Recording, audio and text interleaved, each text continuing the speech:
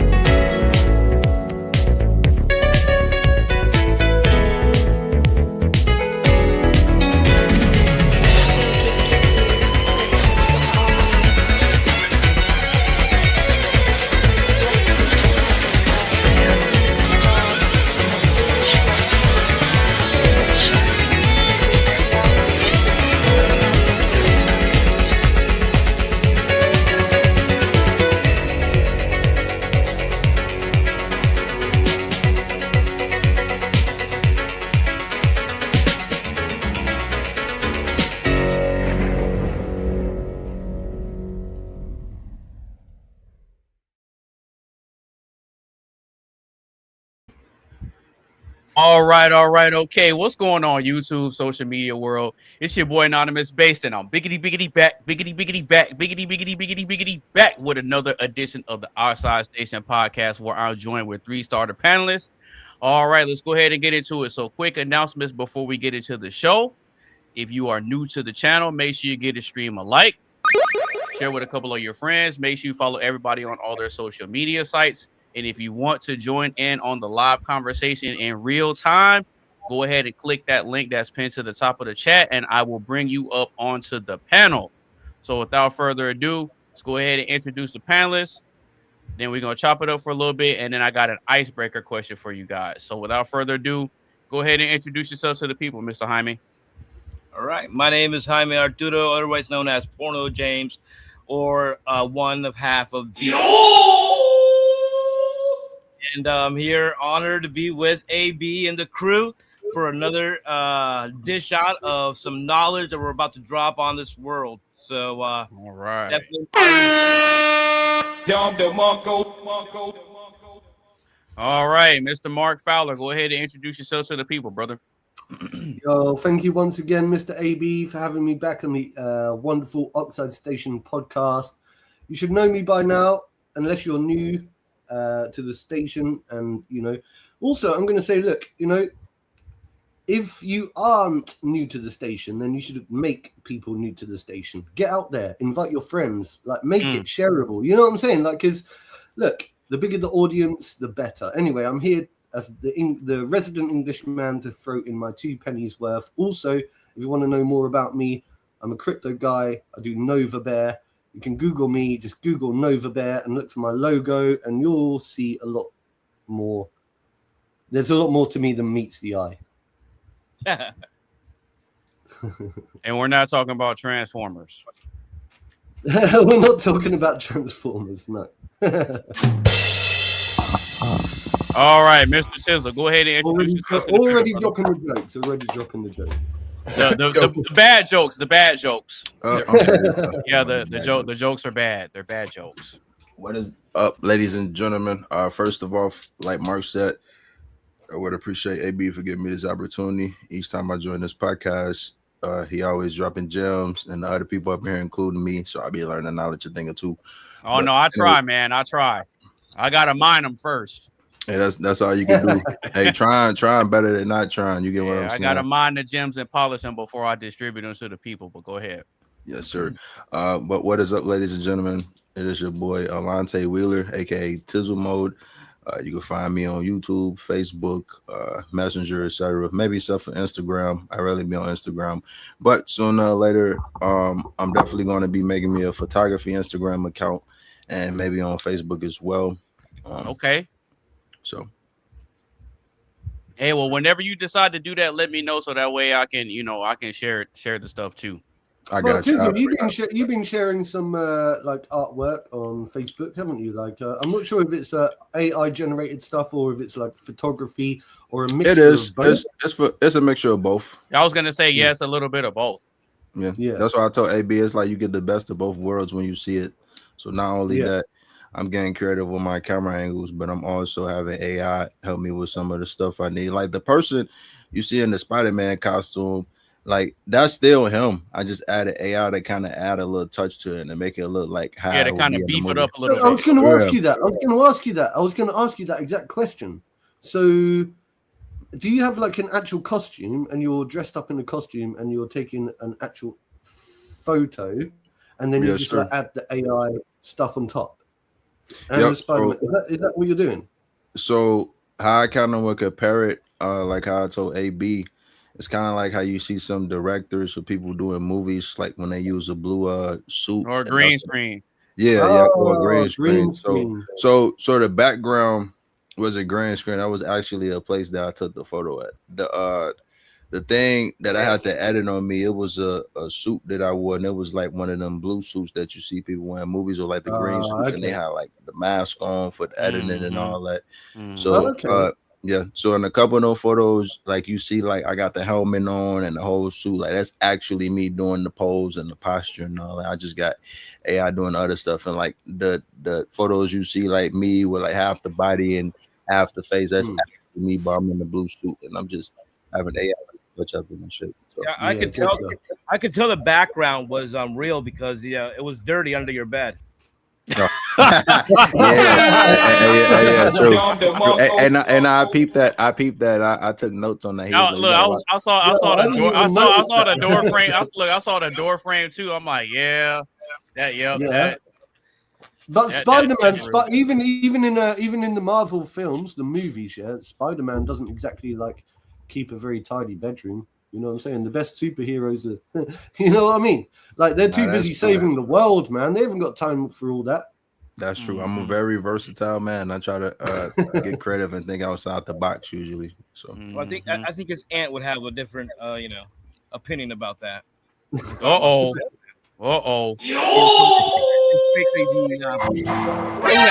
no, I don't. Spider-Man had it clean. He would just go web everything, bam, bam, bam, bam, bam, bam, bam, pull everything out, put it everywhere, web here, web everywhere. You ain't lying, true. So I've been thinking of another idea too. I don't think I probably want to spoil it that much because I probably rather say it when it's done. But just make sure y'all be on the lookout for it. I'm gonna try to come with a creative idea. I'm gonna do the camera angle and how I'm gonna make it look, and try to make some of the photos funny. Try to make some serious. Try to make it like creative. So all right.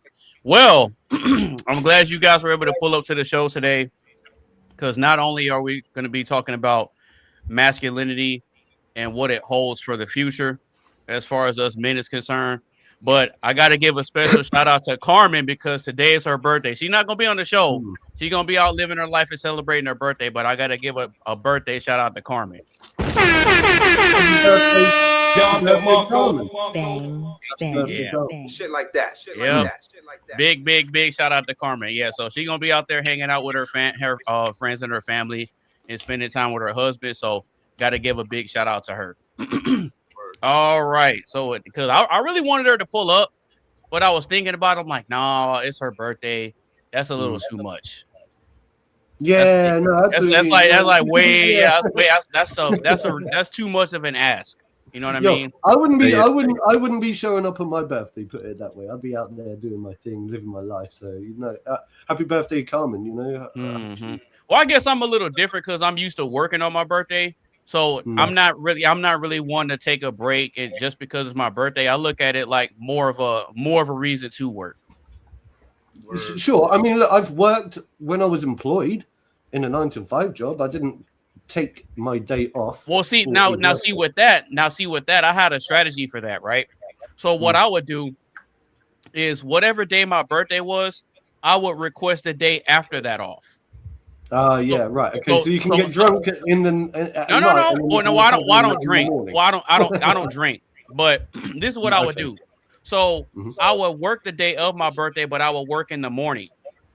So I work in the morning and get work out of the way, so that way I can enjoy the whole rest of the day of my birthday off, and then the whole day after that. Yeah. So I'm not missing money. But I mean, look, going on a podcast is slightly different. I mean, I think she works anyway, from my understanding. She's got a job. I'm not sure. Yeah. So she may have actually worked today on her birthday. I don't know. But I think she works at a call center, and I think most call centers don't work on the weekends.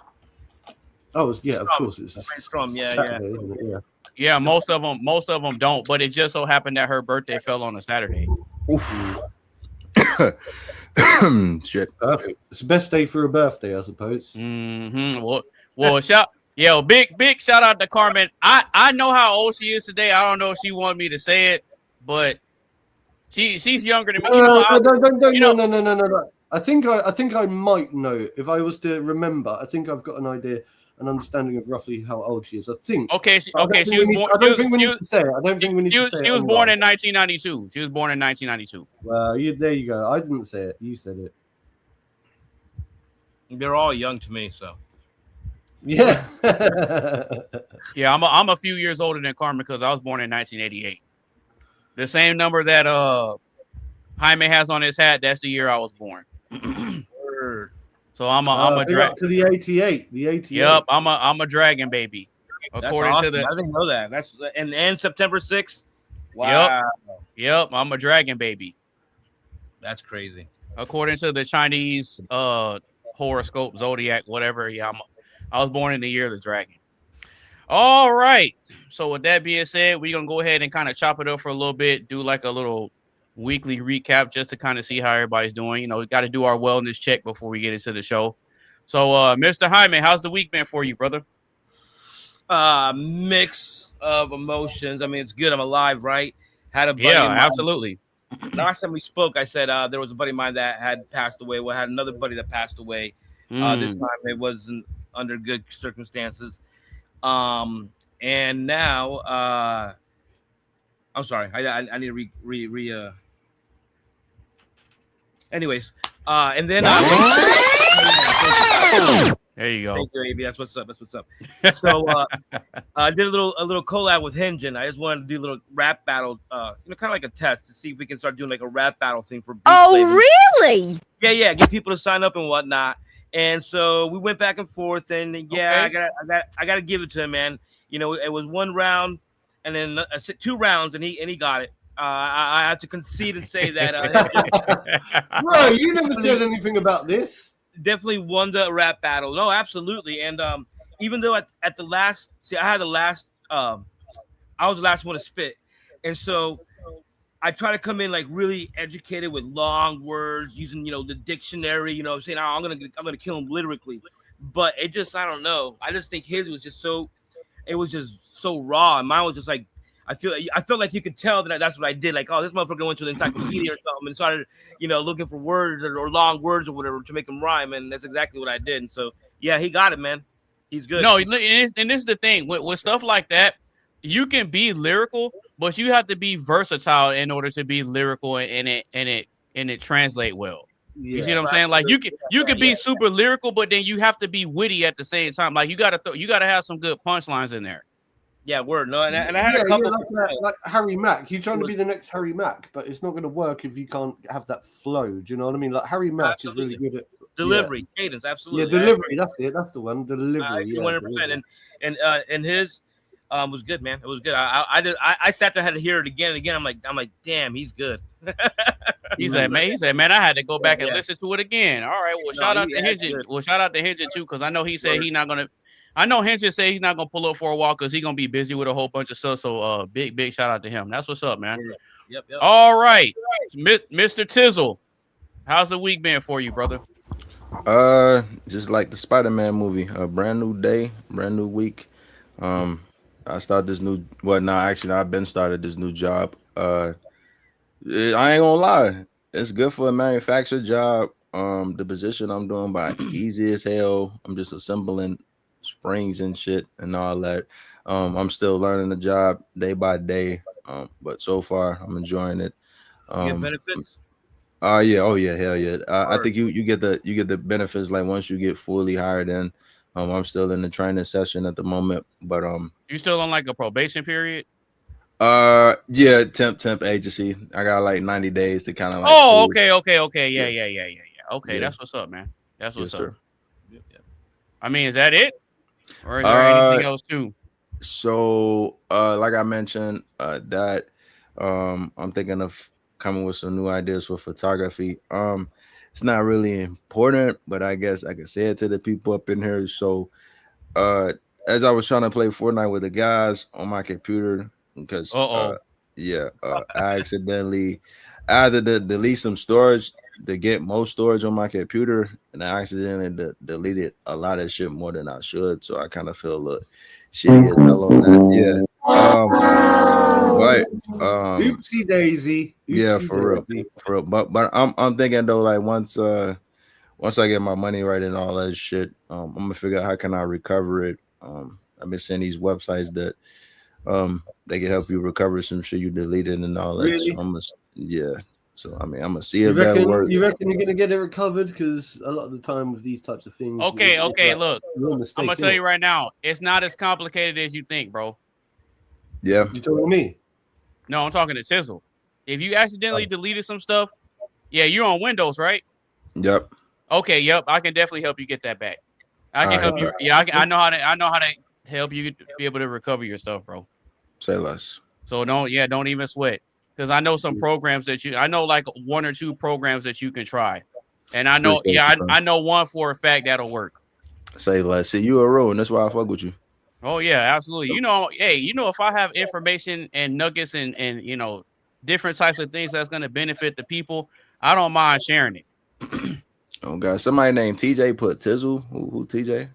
Yeah, I'm looking at that now. It must be somebody you know. If I were you, I'd keep those eyes closed. Cause I'm gonna play Monster Reborn. You what? Now I'll bring back a monster. It's the same one I just sent to your graveyard. My blue eyes! Yeah, man, I knew you could do it. Now that was impressive. Just blowing ass air. All right, so we got somebody new that's pulling up to the panel. Goes by the name of TJ, Lucky Star Entertainment. What's going on, brother? Dusty as fuck. Hey, that must be somebody you know, Tizzle. Probably so, because I was sending people links to other podcasts on Messenger. Okay. Well, in the meantime, while he's getting his stuff situated, Mr. Mark, how's the week been for you, brother? Yeah, it's been very good. Thank you very much. Just been working hard, doing my cleaning job, doing what I got to do, grafting hard. I've managed to get myself a pay rise. You know? Hey, there you go. Yeah, it's difficult because when you're self-employed, right, you don't get like automatic pay rises from your employer. So you have to demand or negotiate with your customer or whatever it is. You know, you have to say, look, it's about the time that I've worked for you for this amount of time, and I need an incentive to keep working for you because I've done a really good job. Anyway, they agreed, so that's a good pay rise for me. And also the other thing is, I've been working really hard on just cleaning my own flat, because even though I'm a cleaner, self-employed cleaner for other people, I tend to neglect my own cleaning sometimes. I'll come home after a hard day's graft and I'll be like, man, I live by myself. I don't have a partner. I can't really be bothered. I have to do the cooking. I have to do the washing. I have to sweep. You got to be a strong and independent man. Oh God! Yeah, right. Individual. Right. This is good because this is true, because this is a good segue into this whole discussion tonight. Actually, yeah. Right. But look, it's difficult. I do have to be a strong, independent man, and I've been working on this. I've been working on that. I've been working on networking. I've been cleaning. And I'll tell you what, right? I got this meeting coming up on Monday. I don't know if I told you about it, but they're trying to knock my flat down. Yeah, like the government are trying to displace me and move me into a different area. They're gonna development. Yeah. I told you. I think a few podcasts back. Yeah. So like with the wrecking ball, like knock it down completely. They're gonna knock down your building. Yeah. All right, Miley Cyrus. Okay, Miley No, Cyrus. it's true. It's the wrecking ball thing. So basically, they want to demolish my property, and it could take up to 2 years for this to even come to fruition. But I need I need answers. I need answers. I need, like, what opportunities have I got? Where can I move to? What is available? This, that, and the other. Do you know what I mean? I've got so many questions. Anyway, I've got a meeting coming up on Monday. Sorry to have gone off on a bit of a spiel on that. That's all right. It's all good. That's what I've been doing this week. If I were you, I'd keep those eyes closed, because I'm going to play Monster Reborn. You what? Now I'll bring back a monster. It's the same one I just sent to your graveyard. My blue eyes! Yeah, man, I knew you could do it. Now that was impressive.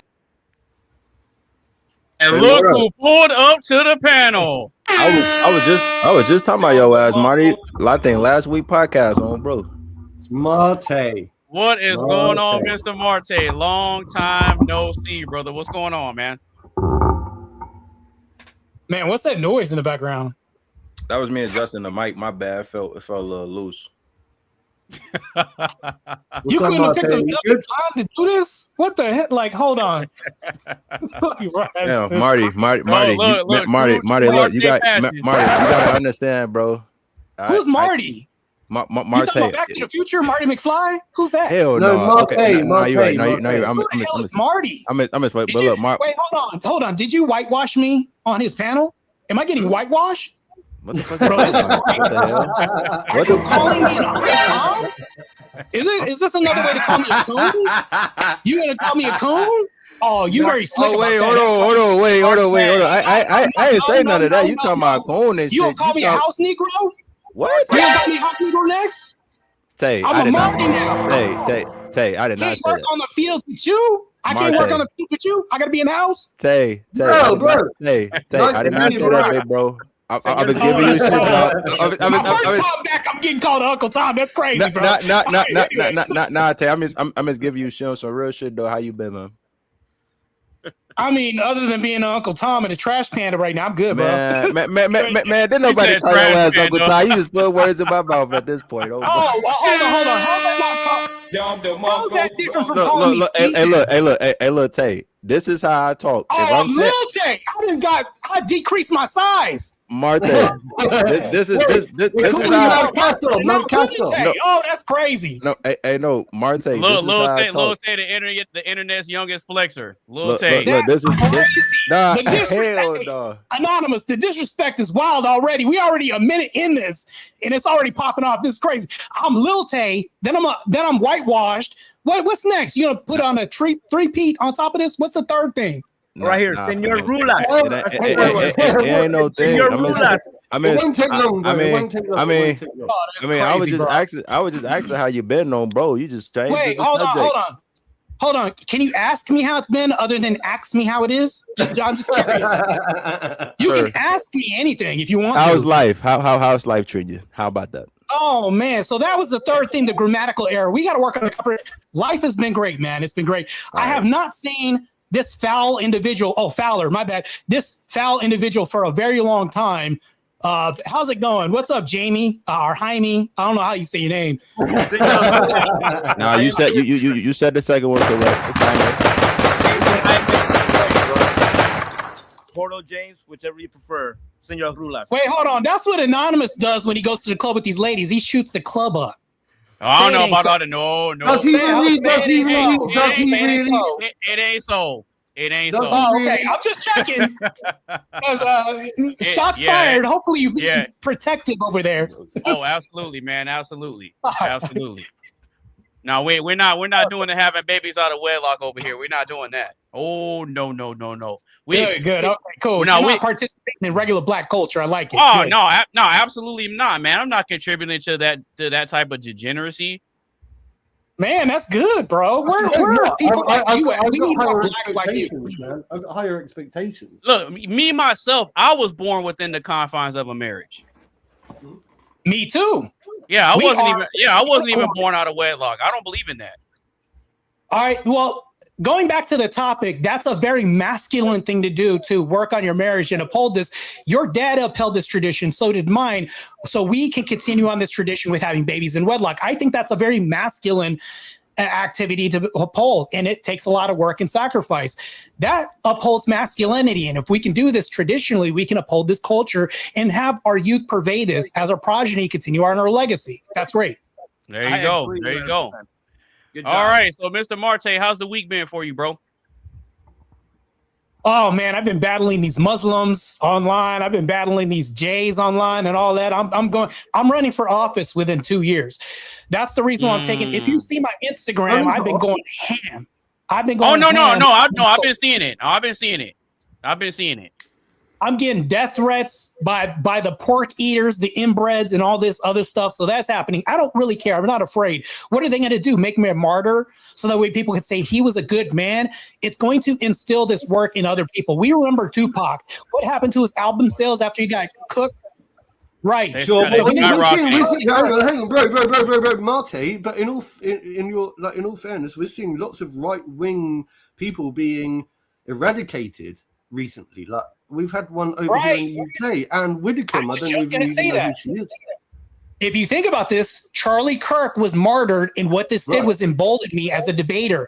To me, in order to be masculine, we have to be able to run towards the gunfire instead of away from this. Far too many men get on keyboards and want to be keyboard warriors, but not do shit when it comes time to legislate, vote in midterms, or do any of this work. Put in work. Being a keyboard warrior is fine, but guess what's going to happen when you call people like me racist, Islamophobes, and people like this?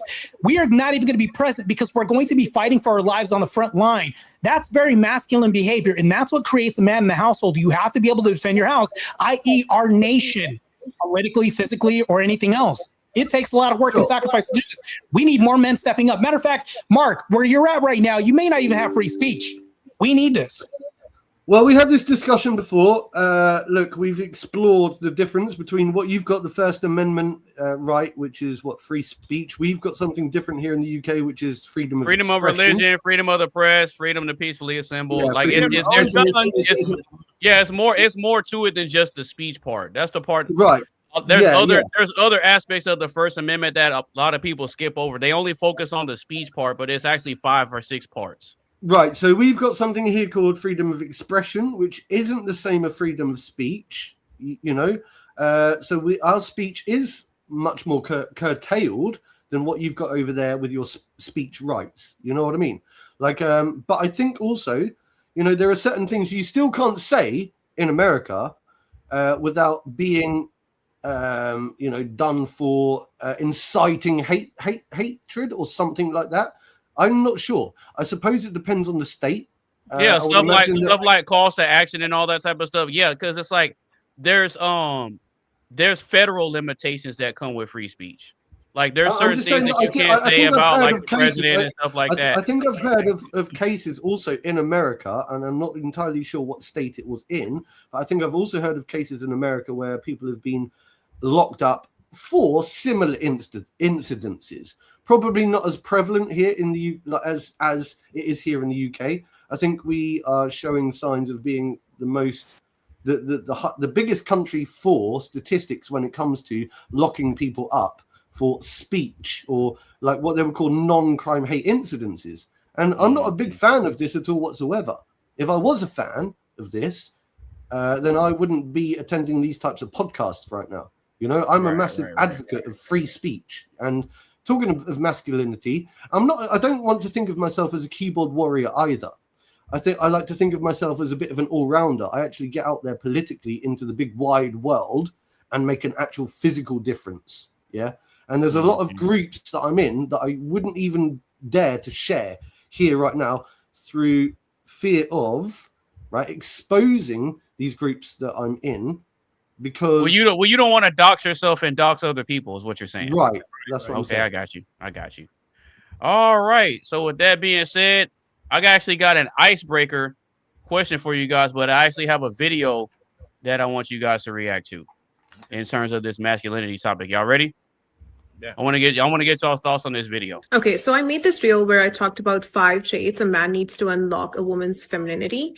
And the last point in that list was healthy dominance. And I need to pause there because this isn't just about unlocking femininity. It's also one of the biggest things that determines whether a man gets cheated on or not. Before you get defensive, let me explain what I actually mean by dominance. Because as soon as people hear that, they think, oh, control, toxic masculinity, aggression, and all of that. That's not what I'm talking about. I'm talking about having a spine. Because I see this pattern over and over again. The guy is nice. He's available. He's always there. He's always adjusting. And somehow he still gets cheated on. And everyone's confused like, but he did everything right. Yeah, that's the fucking problem. He did everything for her and nothing for himself.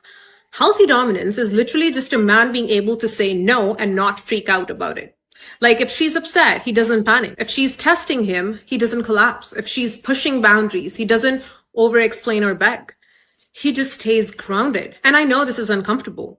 But when a man is always catering to a woman, she stops feeling held. She starts feeling like she's running the emotional show. And that does not feel feminine. Women don't want a man they can emotionally push around. They don't want to feel like, oh, if I lose my mind, he'll just fold. They want to feel like, okay, this man isn't going anywhere, but he's also not putting up with nonsense either. You know? And listen, this isn't about fear, like she's scared of him. That's not it. It's the fear of losing him. Like crossing a line actually has consequences. Disrespect actually costs something. Because if he's always there, no matter what, if he tolerates everything, if he never pushes back, then nothing is at stake. And when nothing is at stake, attraction fades. Slowly, quietly. Healthy dominance isn't loud. It's not dramatic. It's quiet. It's knowing in yourself that if relationship loses respect, you'll walk. Not threaten it, not say it, just you know it. And she can feel that. And relationships without this, they might look fine, but they don't stay clean. That's it. That's the whole thing. All right. So based on what you guys heard and seen from the video, you know, what are you guys' thoughts on the video? Well, I'm going to say first off real quick, I think she's being very honest. I think I appreciate her honesty, actually. Like, it's very difficult, right, to hear, right? Like, I think that she is coming from a state of honesty. Anyway, that's it. I'll let someone else have their input. Well, what are your thoughts on what she said, though? Well, I kind of spaced off. You didn't even hear what she said? That's crazy. That's crazy, bro. No, I want to hear what everyone else has to say first. Let me ride off your coattails then. I agree. All right, yeah, go ahead, Jaime. Go ahead. What are your thoughts on what she said in the video, brother? Right. So I believe she was honest, but I also don't believe she speaks for all women. But again, I have to agree with a lot of what she said. And I think the key word that she said was disrespect. That once that's introduced into a relationship, there's when it starts going south. And establishing a line of respect from the get-go is how you don't get there to begin with. So I do appreciate that aspect. I like this to use the word healthy dominance. Most times, even I think dominance is control, which is a negative thing. So I had to spend a little time thinking, what is a healthy dominance? And I do believe the man is the head of the household, so there could be a healthy dominance. I found that part interesting. Okay, cool. All right, Mr. Tizzle, what are your thoughts on what she said in the video? Do you agree? Do you disagree? Do you got pushback? What do you think? What are your thoughts? Kind of like on the back burner about it. I'm a little bit on the pushback. I ain't gonna hold you. I mean, if you got some pushback, go ahead. Who the fuck? Oh my god, bro. Yeah, I don't know. I think the thing is, women be thinking, which I could probably be wrong. They be thinking they be right about everything, and you can't be right about everything. The way I see shit, in my opinion, I feel like as the man, if you owning a house or something, or you trying to lead a motherfucker, like, they should already know what's up. They should know what to say and what not to say, or like what to do and what not to do. I feel like it's vice versa too, but I feel like in this world we don't really fucking got that no more. Like, it's not like how it is back then. If wherever it was back then, equality, it's just bullshit now and double standard. Tizzle, I think the reason I respected her for speaking the truth is because sometimes I think men don't want to hear this type of thing. What it is they want to push back on it, right? And they want to be like, hang on. You know, she's talking about like this dominance. They do. Women ultimately do have. There's two different approaches, isn't there? There's like an animalistic approach. There is a natural animalistic approach, and of course, a woman wants to see that man take that masculine, dominating charge. But look, you got to think about it though. They love it and hate it at the same time. It's almost like. But hold on. They hate it. They hate it though because they can't be dominant like how the man can be. You think about the only time they really hate the only time they really hate it is when it restricts them from doing stupid things. Marte think I'm bullshit. Marte think I'm bullshit because Marte's shaking. In my eyes, in my lens, that's how I be seeing shit. A lot of women, especially where I'm at, they be wanting that dominance and they get petty over the smallest and littlest shit. Now, where you from, I don't know how the fuck they do it or what your opinion gonna be, but that's just what I'm saying. I mean, it could be wrong in your lens, but it's right in my lens. I mean, if I'm saying some wrong shit, I mean, I'm saying it, but I'm also I'm talking my shit at the same time because it's just my opinion, my perspective, and you got to respect that. All right, go ahead, Marte. No, yeah, I respect that. Look, Marte's shaking his head though, so he's got something on the tip of his tongue, I'm sure. Tizzle, I couldn't comprehend three things from the things that you said, no offense to you, to make a complete intelligible sentence there. Here's the problem here, is that women initiate divorce at 78%. Let me circle this back. I'll say this again. Women initiate divorces at a 78% chance. So if we think about this, they are growing up with fathers in the home. So if you grow up with a healthy observance of a father having control and dominance in the house, you know what this looks like. But because this is a foreign concept and women are growing up without what a daddy looks like, you don't have daddy giving you away at the wedding. You just give yourself away. And when you have a society of women giving themselves away, they give themselves freedom, money, and everything else. And what happens when you give a woman everything without any control? Hold on real quick. When you give everybody, like women, everything plus money, freedom, and control and everything else, you have the Garden of Eden and Eve happening all over again. And this has become cyclical because there is no father. You remove two fathers from the home. You've removed the dad and God. And when you don't have control and dominance, healthy dominance is a foreign concept, and women will push back against it. So we need to take the reins back. We need to take the reins back in courts and re-incentivize the laws to where they incentivize men again. That needs to change, first of all. But do you think, Marte, I gotta leave.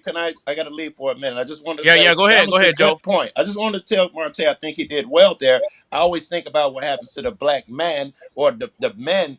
I don't think about the women, and this could be the result of it. You know, they become dominant. I think that was pretty bright. I'm gonna need about 5 minutes. If you gotta drop me, just drop. So in other words, would be masculine black women raising the most feminine boys ever. Whenever you think about Trayvon Martin, the white kid that got stabbed, women are raising them because black women do not have conflict resolution skills. They're going to teach our boys this because their version of masculinity is what a mad black woman is and not what a mad black man is. And the problem with this is, and this is to the white people here on the panel right now, I'm sick and tired of nice white people that are too nice and let all this shit slide. You need to be mean and defend our borders I'm again. trying to ask you a question. Don't call me a nice white person. Bro, shut the fuck up. Hold on. I know you want a white knight real quick. Don't call me a nice white person.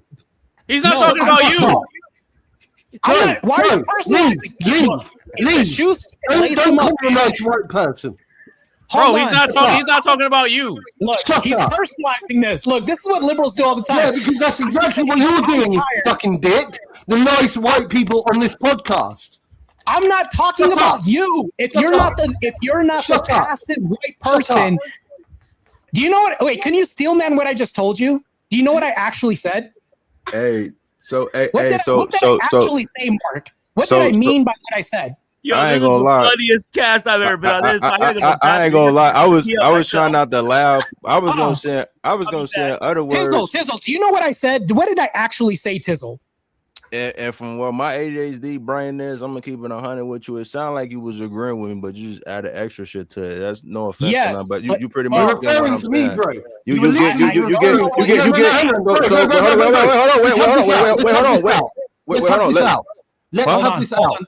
Let's have this out. Yes. Let's have this out. The reason why the UK fell is because white men were too nice. They let in migrants to change their laws and work their culture. I'm sick and tired of people who are too nice. White culture has been too nice to darker cultures that come in and bring in great culture. The nice white people in this podcast is what you said. You said the nice white people in this podcast. Rewind it, yeah? That's what you said. You didn't say nice white people in general. You said the nice white people in this podcast. Listen to this. So you were definitely aiming that at me. Yeah? You were definitely aiming that at me. I'm not saying that's you. I'm talking to you to tell you to listen to what I'm saying. Wait, hold on. This wasn't to you. Wait, hold on. I know I'm not tripping. No, hold on. You have I know I'm not tripping. Because I'm hearing both of y'all talking. I'm talking Tizzle, to Mark. You're gonna fuck this up. No. I'm not trying to fight the battle. I'm trying to get both point of views and perspectives. If that makes sense. You're not gonna do a good job. I could just tell. I'm being nice. Okay. Well, look. I tell you what. Trying is better than not trying. No, trying is failure. You should do and not try. Yoda even said his from Star Wars. Trying is not failure. Failure is when you don't do shit at all and you doubt yourself. Trying is the cousin of failure. Do or do not try. So that's like saying sleep is when you say try, but when you say try, there's a thing about try. When you say try, you're giving yourself an out. Anytime you're giving yourself an out. It's the cousin of failure. You can say this. You can say, you know what? Well, at least I tried. But if you say you're gonna do something, if you say you're gonna do something, you're gonna do it. You're not gonna say, "Well, listen." That's it. Yeah, no. But go ahead. All right. I see what they doing there. They doing the Jedi mind trick. You trying to have me do my vocabulary? No, it's not a Jedi mind trick. No, that's not it at all. That's not it. Look, I'm going to say what I'm going to say. I don't know if Mark was not hearing what you were saying clearly, or he was trying to interpret your words how you were saying shit differently. He probably misheard what you said. Now, I don't know if it's just me or what. Like, I was just gonna say that before y'all fucking had y'all little two battles like Beyblade in this bitch. I just was saying that it sounded like you were just agreeing with me. Like I said, you just asked your words to that shit. And I was gonna say something else, but no, y'all motherfuckers just clash. No, like I said, no. Real quick, no. Tizzle, you're like making shit up. Anonymous, can I appeal to the moderator? I'll say what I said. Hold on, wait. How am I making shit up? How am I making shit up? I'll tell you why you're making this up. Remember at the beginning of the conversation when I told you I couldn't understand what you were saying because it was intelligible. Remember when I said that? It means I couldn't understand what you said. How can I add on to what you're saying if I don't understand what you're saying? It's because we both talk different from different perspectives and point of view. So I mean, I get what you're saying. If I have to be honest on a percentage, I believe you were away from the microphone when you started talking. You were away from the microphone, bro. Listen. I'm gonna be honest with you. I'm gonna keep it a bean, no bread. I don't know every fucking thing when it comes to shit. And all this and all that, but I know. Then let me clear this up. Tizzle, step aside. Let me clear this up real quick. I'm going to say what I said again real quick. What I just said, hold on without interruption. What I just said was I need the white people on the panel to listen to what I'm saying. And then I went on to saying I'm sick and tired of white people who are too nice in countries where there's dominant degeneracy coming in. What does that mean? Did I say that the white people on the panel are those people? That's not what that means. Anonymous, is that not what I just said? That is what you said, right? Wait, hold on. But what you don't see though is what Marte don't see is that I was just defending him. What the fuck, Mark? How he reacted and how he responded. I was trying to defend him too. I get what the fuck you saying. It just I don't get where the fuck you was coming at. You know what, Mark? Because Mark's living it. Mark's living it right now. I'm not living it. I'm just trying to observe what the fuck going on. I'm trying to get both point. I'm trying to get both people understandings and point of views and what the fuck is going on. I can tell the whole thing right now. Watch. You were defending Marte. Mark took it the wrong way because he's living it right now. That's literally what the fuck. All I was just trying to say. That's literally all what I was trying to say. You need the ball man to take care of it. Hold on. And then now we're going back to AB. AB, take over. Go ahead. No, I'm letting y'all hash it out. I don't fucking get where Marte was trying to cook me like a fucking pineapple, but that's all I was just trying to say. That's all I was trying to say. This is the reason why we have a disconnect is because I don't want the Ebonics version of what we're saying. What I want is the English comprehension version where I can break things down. I can even steal man and repeat what I just said. What you did was say, hey, this is what I think you said. No, I need what I actually said to be said. And I'm the perfect person to regurgitate what I just said to Mark. When you came in, all this was just a pure deflection. That's crazy, bro. You gotta think about it, Marte.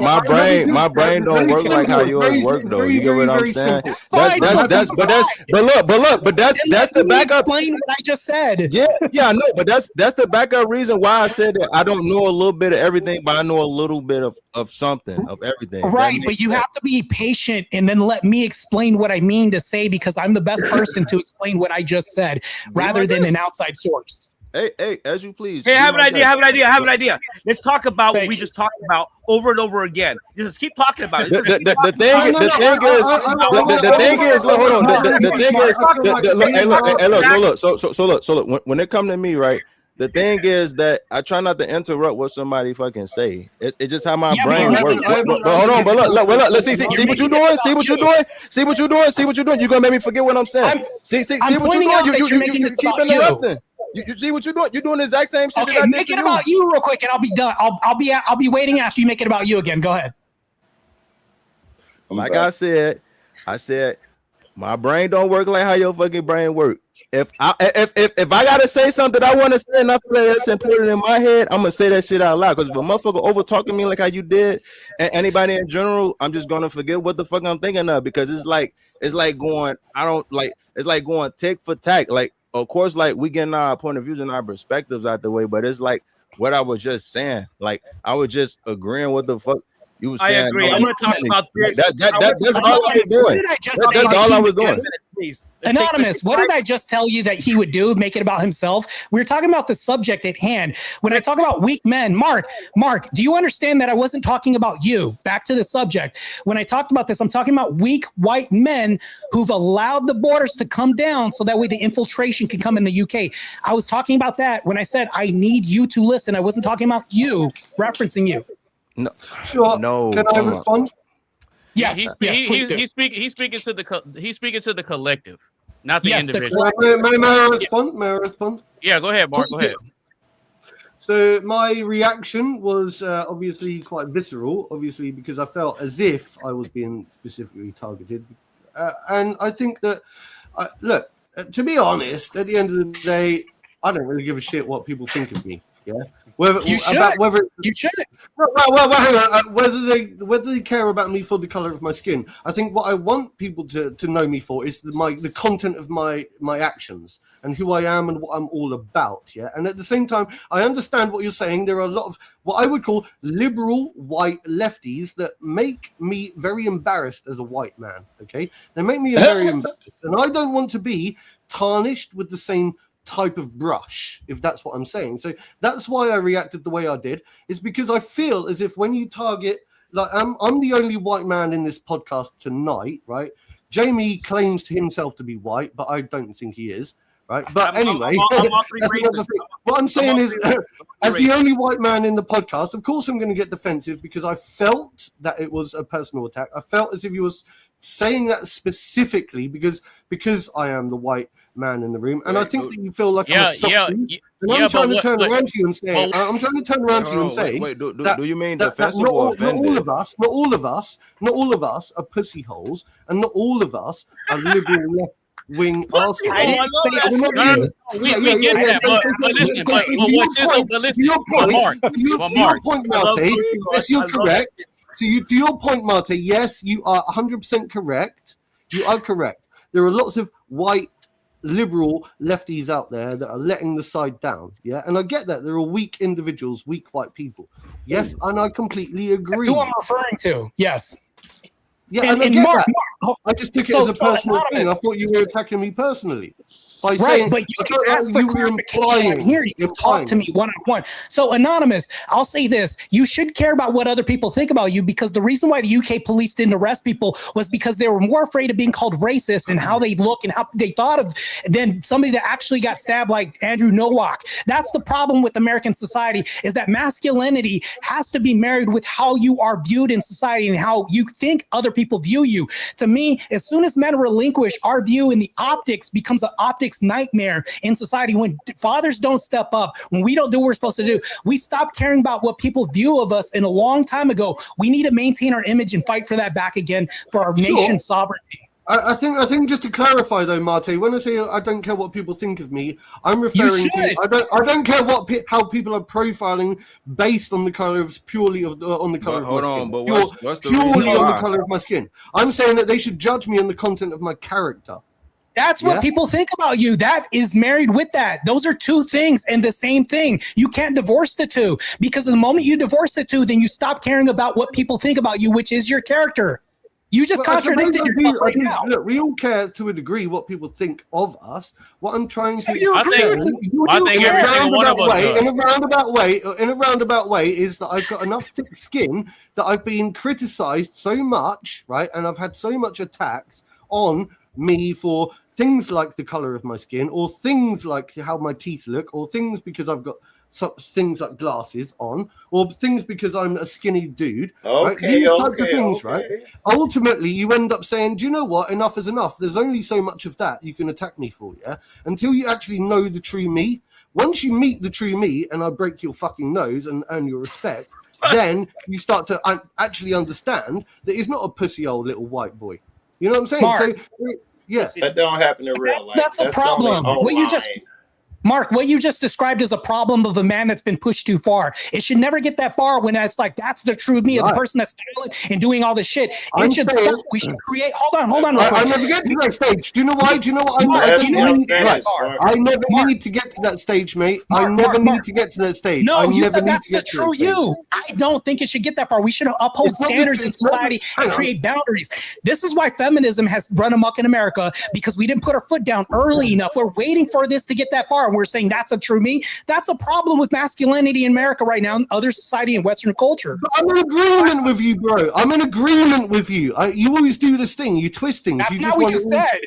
That's not what you said, Mark. I'm in agreement with the fact. I'm in agreement with the fact, yeah, that there are too many pussy holes that filibuster and about who they are and what they're all about. I'm saying that it comes down to the content of the character, and ultimately it doesn't matter. I'm sorry, I'm about to get irritated. You keep repeating yourself. You know, you're taking time. It's merely to repeat yourself. How do you guys plan on stopping that? There's too many pussy men out here. What is the remedy? I have the remedy. I know exactly what the remedy is. I think he's asking Mark. Yeah, go one. Mark. I don't care. Either one out. I got a remedy, but I want to hear Mark's remedy. The remedy to what? Exactly. To the lack of masculinity. If you have a solution, and I do. Marte has one ready. Let's hear Marte. Remedy to what? Go. So you've already got one. Mark, do you have a solution? If not, get out of the way so I can answer the question. Wait. Be nice. He didn't understand the question. The question was, there are a lot of pussy men out here. Do you have a solution to put an end to that shit? Either one of y'all. Yeah. I think that we need to start with the younger generations. I think we need to raise young children, young men, young boys to grow to respect. First of all, right? How are you going to do this? Agree. I'm trying to answer. Military services will be a very good idea. I think that you could do with a boot camp yourself, bro. Bodybuilder needs a boot camp. You're the one that needs to go to boot camp. Needs a boot You're camp. the one that needs to go to boot camp. Not me. One of the most disciplined people in society are bodybuilders at my level. You're argumentative. All right. Yeah. Okay, Mark, go ahead. Go ahead. So I believe that we should educate the younger generations, right, to understand, right, that there are different roles when it comes to gender, right, or sex, right? We call it sex, okay? Because I don't think that gender is really a thing, but everyone has a gender role. Females are females, men are men. We should encourage young children to grow and to be able to, like young boys, right, should be able to like learn discipline, things like rough and tumble, know when they're going out of. He's shaking his head. I don't know why. What? So you disagree with all that? We're listening. We're listening. Go out of the boundaries and start pushing back on all of this. Then what we should do is take adult children such as Marte, and we should stick them in a boot camp, and teach them something called discipline. I think it's a horrible idea, but I love hearing it. Right, and say, excuse me, stop answering back. Know your place. Get down and give me 50. Hey, what's your name, Mark? Someone, one of them politicians, a couple of major politicians just proposed. Hold on, Marte. I want you to get to it. They just proposed a solution for these rowdy young black kids. Put them in a boot camp type school and teach them how to behave. So that's interesting. I rejected it on his face. I thought it was a racist piece of bullshit. But Marte, I think it's your turn. So it's my time. So when Mark tells me that a professional bodybuilder who's less than 1% of the population, who exacts a shit ton of discipline to get to where I'm at, which means I have to deny my passions, deny myself to even diet to get to where I diet so hard that if I don't die, I actually have more chance of demolishing competition. And not to mention this, an ex-law enforcement officer with Homeland Security needs more discipline when I embolden American structure. But let me go ahead and answer his question. I will be running for political office in 2 years, which means I will be changing the laws to where divorce cases will be mitigated on the women's side, and they will be mitigated to where we can at least have 50% custody. And unlike other states, I think Oklahoma started this right now, where we're going to have more fathers in the home. You don't need boot camp. Kentucky did it too. Kentucky did it too. And why wouldn't you have people like me? I'm almost done with my solution. But Mark, you didn't have a solution. You said what they should do, but not how we should do this. So back to my solution. Well, I'm not a politician. So it's irrelevant. That doesn't mean shit. Go ahead, let him finish. Go ahead, let him finish. Let him cook, bro. Let him cook. Let me finish. When you're talking about boot camps, you're reaching outside of the home. We need to start in the home. It starts there before it can ever get to a boot camp. Before black kids get on the street, there's a black father who mitigates all this behavior. When we stop this at the home and change that behavior, then we can do this. It needs to start through legislation. Too many people bitch and complain like Mark here on panels, but won't get in here. Just keep on. Hold on. I'm almost done. I'm about to wrap it up right now. But I will be stepping in political office, signing legislator office, and debating for real in the political arena to change laws so that way men can have a fair shot in courts to stay and discipline their kids at home. We've been giving women too much power in society to where the black culture has faltered as a result of this through political agendas. I will stop this if I'm running for office. The thing is, hold on. It's not. It's not if though. It's when. You make out that I disagree with you. Make out that. Hey, Marte, not this. This is how we learn from one another. You get what I'm saying? You see how you correct me on my shit and I correct you on your shit. That's what I meant when I said I don't know a little bit of everything, but I know a little bit of some. But no, what I was gonna say is though, when you make that happen, you might change the world on some shit for real. You might be on to some. I see. I don't think it's a might. I don't think it's a might. I think it's either it's a will or it won't. Exactly. Yes. It has to be black and white. We have to view the world through black and white. I get what you're saying, Tizzle. I get what you're saying and what you. I get what you're saying and what you're trying to convey. But you running for office. That's what I'm saying, man. Okay, so Marte, real quick, are you trying to run for like local office? Or are you trying to run for like mayor, governor? Or are you going to eventually try to run for Senate? We have to start through local office. And when I start from local office, I build myself up. I have to shake hands and get well known in the community. They already know me. There's 3 gyms that have big ass posters of me in here. The state knows who I am. Everybody in the city has my back. Matter of fact, I have Terry Lake that has my back. Josh Barnett is supporting me politically. I have so much support right now, but I need to start from the ground up. But that's where we start the changes politically through legislation and laws, because men are getting wrecked in courts. I've tried supporting you so many times, right? I've tried actually being part of you and learning about you and your community and coming into your YouTube channel and supporting you and trying to show you that I'm actually supportive of your message. But every single time I do so, you just meet me with so why? How would you incentivize people like me to be more supportive, or would you just hate people like me? Where's your location? I mean, would you? I have no. I'm gonna respond. So after you respond, I want to respond what I was going to ask you if I don't forget. But go ahead. You can ask me after that. But here we go. The reason why I have to push back is because I have to critique your worldview if I see a flaw in there. This is the problem with this. Men are afraid of correcting each other. Shit, I don't think he's talking about the constructive criticism. I think he's talking going overboard, and I see it too. You're putting him down. You put a lot of the people you refer to down. I think he's talking about that extra bit. It's gonna exclude some motherfuckers, but some people gonna love it. They're gonna be like he like Trump. Fuck those dirty so and so's. Some people love that, but the dirty so and so's not gonna like it, and I don't know if there's anything to be done. Yeah. A lot of people who are antithetical to my worldview that's going to promote the strong black family that we had before civil rights aren't going to like this. Well, tough shit. I'm going to have people who are ops. I'm going to get ops if I'm going to try to change society. And I'm going to expect this. I get death threats from Muslims already, and it's normative. It's fine. So, Mark, let me address what you were saying. In order for you to get on board with what I'm saying, I can't be a yes man. I can't agree with everything. If I see a flaw, I'm going to correct it. Us men have to carve and shape each other's worldview as we continue. I have to do that, even as a politician going into the political arena. The shitting on you part afterward. You could correct him without all the and fuck ups like Mark without all the extra shit, right? Well, no, I never said a fuck up like Mark. When did I ever say that? I don't remember what words you called him, but it would help if you remember what I said, because you're going to straw man me every time. No. I'm not going to straw man you. Interject real quick. Wait.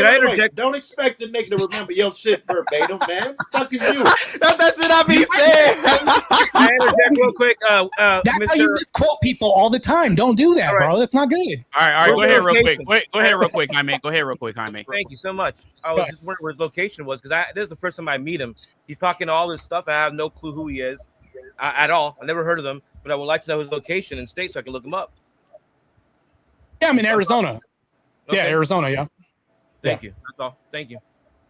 You're a couple of states over from me. What Joe was saying though, I was interested as hell. Him and Marte talking. Well, good. I got a question for you. Running for office? Are you pro cop? Because you know immediately, man, you're gonna get into about that shit. Yeah, that's fine. Is that a yes? You ain't gonna have enemies. Because when you let black communities police their own, what do we have? Look at Chicago right now when we removed ICE from Mayor Johnson doing that. Higher crime. Matter of fact, it's more dangerous there than Iran in a day. Why is that? What the fuck you because fooling? It's been hella dangerous in that place. What the fuck? And why is that? Because people aren't pro-cop there. Defunded the police, and guess what happened? Crime rates risen up. It's safer in Iran in a war zone than it is in Chicago in one weekend. Why is that? Hold on, man. Hold on. Let me go a little back and forth here.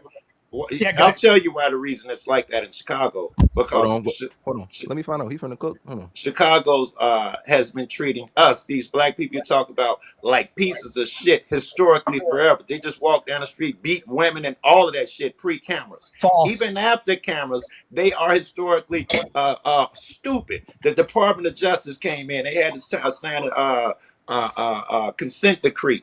A federal judge's order. They gave them 5 years. After 5 years, they were estimated 3 to 6% completed. This is how horrible. This year, we're on record to do $500 million in lawsuits. This is what these cops. The reason they're hated is because they abuse these people. Read the consent decree. They say they specifically been habitually abused blacks and Latinos. Of course, they're gonna hate them. Wait, that's why the hatred. When the fellow tenants get involved, I ain't know that shit. What? I can respond to this. Hold on, man. What is black crime? Hold on, Mr. Politician. For a second, you're always responding. So, Joe Cool, out of curiosity, you know this though. In Shawtown, you already know it's already run from the mob. So I can understand how they would have infiltrated real quick into the not only into law enforcement but into the legal system. So it makes a lot of sense. Dude is absolutely right. We are mob locked here. No, you're right. We are mob locked. White motherfuckers run all this shit. They pay the Republicans and the Democrats equally. You'll notice our Republicans stay in office, our Democrats, the mob run it daily and his crew, Joey Shortnose and all these motherfuckers over there, and Cicero and next to them, they've been running this shit forever. These are the motherfuckers who run Chicago, if you want to talk about our problems. So, I don't know why Tizzle's laughing. Tizzle, do you even know what was said, Tizzle? No, I did. Hey, you ain't gonna get it. No, Tizzle. Can you repeat what they said? Actually, I'm very interested to see if you were actually listening. No comment. I'm listening. You talk. No comment. Yo, leave Tizzle alone, bro. You're not going to trip me with your Jedi mind trick and your rage. No comment. Go ahead and talk. Why you're not talking your senses? So Joe mentioned everybody but the police force. He mentioned the mob intervention, but when you take away the mob and you put police intervention, I started with the police how they treat black people. I let you talk. Remember, you were wrong starting off. I apologize. I didn't mean to interrupt, but remember, I started with the police. They've been treating black people historically for years pre-camera. I did mention the police. I'm just saying. Right. Next time, maybe I won't interrupt you as well, too, because I'll be charitable that way, too. Yeah. So So here's the thing, though. When you take away the mob, what do we have now? We have body cameras, which also holds police accountable, too. We can pull this up. Police are actually antithetical to lawsuits right now because we have internal investigations that goes ahead and rips apart police officers daily. We get fired daily. I was in law enforcement for over 11 years with Homeland Security and police. So when you think about this, we have our own internal monologue, and we don't want to meet the headline news because the headline when we don't pass the headline test, we fail every time, and police departments get defunded even more. So when you talk about Chicago, one of the biggest race card pullers was Mayor Johnson right now. He blames everything on Trump and says that, no, I don't want ICE to come in our city. When we talk about black and black crime, it's an 83% chance of this happening every time. Why is black and black crime 83% of the time right now? That doesn't involve police to do this. That doesn't involve anything else. When you take police out, that would go to 90%. But we are our own enemy. This is where I'm in agreement with you. This is where any whites will ever do. This is where I'm in agreement with you, but I think there are a specific type of white people. There are the liberal working class, and there are the posh. Hang on, listen. There are the champagne socialists, right, that sit up on their high horse, right, and they are born with a silver spoon in their mouth. Born with a silver spoon in their mouth, and then they breed into the world these young white children, right, that have never had to lift a finger in their entire life, Chicago right? police. And what they'll do is they'll go out and what are you talking about, Mark? I'm talking about the type of. We're not talking about Buckingham Palace here. What are you referring to? No, shut the fuck up, you bitch. When the fuck did Buckingham Palace get involved? What the fuck? What type of fucking rule going on in this bitch? We were talking about Chicago. Fucking unplug these bananas from your ears. Okay. Unplug the bananas from your ears and actually learn to listen to someone. I get what Mark is saying. I get what Mark is saying. No, he's fucking close-minded. Close-minded. Nothing I say. Bullshit. What's the point of even having him on the podcast? And now Marte wondering why the fuck I'm laughing. This shit's funny. Now Marte wondering why I'm laughing. All right, Mark. Okay, Mark. Go away. I don't want you Okay, here. Mark, real quick. I get what Mark is saying. Go away. I don't want him here anymore. He's speaking on the white liberal contribution to the degeneracy. Thank you. That's what he's Mark, no one cares about if you about to get feelings and emotions and rad. Nigga, this ain't an airport. You ain't got to announce your departure.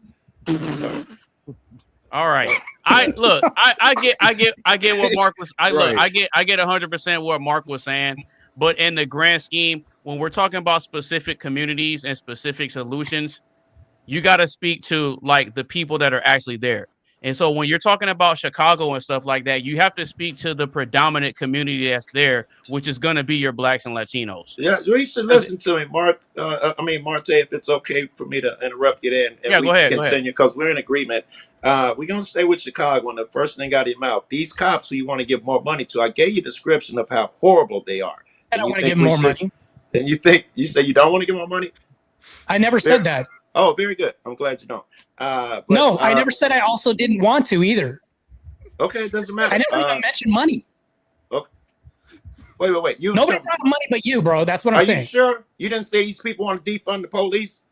I'm responding to what you brought up. Okay. When people get lawsuits, what does that do? What is No. You did bring it up. Remove money from police? Said I did it. You brought it up, yeah? No. I'm not saying give more money. Who brought up money? No, I'm not saying you give or take. That's why if Anonymous gets sued, is he being defunded through a lawsuit? To defund the police. I was responding to what you said. Because when police officers do something such as an infraction, they're liable to get lawsuits, which naturally defunds. That's a part of the process. I'm not asking for people to get money or get more. What I'm talking about is preservation of the unit itself. Okay, great. This is even preserving the unit. We can discuss that. That's where I was going.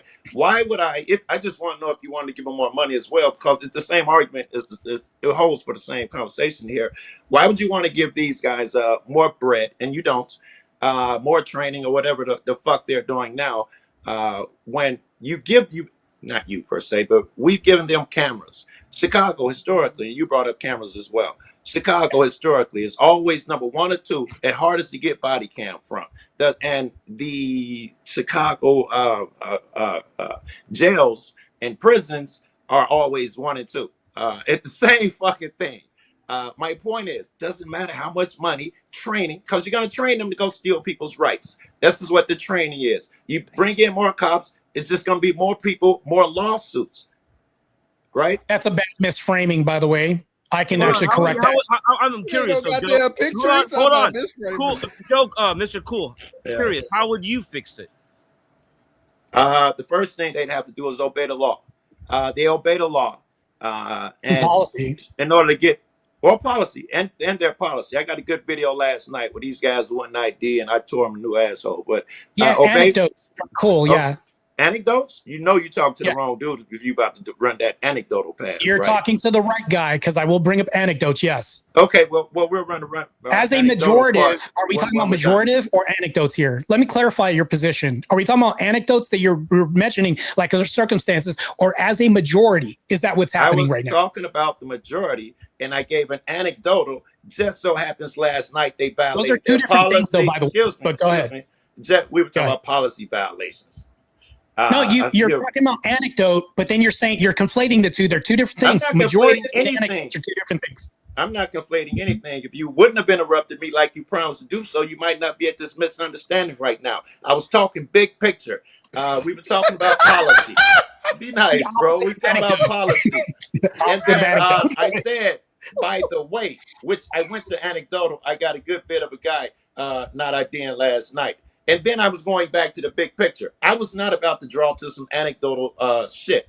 Okay, but Mr. Cool, I was with you all the way. Go ahead, Joe Cool. I'm listening to you. Right on.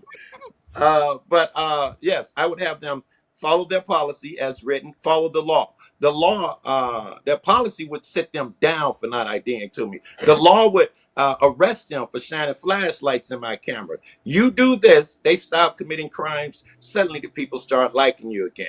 That's just the start. You said was not intelligible. If I shine a flashlight at somebody, I shouldn't be arrested for doing that, especially when flashlights are equipping us with more safety because of visibility. I said, and on my camera is what do you mean by that? Put your leg on they I'm pressed. Wait, hold on. Hold on. If I shine my flashlight at your camera, that's not breaking a law. Are you sure? I'm sure that's not breaking a law. Okay, let's see. Would you agree that I have the right to film the police in the course of their duty? Yeah. You have a right to film police, yes. Yes. And in Chicago, we have a secondary. Not only is it nationally, Supreme Court and all of that shit, we have case law firmly established here in Chicago, ACLU of Illinois versus Alvarez.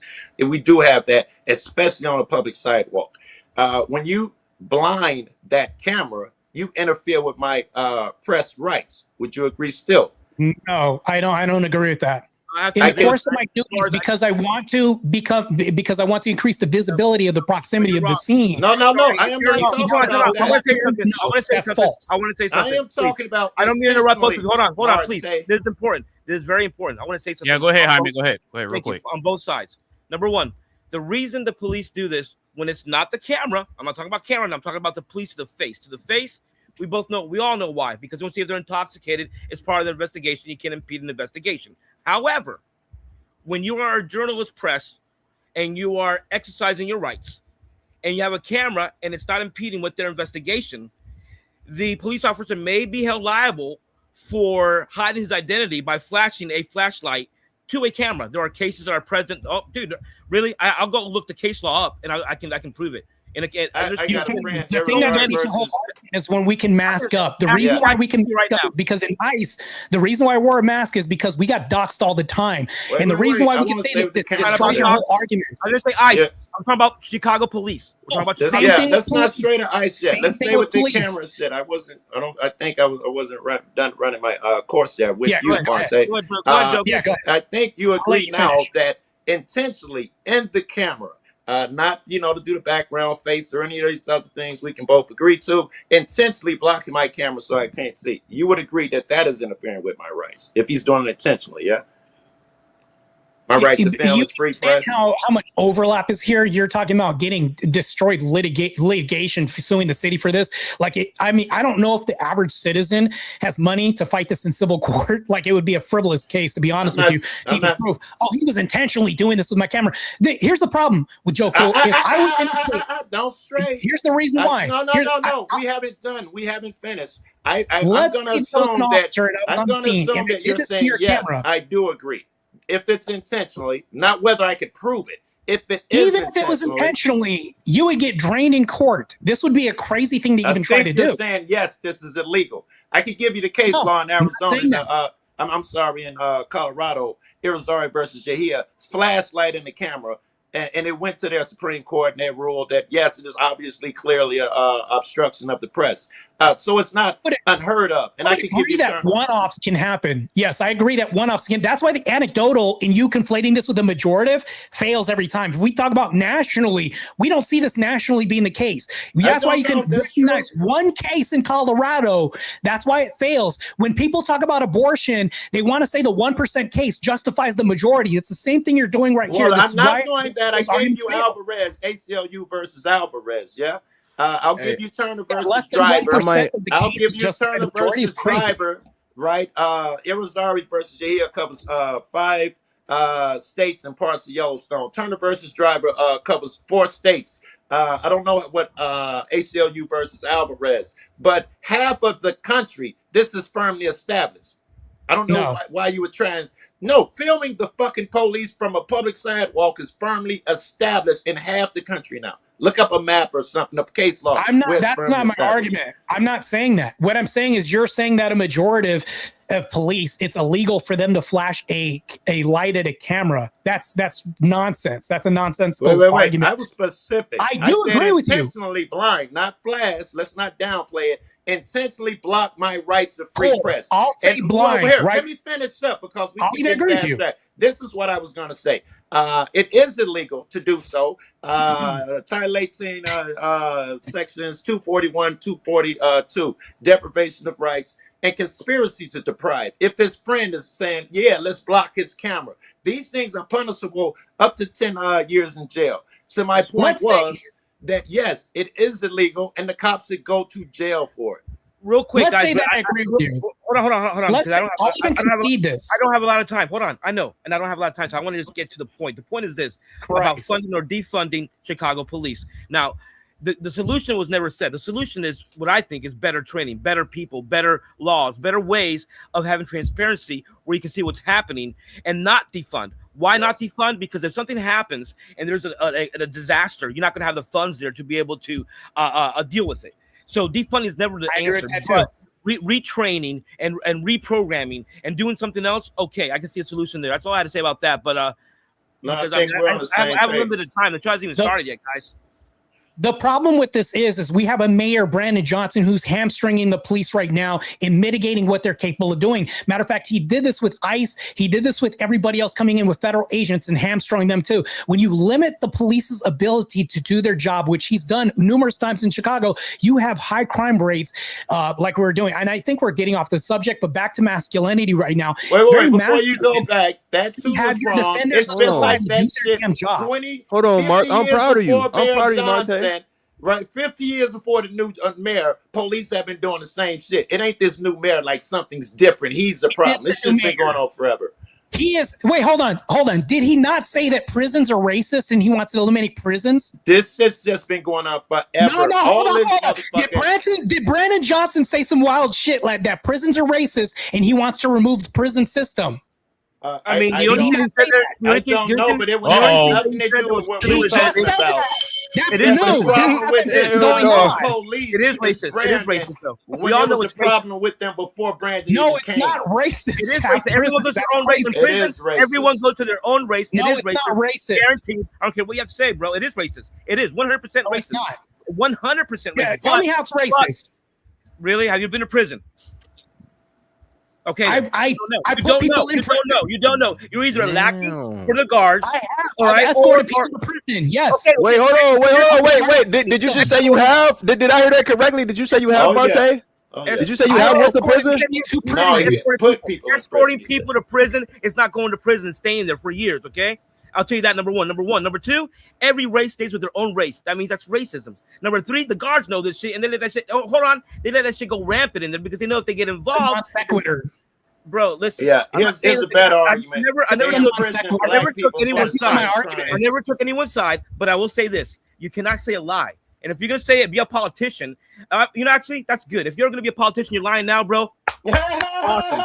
Good job on that. Okay, so because hold on. Because you can never say to me that a prison is not racist. Never. And no one in prison would ever say, "Oh yeah, okay, yeah, he has it right there." No. You're misframing what I'm saying.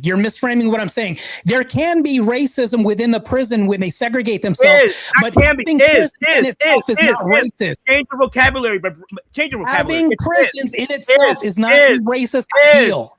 Change your vocabulary. Can be. No, I don't need to change my vocabulary when you're misframing what I said. It is. Marte, it is. There is racism in prison. I'm so sorry, sir. So should we get rid of prisons because they're racist? No. Should we get rid of prisons because I never said that. I never said that. I thought it was racist. You should get rid of racism because it's. Oh, okay, yeah. You're contradicting yourself. Thank you. So we kill everybody now because racism in America. Think about it. You're always trying to say how you're trying to take the extreme and make it like it's the norm. You know what? And you use the confabulated words that you use. Come on, give me a break, bro. Number this one, shit's golden. All right. Okay. So real quick. This shit's golden. So real quick. I'll let Joe Cool give his final thoughts on this conversation. Jaime gives his final thoughts on it. Marte gives his final thoughts on it on this debate. And then Tizzle give their final thoughts because I still got to ask because I still got to ask y'all the icebreaker question from the video. I know, bro. I know. Damn, we ain't even get to the fucking icebreaker. That's why I'm trying to get to the whole thing, man. I'm like, damn. All right, y'all breaking the ice of the fucking conversation and debating. Goddamn. No. Don't get me wrong. Don't get me wrong. Don't get me wrong. I'm always here and live for a good debate, but we got to keep the show rolling. Hey, bro, Marte thinking I'm laughing just for nothing. This shit educational, but it's entertaining to me at the same time. It's like if I'm fucking watching a movie on my damn monitor. Like literally, that's why I laugh. I'm not laughing because shit wrong. Right. All right, so go ahead, Joe Cool. Yeah, I'll wrap it up. This is why Pat like you, Marte, should not be in office. There's zero chance I'd be voting for anybody. Certainly not. Certainly not a cat who has such a sided opinion. The enthusiasm you have for the young black man, which person could draw conclusions from this. Prisons aren't racist and some of the crazy shit that you're saying up here. Where was I going? Oh yes, that if you can't see that the police, when they break the law, they need to be in jail. If you don't have the same fervor, and it should be 10 times more because you're a cop. If you're not saying every cop that fucking forced an ID push, every cop that's locking people up for seatbelts and weed, if you're not being a realist, if you just gonna toe some party line, it's a million motherfuckers like you, edgelord motherfuckers, man, and I just live to fucking give cats like that shit, tear them down and expose them anyway. Their hypocrisy, not no crazy shit. I'm done. All right. Jaime, go ahead and give your final thoughts on the conversation. I'm down with Joe Cool on the fact that I do love the enthusiasm for the black generation and for the youth and starting at home. I agree with a lot, actually, of what Marte says, a lot of it. I just don't agree with some of it. And when he started saying things as fact that wasn't fact, that's just when I had to get into the mode that I was in. But other than that, I actually agree with a lot of what he says. I agree with most of what he said. I actually wish him well, and I want him to do great. When whatever state in Arizona, I hope he does win. I hope he does get into politics, and I hope that he does win. I think he would do great things for that state. Honestly, that's the way I feel about it.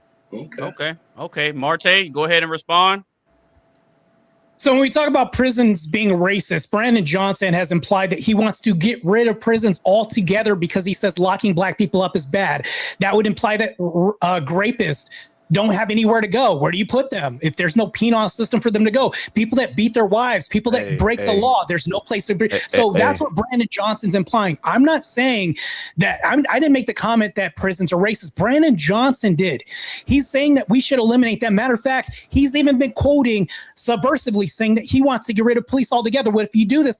how do we have a police force? And Joe Cool, I would agree with you. I have the same fervor for somebody who disobeys the law as a police officer. If you do something, you violate a person's rights, you should be beholden to the same system that you subjugate other people to when they violate this. The problem with this is that when you take away the police force and you have no system, which is what Brandon Johnson has done in Chicago, which I would love to run against him and destroy the shit out of this guy. You have nobody to uphold the boundaries and guardrails of systemic society solutions that we don't have there. When you have immigrants coming in, the Muslim occupation coming in, and having Sharia law, which has happened in Dearborn, Michigan, in New York, and Mamdani. Matter of fact, you can't even have dogs on certain corners. They're monopolizing this to where they have active Sharia law. How's that working for the UK right now? It's not working good. This is why I'm becoming more prominent to try to run for office and to try to change the laws. So when we say this and we say, well, I don't agree with Marte's takes, yeah, that's fine. But we have to start somewhere, because a lot of people, they'll bullshit on these panels and say, well, I don't think this should happen, but they go to sleep and nothing's changed. I'm going into office to go ahead and fight back, and you do debate for real against people who are trying to rule over us. And Joe Cool, I know you don't like racist people, just like I don't like racist people. Well, guess who has to fight them? I don't like the KKK. I just wrote a message from a KKK person saying they want to destroy me, blow my brains out. And I responded to them on this podcast. I have to run against those people. Nobody here is doing that. I have to do this, whether or not I get martyred or not. Triple K need to get here in their motherfucking vertebrae. Hey, you know what? One thing about your name, though, Martyr. And the grapist, too. Hold on, Martyr, Marte. That's, isn't that, I mean, not that I hope that never happens, but right, Martyr, Marte. Marte. But yeah, but Martyr, Martyr, Marte, Right. All right, well, we're going to go ahead and keep the show rolling, because I got to ask you guys the icebreaker question. So you guys watched the video, you gave your responses, and this is the icebreaker question in regards to the video. How important is establishing dominance in a relationship? I'll say it one more time. How important is establishing dominance in a relationship? What you guys think? Oh, it's extremely important. The man has to be the head of the household, because when you let and I'll give you an example. If you let black women, they don't have any constructive criticism, they don't have conflict resolution skills, you end up with people that stab white kids underneath school tents. That's how we ended up with this issue right now, because the black person, the black man, the patriarch wasn't running that household. If we have a system like this, to where when you let women run things rampant without guardrails in society, you let emotion run everything. And what does emotion do? It fluctuates. There's no continuity when we talk about this. It's not something that repeats itself in a good, stable pattern. Men do this in society because we're the only people that can defend rights. We're the only people that can back them and support them. Women have to appeal to us to defend the rights that they have. Men are the only people that have to do this, so that when you don't put your foot down, a woman does this, you've lost the home entirely. There you go. He got a valid answer. I'll give him that. All right, Jaime, Tizzle, Joe, AJ's rants and reactions. What y'all think? How important is establishing dominance? What's going on, brother? Good. I think we can switch the word dominance with just boundaries, because I know a lot of dudes that are married to a battle axe, right? Well, wait. Well, how do you enforce boundaries without dominance? Well, here's the thing. You need dominance, though. you need dominance to enforce boundaries. Hold on. Wait. What I'm saying is that you have to establish those boundaries in the first place to show dominance. A lot of men have no boundaries because they don't have any masculine frame. They don't have fathers or grandfathers, anyone else saying, look, son, this is what you should be willing to put up with. When you have those rules, then you can establish dominance. A lot of young guys now don't even have that frame of reference to even have that dominance from the jump. Hey, what if that is the case? But what if, say, if they do got a parents, well, both parents, but they kind of like see that shit from what they dad doing to their mom, if that makes sense, like showing dominance. Then it's up to them to still see, look, what am I willing to put up with? Right. And if you choose to not do said thing, you're cooked. Right. Like we can do, all relationships are consensual. So a man consents to be with a woman and a woman consents to be with a man. As a man, you can only control what you choose to consent to do to deal with. So, for instance, my a brother, he was with this chick who used to shit test him all the time. She's like, oh, well, I don't think that we should have sex for 6 months because, I'm trying to renew my energy. He was that be that manipulation shit. Yeah, she gotta go. Yeah, she gotta go. That be that Jedi mind trick shit. I be saying, oh God. He said, well, I don't date chicks that I'm not sleeping with. And she's like, oh, you trying to make it seem like I have to sleep with you? He said, no, I'm deciding to only be with chicks who I sleep with. Good. Look, you gotta think about it though. You gotta think about it though. Both genders got wants and needs, but I feel like, in my personal opinion, the woman wants and needs be different from a man wants and needs. If that makes sense. So but that's her wants and needs. Here's the thing. When men win, everyone wins, and when women win, women win. When men's needs get met, society gets better. When women's needs get met, everyone else suffers. Women's everyone else suffers. Okay. Everyone else suffers. Men, you got Joe down. He's right though. Men have foregone a superpower long ago. For some reason, we have a bunch of simp society men here. And here's a superpower that everybody has at their disposal, but they're afraid to do this because men have a ability to suffer from lack. I don't know why we have fucking disposable. Condition to being told we're being told that we have a loneliness epidemic. No, it's the women's loneliness epidemic. They're trying to brainwash us that we have this. The superpower that all of us men on this panel have is the ability to say no to pussy. If you have the ability to say no to pussy, we actually have the ability to be dominant. Men have been suffering this for a long time because we bought the feminist brainwashing that no, we're going to give her this, and we give women too much. Yep. They end up fucking up society. What happened to Rome? What happened to Constantinople? Not being able to Hey, Marte. Hey, look. Let's be honest here. You could give a woman anything they fucking want and they need. At the end of the day, it's gonna be something or some issues they're gonna bring, not make them happy. And you can't say that I'm lying my ass off. You know this 100% correct. Fuck all that. You can dispose yourself and bullshit. With Marte, real quick. I don't mean to interrupt you, man. I know you're on a roll, but I just want to say, and I know you don't want to forget, but I just want to say something. You see something about pussy, and that's what pricked my ears. That's when I started listening. And you said men have to be strong enough to say no to pussy, and my response would be, how good? It depends on how good, right? Wait, what? No. I don't care if she had the grippy 3000. You still should be able to say no to super pussy. I don't care. Pussy.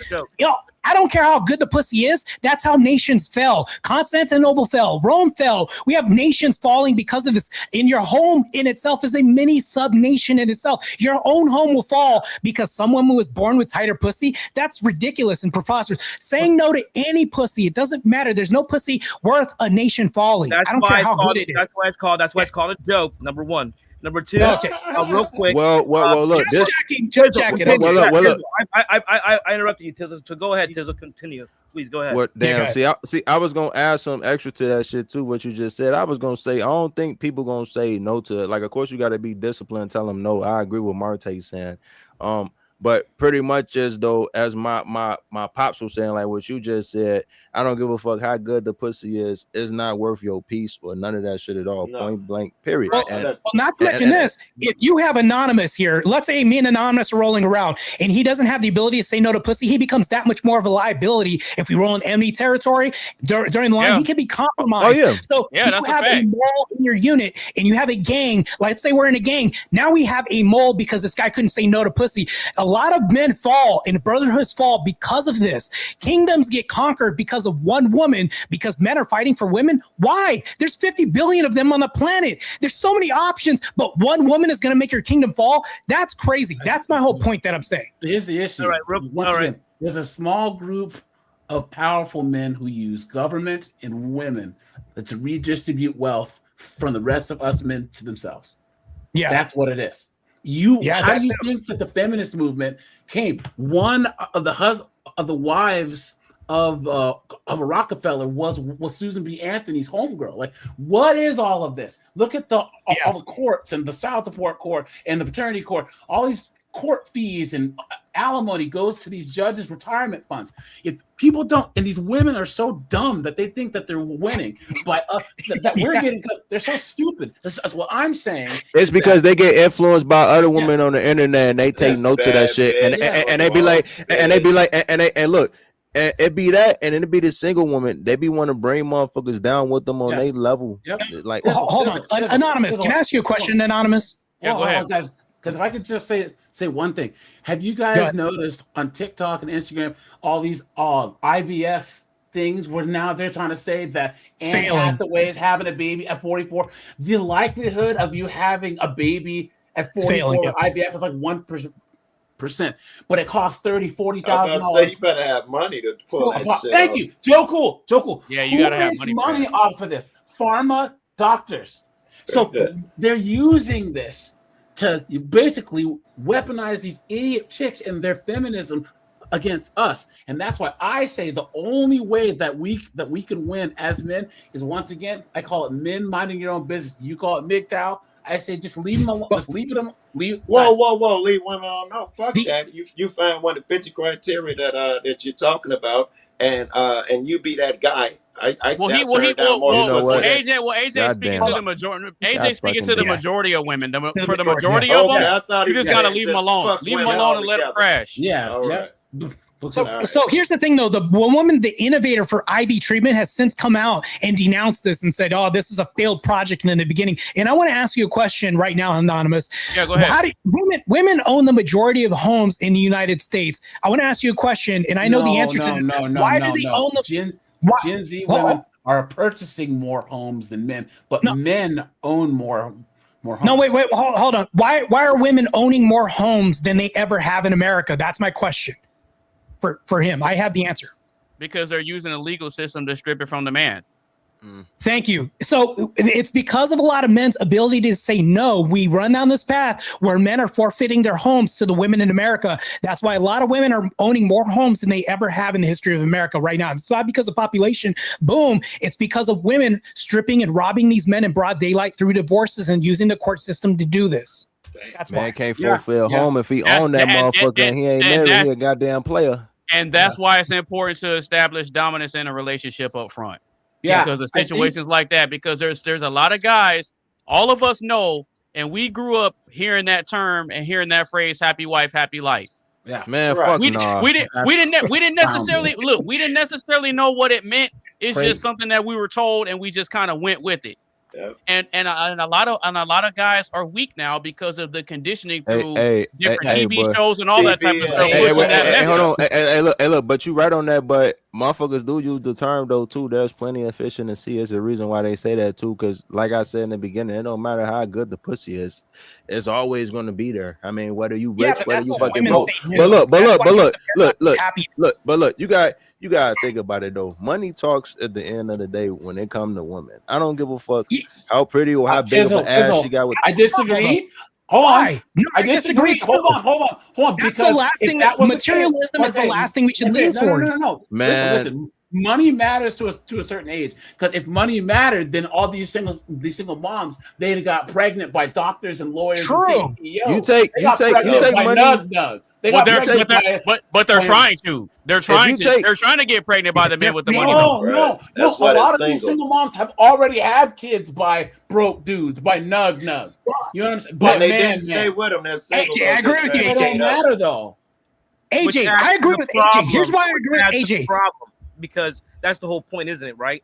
Because what I've been listening to the whole time is dominance. And see, I have a different view, and I believe respect. If you establish from the get what respect is and what respect you want from, let's be honest, women don't even know what the fuck respect is anymore. Hold on. That's already baked in. It's not, but it's not. You don't know. It's in relationship. It is. Okay. How do you think you arrive at dominance, anyways? Well, Jamie, go ahead. You want to keep answering the same question? Go ahead. No, Jamie, finish, man. Because I agree. Respect. Right. Yeah, men want respect. No, go ahead, Jaime. Jaime. Yeah, establishing Jaime. Sorry. From the get would establish how you would also reciprocate, meaning that it's not a I'm over you type of dominance, because that's the problem. The word dominance says that someone's above you, the whole master slave mentality, if you think about it. Okay, what I'm saying is, if you put respect as the main goal of this is the respect I deserve, and if she's not with that respect, then out. From the get, I'm not gonna be over you. I'm gonna be done with your ass. Let me finish. From the get, why is this important? because then everything that you guys are talking about right now doesn't matter because all of you have a mission. I heard a lot of people saying that they hold on, listen, politicians, stop laughing. All right, you all have dads, right? You all have hold on, you all have dads, right? You all Don't have do that shit. You did that to me earlier, sir. It's fine, but I didn't tone police. In other words, I will agree with this. Let's do this. Let me reverse everything. I will agree with Marte and say that it starts in the home, and that being the nucleus. Let's start there, and that's pretty much all I have to say. When it starts in the home, it spreads out. So one thing I'll say right now, and I'm going to jump off of AJ's point. I agree with AJ 100% when it comes to this, but the entailment of AJ's point when it comes to this is now you have a bunch of single moms. And the problem with single moms with kids is if little Timmy puts holes in the walls, and I want to say I'm the leader of the home, and let's go with Jaime's example of respect. This is why men are avoiding single moms, because if Timothy has holes in the walls and is failing grades, I'm going to say you're grounded and I'm going to spank you. The mom can justifiably say, you can't do that to my son. Well, how am I the authoritarian of the home if I can't discipline my son? Why would I go to a home when I don't oversee the rules, regulations, and rights in the home, when that could be undermined by a child that's not even mine? If I want to be the supreme ruler, and I can say this, how would I be wrong with even saying this in hyperbole? If I want to be the ruler of my home and command the respect properly, how can I do this if I can't be if I can be undermined by a child that's not mine? If it's my child, what I says goes. That's what men are avoiding. I like his point, though. If you establish respect in the beginning, there's less need to establish all of that over hard-fisted dominance. Guys, I got to drop off quick, but there's a saying that it says that it's cheaper to keep her. And I think that Anonymous had talked about a man's peace. Guys, it's never cheaper to keep her. It's never. Your peace, your mental health is priceless. That's true. That's true. If there's any man out there who's miserable in his marriage and this shit, God, the sooner you get out, the sooner you can rebuild your life and get it back on track, guys. There's no such thing as cheaper to keep her. Sunken cost fallacy. All right, go ahead, Tizzle. Go ahead, Tizzle. You had your hand raised. Go ahead. Go ahead, Tizzle. Appreciate you, AJ. Yeah, I was just gonna ask Marty a question. I mean, he probably already know the answer, but I was gonna say, why do you think single moms are single moms in this day and age? I just want you to think about that. And I could be wrong, but the reason why is because we've taken two fathers out of the home. Like, you can say I'm not religious or whatever, people out there, but the problem with this is at least religion, Christianity gives you a structure of how the hierarchical role should be, which means we have a father, then we have a mother, which represents as a church and everything else. When you remove the hierarchy, your home becomes gay. And what I mean by being gay is we now have this terminology saying, I want a partner. Well, only gay people say partner because they can't say husband or wife. Now, when you say partner, there's no hierarchy in partners. You're removing God already with the language already. And here's the other problem too. When you remove all the hierarchy in the home, you now have destabilized the home where moms can now be bad bitches running the place because I'm no different than a man. Yeah, that's a fact. So hold on.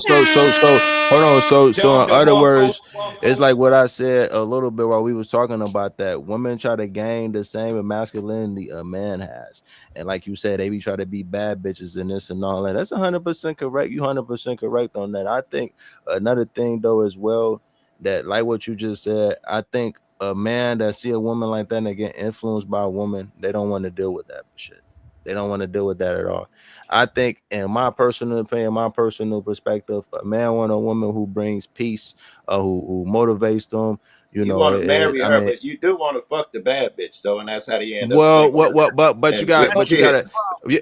I mean, true, but look, you got to think about it though too. What's the saying that a motherfucker would say? Everything that you see that's good is not good all the time. Like, look for example, and I know this fucking and I know for example, this is from a fucking movie. This off topic, but I know a little bit of my shit. This is what I mean when I say I know a little bit of something, but not everything. Like, okay, everybody's seen the movie Shark Tales, right? Or nah, I haven't heard. Oh of yeah, it. yeah. Okay. Yep. Now, for example, Will Smith, I forgot his fucking fish character name, but yeah, Oscar. He was dating this fucking badass fish, was red and shit, and she was bougie as fuck. Kind of reminded me of fucking from the movie Lottery Ticket where Bow Wow had the money and shit, and this one bitch wasn't fucking with him, and she wound up having this little puppy, and she had a nigga in the car with her on the side, and she had this fucking shit bag and passed that shit to him. But as soon as he had the fucking money, she was trying to get this motherfucker pregnant and all that. That's why I said money talks. You get what I'm saying? But anyways, in Shark Tale though, it was Angelina Jolie there, you know, just not even fucking with him because his personality, this and all that. Ask him how his day went or the little shit. The other fish, which AB probably know what the fuck name I'm talking about. She was the one who was, you know, she liked him for who he was. Yeah, exactly. And it's like you don't. But he was going after what he liked instead of entertaining the one that liked him.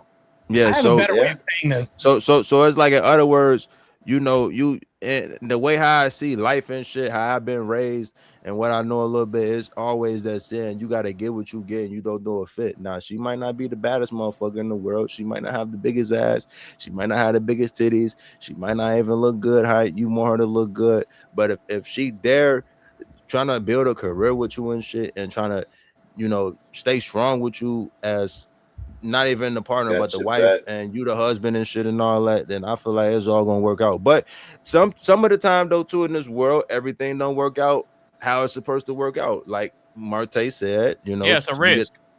So it's a risk if you're willing to take it or not to take it. Because sometimes motherfuckers have that conscience to themselves, like, okay, am I marrying the right one? Am I giving the, you know, my seed to the right shorty? And you know, some of the cases motherfuckers live with regret. You know, they think like, damn, I can't believe I got this. I asked the question. Go ahead. So, how if you're done? I don't know if I answered the question. How important is dominance? It is exceedingly important because I believe man is God is the head of Christ. Christ is the head of man. Man is the head of woman. Man is the head of the household. Therefore, in order to do that shit, you're gonna have to establish some dominance, even with respect, love, and all of those things. Not knocking any of them, but that dominance shit. And women have a gene where when you're proper dominance, not just crazy abusive bullshit, but proper dominance, they respect it and they fucking behave when they see it. So here's my thing though. This is my viewpoint. I understand what you're saying.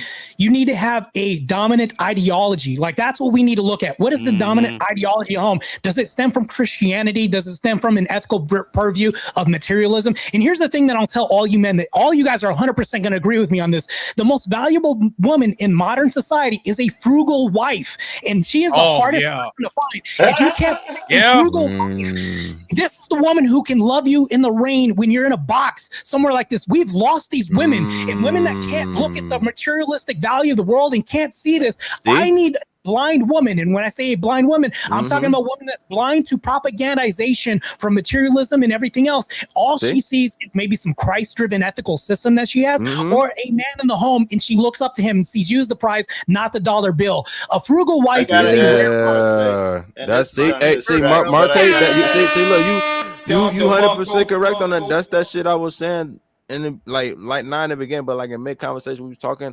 Motherfuckers in this society, motherfuckers care about the materialistic shit. They don't care about none of that other shit. That's why I said no matter what you give them or what you say to them, if it's to the wrong woman, they not gonna give a fuck. Some of these women out here are heartless as fuck. They will literally leave you at your lowest and they'll try to talk to you at your fucking highest. I know this because I experienced it. I know because motherfuckers who I went to fucking school with, you know, they tell me stories about that shit. I'm not gonna say their names and all that, you know. I hear it from motherfuckers who I'm close with. They let me know, like, hey, you know, when you dating a woman or you putting your all up into her, make sure you doing the fucking right choice. Cause you know, you like you said, Marte, which I'm not incorrect, you know, you could lose homes and shit and all that. Women be more dominant, owning the house, custody of the kids, all that shit. So it's up to you as a fucking man, with all of us, man, in this damn chat and in general of the world, we got to learn how to fucking put our foot down and let them know that we had enough of the bullshit. And like you said, we got to set boundaries. We got to set fucking boundaries. We got to let them know, no, we not going for when you bitching or you complaining when I'm trying to talk you on your shit and I'm trying to correct you on some shit that you think that you know that's fucking correct. Like, for example, like how many times you see motherfuckers that's married, they wind up getting influenced by these bitches who they be working with, and these be the single bitches that be telling them, like, and you know how the wives be, they wind up, they can't keep their fucking mouth shut for shit. They wind up, you know, talk about their personal shit at home. The wife will be talking to her single friends about her relationship problems, and the single friends are the ones that are telling you, oh girl, you deserve better, you might want to leave him, and get in her head. and get in her head, and then she sabotages the relationship, and the guy's confused, like, where's all this coming from? That part. Yeah, if the woman fall for it, she probably wasn't worthy. And now go ahead, Marte. You had your hand raised, bro. Go ahead. So let's bring it back to the nucleus. I'm going to put it back on the man, and I'm not saying in a feminist agenda. We need to look at what the ideological framework of that home is. Like when women look up to a man, they're describing their father. You want them to describe their father when they describe you. It's not some perverted ideological stance. And I'm saying when a father gives away his bride at the wedding, he's giving away his daughter because you're going to assume the responsibilities of him. The reason why I say this is because Christ was meek to the nth degree. He was also fierce to the nth degree.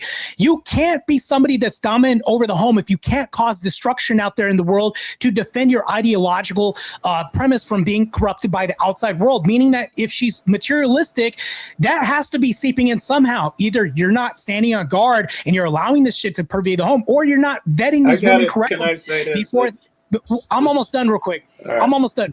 Far too many women out here are playing blackjack before they date on the mark. They're saying, hey, I have a whole hand and I want to hold, or do I want to get another card from the dealer, which is the dating app or whatever society, and their girlfriends out there. They'll say, well, I'll fold. The problem with women is they don't know what the fuck they want. And they're saying, well, maybe I'll get something better with this next hand coming in. They have what they have is this happiness ideology. They don't know what they want. So you have to be their daddy because they're little girls and treat them like little girls. And I'm not meaning they be living in that fantasy land shit.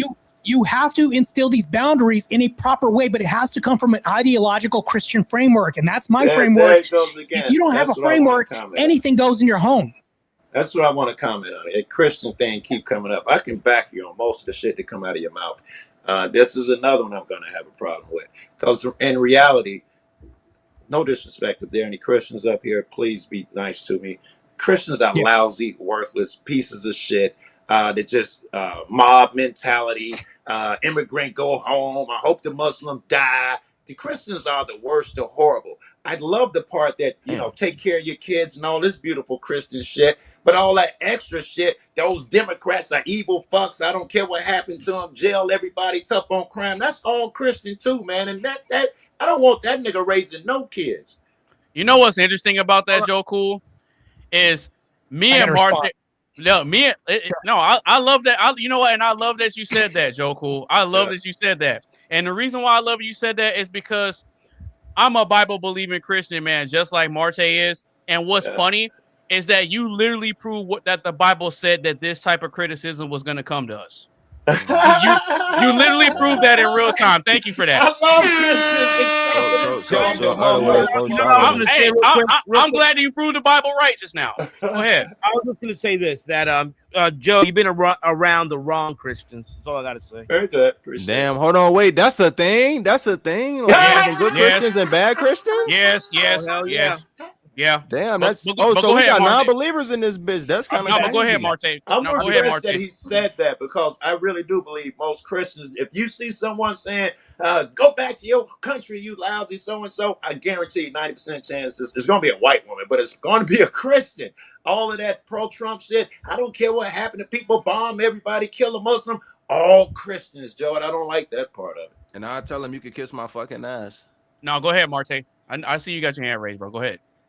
So when you say I can't tell somebody to go back to their country, what would be wrong about that? Because heaven has borders. We can't say get out of here because you've sinned too many times. If heaven has a border and boundaries and we don't want people coming in who don't qualify to meet at the pearly gates, what would be wrong with that? We uphold the standard, but as Christians, we're supposed to be having a contrary stance when it comes to American soil. To me, this doesn't make any sense. When you have a pervasive culture that wants to But I'm going to clarify this real quick, just for my stance. And here's the other thing too. When you talk about Christians, remember that movie where they were saying, "What kind of American are you?" I forget what movie that is. Civil War. That's what the movie is. But also, I would ask, what kind of Christian are you? None of us are perfect. The church is supposed to be a hospital for people who are fucked up. I'm a fucked up person. I'm a sinner every day. Now, I'm not perfect. If a Christian's out there saying he's perfect, now I agree with you, Joe. There are people out there who proclaim Christianity. Matter of fact, I'll give you a demonstration right now. Jehovah's Witness and people who are Mormons believe in Christ. They say they're Christians. I don't think they're Christians. I would agree with you. Now, if I were to say, go back to your own country, there has to be a reason why, because morally, they're not abiding and assimilating with our culture. If you don't assimilate with our culture and our law, I think you should leave. When I said that, I needed you to picture what I did. It's not that the person has an ideology if they could go back to their country. That could be okay in an argument or they're giving their opinion. I'm saying the person who does that is invested. They don't like these people, you know, because a lot of people run around and have your belief, but they don't feel like they go back to your country, you so-and-so. That person has evil. That's a bad thing. And Christianity plays a part of it. Joe, I see that. Hold on, real quick. Joe Cool, you don't call yourself a Christian, but you are, you know. Being a good person, hold on, listen. Being a good person like you are is being a Christian. And by you identifying that you're seeing Christians that are saying, oh, go back, and you don't agree with them, it's showing out that those Christians are maybe not the right Christians, right? Because I don't know any Christian that would say that. A real Christian has love in their heart. And you're a man that has love in your heart. And I believe that if you're a good Christian, you have love in your heart. So yeah, you've been around the wrong Christians. That's all, my brother. That's it. Appreciate you. Oh no. I'll set the record straight right now. I'm a Bible believing Christian, man. And if a whole bunch of people come in and start trying to tear stuff up, I'm gonna tell you to go back to your country. Yeah. Well, I'm gonna tell you to go back. Wait. I don't want to leave that. You're saying if people are tearing it up, most people would agree with you. But it'll be just someone selling fruit or walking across the street. This person is harming no one at the moment, and they still feel. That's different. Hold on. Let's clarify some things. Yeah, that's a different scenario. Let's clarify some things. If you are illegal and you didn't go through the process you were supposed to, you're already fucking up already. I think that if we have laws, we should uphold them. If we don't have a consistent standard, you have no standard at all. I believe in this 100%. Yes. Me too. Is that true, Marte? You should assimilate to the country. You shouldn't just come in. Wait. Let's say with the no laws before we move on. If you say you believe that everybody should follow every law, and some guy's been here 17 years. Every law. Okay. All right, we'll give this one then. The guy who came in here illegally, he committed a misdemeanor, federal misdemeanor, akin to jaywalking, small misdemeanor. And let's say he did it 17 years ago, 40 years ago. People who claim to be Christian will still say, I don't care, send them home. The truth is that you wouldn't do that, and you'll say, because he broke a law. I'm really into politics. I don't know, all right. Well, if I could finish, this is the reason why I don't think every law, because in Iran, the legal age of consent is 9 years old. That's why I would throw that out. Talking about that.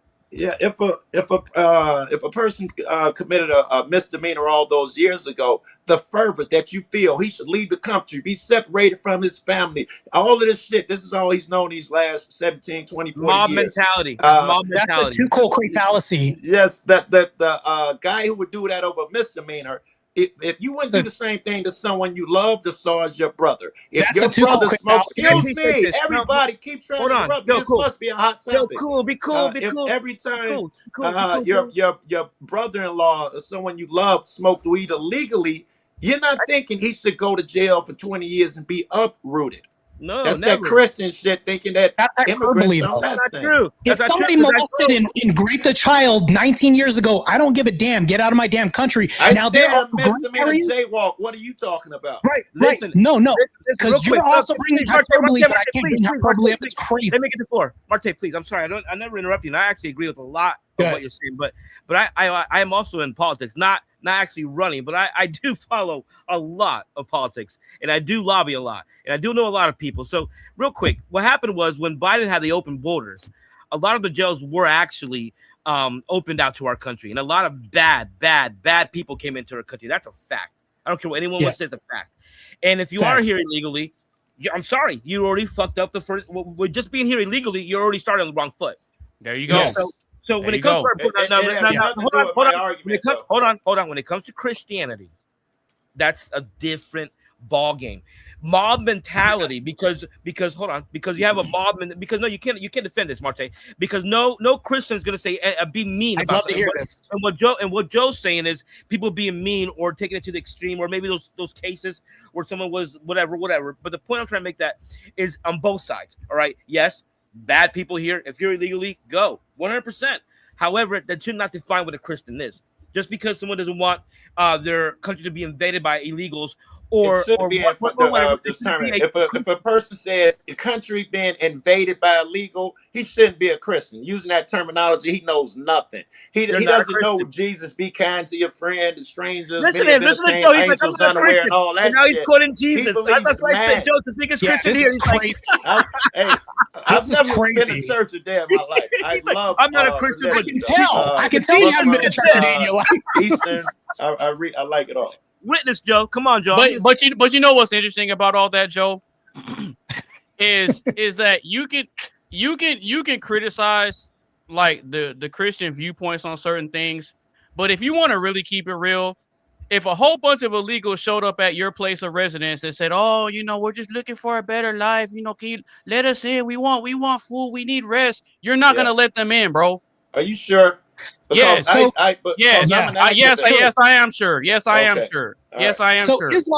Islam has 3 stages in how they occupy and rule over people. For 1, they come in as refugees. For 2, they start vying for positions of power. And then for 3, Sharia law comes. That's how it starts every time. They come as refugees. You have to vet your populace. That's how the UK fell. That's how we have the Muslim gang grape report happening right now with 250,000 women and young girls, underage girls being graped. And they have this in the UK. And that's why the law fell. They don't have any borders because they couldn't say no. They were too. This is my point of saying I'm sick and tired of nice white people. Those are the white people I don't like, the ones that are too nice. We need the mean white people to come back to society, regulate borders and control. You're using the wrong terminology. One mic. Hold on. Hold on. Go ahead. You're not using the right terminology. Real quick, what you want to say is the people, the white people, or anyone for that matter, that turn a blind eye. Anyone that turns a blind eye, what's happening, and saying you couldn't delineate that from what I said. No, I said that. You're so dumb. That's what I said. That's what I said. You said, but you were yelling it out. That no right. I don't have to change my terminology. Go ahead. I've lost my thought. I mean, look, Joe, I get what you're saying. But at the same time, we're not even like if you wait. If I may, because it came back to me. Oh, go ahead. I was saying, you say vetting. I've proven to you, I hope, I haven't proven to you, but I hope to anyone listening that it is not about the law, because you don't have that when your mother breaks the law or somebody's caught speeding, all misdemeanor bullshit. You don't want them uprooted the way it's okay for you to uproot an alien. And your next argument is vetting. That's another false argument. I gave you an example. This nigga, hold on. This nigga been in the country for 40 years. His kids are in college. In my hypothetical, he's never broken a law other than coming over here and I don't know what other law, but nothing serious, let's assume. He's been vetted for 40 years. His neighbors love him. He's been contributing. He has a company. He's a good man. This is the best vetting process you could hope for. You couldn't get it coming across the border. Now, granted, the nigga did that shit all those years ago. He did a misdemeanor crime. But he's been 40 years vetted. But motherfuckers still ignore that. He broke the law 40 years ago. Go home. Did he do time for the crime? Where is that happening at? Hold on. Did he do time for the crime? He did not do crime for the misdemeanor jaywalk. And you've jaywalked a bunch yourself, and you've never done time. Okay, Joe. None of you have ever like making shit up. No, Joe. Let's keep it real, because that's a disingenuous argument, bro. It is disingenuous. Listen. Tell me why. No, I'll tell you why. That's a made up argument. No, I'll tell you why. Tell me why. I'll tell you why. Because there's no such thing as the police force writing out a warrant for somebody that's jaywalking and putting them in court for jaywalking. Still a misdemeanor, though. Yeah, call it a different misdemeanor. Call it possession of a joint. Misdemeanor joint possession. Okay, now you're in possession of narcotics and drugs. That's a crime. Whoa. Felony. Yeah. Let's hold on. A joint is not a narcotic. It's so just okay. What do joints typically have in them? They have marijuana, right? Yeah. Okay, all right. What if it was a narcotic then, right? People lace things all the time. Angel dust. Yeah. Medical states, recreational states. There's got to be a misdemeanor because I'm talking. Not even. And look, most states are now recreational or medical, so not even that. I can even concede all this. I can actually concede. What can actually concede all this. Yeah, you pick the misdemeanor if you don't like jaywalking. Pick one. And rescheduled it. It's a Schedule 3. It's not even a Schedule 1 anymore. Okay, forget weed. I'm sorry I said it. I'm just saying. Joe, can I get some clarification? You guys have done 1 million misdemeanors and none of you have done time. Why would you think and want this guy to do time for a misdemeanor all those years ago. Joe. You're talking about an illegal? Yes. Okay, I'll tell you why. I'll tell you why. I'll tell you why. Oh boy. I'll tell you why. No, hold on. Your misdemeanor gets overwritten because you committed a federal crime against the country by coming here illegally in the first place. That's already a federal offense. Yeah. It's a federal misdemeanor. No. It's a federal offense, meaning it's a felony. You're committing a crime against the government, sir. It's a misdemeanor. Look it up. Really? No. So you mean breaking into the country illegally? Which is a security breach. Jaywalking is a misdemeanor, but coming into this country is a federal offense. It is a federal misdemeanor. Why is it that we're the only illegally? Why is it that we are the only country where we can't respect these laws, yet I go to France and I can't do this? I go to Germany and I can't be an illegal citizen. I go to Italy and I can't be an illegal citizen. But only in the United States, you can be an illegal citizen and we're supposed to go ahead and let everybody... Why is the United States the only country that we can do this in, but nowhere else? Because the Democrats want to rig elections with people signing up to vote in elections. That's why the right now, the Save America Act is very important to pass. That's why. But see, what this is proving is that the dominance is being forfeited. Yeah, with the way we're running things. And see, this is a perfect example. This is a perfect example of why you have to have dominance. Because if you don't have dominance in your household, you might as well take the windows and doors off your house and let everybody come in and take whatever they want. And you can't do anything about it. But you got a dominant dad that's teaching the kids to be racist and hate other races. You're dominant, but it's not doing you any good in this instance. Now that's a disingenuous argument. You're right. I get what you're saying with that, but this is the difference, though. I don't get to tell you how to run your castle, just like you don't get to tell me how to establish dominance and boundaries in my kingdom. We agree. Hey, that's some good news to a text. Shoot, I lost my mind. I lost my thought with the So to your point about a father raising his kids to be racist, even though I disagree with that, I don't get to tell him how to. I don't get to tell that father what he can teach his kids. That's his house. Okay, we agree. Look, America, even though I disagree with the racism, he still has a legal right to do it. Well, we would agree with that. Now you're talking about private property and your house, your car. You can't claim an entire continent and someone gets to rule over that. That's just colonialism nonsense. We do when we pay taxes into it. When we're putting money into the pot, we can. I mean, you can, but you can't claim it under God. Because we then can. you become an authoritarian and you think people outside of your country are less than you, worse than you, and they're no longer your brothers. We do it every day, sir. You do it every day. The problem with this argument is that if you don't claim it under God, somebody else will. It'll be under Muslim. It'll be under atheism. It'll be under something like this. Now, which ideology do you want to be the prominent ideology of your country? That's the real question here. What do you want to be ruled by? I know a lot of Muslims. I know a lot of fucking Zoroastrian, whatever the freaking religion is. And I can tell you, people are people. All you cats are the same. I don't see no Muslims doing. Excuse me. Muslims. Their prophets slept with a 9-year-old. Hold on. Wait.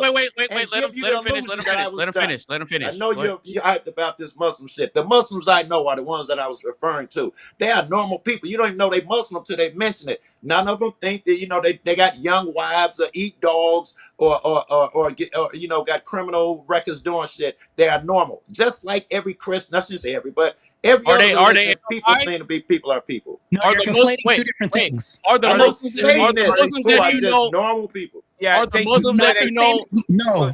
They're not the same as Muslims. You can't conflate the two. For one, when you talk about the ideology, we believe in two things. One's led by the sword. One is led by the sword. Their prophet killed, enslaved a bunch of people. Ours didn't kill anybody. You can't conflate the two at all. They're two different worlds. We just invaded a whole country. We just blew up Gaza. We killed all the Palestinians. Christians are warmongers, bro. Right now, today, the worst in the world. In that country, are Christians stoning anybody else? I'll wait. They're blowing them up with bombs and missiles and killing niggas unprovoked, killing niggas. President killing hold on, Trump, are you saying Trump is doing this off of Christian ethics? That's false. Yes, America is backing him off of Christian ethics. No, that's false. That's not true. You know what, Joe? That's false. You know what, Joe? That's completely false. You know what, Joe? if that's what you believe and that's how you feel, well then tell me a country where it's better to live. That's just a bad argument altogether. No, it's not. No, it's not. I'll do. No, it's not. No, it's yeah. not. Because you have a lot of vitriol and disdain for how America's doing things. I have a lot of good for how America does too. That just hasn't been part of the topic yet. Okay, I get that. But if you're gonna have this much animosity for the bad stuff, then you got to have the same type of energy for the good stuff too. We do. I would love to talk about that. I'm just following the topic, but go ahead. Right. So you can't lead like the way we're doing things is just so bad. But then when I ask you, okay, well, where's another country where it's better? Then you say it's a bad argument. Cut me off. I did. Yeah, I was going to give you an answer and say it's a bad argument because of that reason. Because I haven't been to enough. I haven't been to any other countries. Anything I know off top would be off of television and what I see. So for all I know, there are a million other countries. Sweden, I've seen this. I shouldn't say every. I've seen a million YouTube videos where people are happy with their country and think it's better than America. I could go over somewhere else and think it's better than America, but I'm not sure here. Hey, Joe, listen. My desire is to change the law. Everyone's propagandization doesn't indicate that people post their failures online. We see this on Instagram all the time. Nobody's posting their divorces or their bad days. People are posting everything positive online. So that's what's propaganda for. But unless you go to a different country, I'll tell you right now, if you look in the legalism of Sweden, they're being overrun by Muslims right now. Anyone who posts this saying they love their country outside of America is propaganda. Did you just say that? Hey, Joe. I said everything on social media is a form of propaganda. How am I wrong? No. You said when I see someone saying I love my country and I wouldn't rather stay anyone else. I love my country. It is or propaganda. Somebody saying I love my country. I never said that. And you said when I see it, it's propaganda. But you know what's propaganda too. Yeah, that's propaganda too. Hey Joe, I just want to say this real quick. Joe Cool, because I'm thinking about Snoopy now that I read like that. Yeah. Hey Joe Cool, you cool, man. I appreciate the knowledge you be dropping. That's all I had to say. You know, not all Christians are the same. I'm telling you right now. I'm a Christian. Yeah, they're not. Yeah, I'm a Christian. Not all Christians are the same. But not everyone gives. Okay, so there's people that are passionate. You got your fanatics, and you got them on all sides, right? But I'm never gonna ever say I hate a race or I hate a religion. I don't hate anybody. Now I do. That's a lie. I can say I hate a religion. Hold on. I am lying. Hold on, I'm lying. I hate rapists and I hate molesters. I do hate those. Oh, hold on. Islam's prophet slept with a 9-year-old. What does that tell you? How long ago was that? Listen, here's my answer to you, because people always say things like this. Because the little Muslim boy that's being raised a Muslim doesn't know this. And let's say he's raised a Muslim, he grows up being a good Muslim, he does whatever, and he dies a good Muslim, doesn't hurt anybody, as a good person. I'm not going to judge that person for something that someone says in their religion. I'm not going to judge something for their religion. If I'm a Satanist and I raise a Satanist, I don't hurt anybody. Satanism good? Hold on, Mark. Hold on. If I get raised in Satanism and I don't hurt anybody, does that mean Satanism's good? Marte, I don't agree. I never said I agreed. I'm not going to be racist towards anybody for their religion, race, or color. That's not racism if you don't like their religion. Hold on. I don't like their religion. I never said I like the religion, but when you say Muslim, you're talking more than a religion. You're talking about a people. Okay? No. Anybody can be Muslim. That's like saying Christian. They're only that's crazy. No. Muslim is not a race. Muslim is not a race. Muslim's not a race. Muslim is not a race. It's a religion. Right. And it's a religion. It's not a race. And a religion is a people, just like the Christian people. You're talking about all right? You guys are not. What does that mean when you say a people? No. That means you're talking about a massive group. What are Christian people? What are atheist people? Wait, it's the same thing. Muslim people. There are people. Hold on, Joe. All Americans are like. All Christians are like. Are all Muslims are like. It's not a thing. That over and over. Hold on, Joe. Hold on. Listen. All I want to say was this: that I don't have any type of animosity when it comes to the human being. Now, when the human being is doing things that are atrocious, like molesting or raping or killing, yeah, I'm not going to like that person, obviously, but I'm not going to judge them by their religion. Is what I'm trying to say. I don't have to agree with their religion. I don't have to love. In fact, I can hate their religion, but I'm not going to judge by their religion. I'm not going to judge them because they could be somebody that hates their religion, but is actually confessing to be one because their parents made them be one, or maybe they're in the religion because they were forced to be one. Maybe they want to be a Christian, but they don't know how to get out. If you just grow up in that country, there's a great chance you're going to be that religion. You cannot cut off anybody. And by saying no, you just into that, you're cutting people off. And Jesus, hold on. You can't. Jesus cut people off all the time. What are you talking about? Everybody, large masses, all because what of did the color Jesus say? of skin. He cut people off all the time. Wrong. He said, "Come to me as you are," is what he said, Marte. No, Jesus called King Herod a fox. Come to me as you are, Marte. He said, "Come to me as you are." Marte. He said, "Come to me as you are." He never cut anyone off. So hold on. Why did the Pharisees want to stone Jesus? Why did the Pharisees want to stone Jesus? Did they? No. Answer the question. A want and a need and an action are different. Did they? No. I can want to do whatever I want all day. I can do whatever I want. I'm not sure the question. Did they? Yeah. When he flipped over the tables, I think he got stoned. Who cares if they didn't? That's not what I asked. Why did they want to stone Jesus? You know what? You should care. Why? You should care why. You say I don't care why. You should care why. No, because why? They did not have God. Why did they want to inflict violence on Jesus? Why? Think about it. I'm talking about people he cut off. He cut them off. Why did he cut them off? You know what? You know what's so sad? So he embraced the Pharisees that want to stone him? This was so sad about you. Hold on. He embraced the people that wanted to kill him?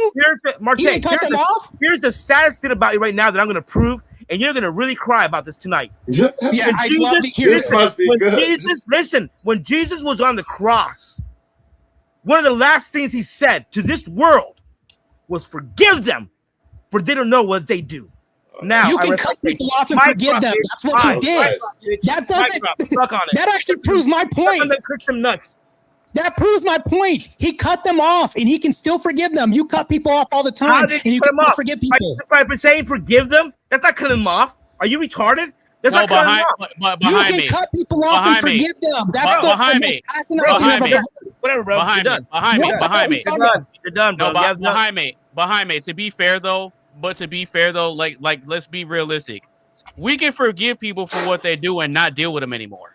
Right. He cut them off. Every single one of us on this panel has a person who has done us wrong. AB, did he say that? I'm sorry. I'm just going by the last words that he said on the cross. The last word that Jesus Christ said on the cross was, forgive them, for they do not know what they do. He didn't say, you can forgive people you cut off. I cut them off. I cut off the Pharisees. I cut off everyone. I cut off the whole world. So now, no, it was not like that. He said, okay, that's how it was.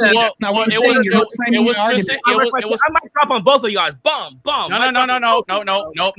You can cut people off and forgive them. I have the Bible here. We just want to pull up scripture so I can prove it with scripture. Jaime. It was specific. Jaime. It was specific people and groups in specific contexts. He even told one of his disciples that he even knew that one of his disciples was going to turn on him. Wait, hold on. Wait, Anonymous, did Christ say he's coming to bring division, not peace? Luke 12:51. What is division? What did he mean by that? Separation. Thank you. What does separation mean? I come to define father and son, mother and daughter. I come to bring not peace, but a sword. Did he not say this? You want to go with what does that mean? I see what you're trying to do. You know what's so funny? What did he mean when he said division? What did he mean? Did he mean cut people off? I think absolutely not. He meant that there would be cutting people off from ideological beliefs. No, you're wrong. I don't think it means cutting people off. He was talking about how people cut themselves off of God. Is what he was talking about.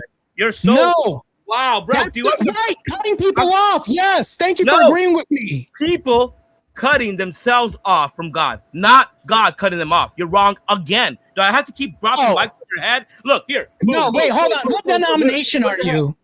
What denomination are you? Are you Jehovah's Witness or are you Mormon or what? I know the Bible. I actually study theology. I went to school for theology. I have a master's in theology. Okay, well, all right. Well, what denomination are you then? I don't have a denomination. I'm evangelist. Let's say Seventh-day Adventist. Let's go with Seventh-day Adventist. Oh, a 7-day Adventist? That's a cult. You're mentioning the cult. Really? Is it? Not the cult. Really? Can you Google it? This is deteriorating. If I could bring it back, Jamie, you have no history past Martin Luther. If you're a Christian, you remember Paul. It stops at Martin Luther. It doesn't go any further than that. Thank you. It's not my. Hey, my if I dad, could get hold on, in, hold on, hold on. I hear you, Joe. But hold on.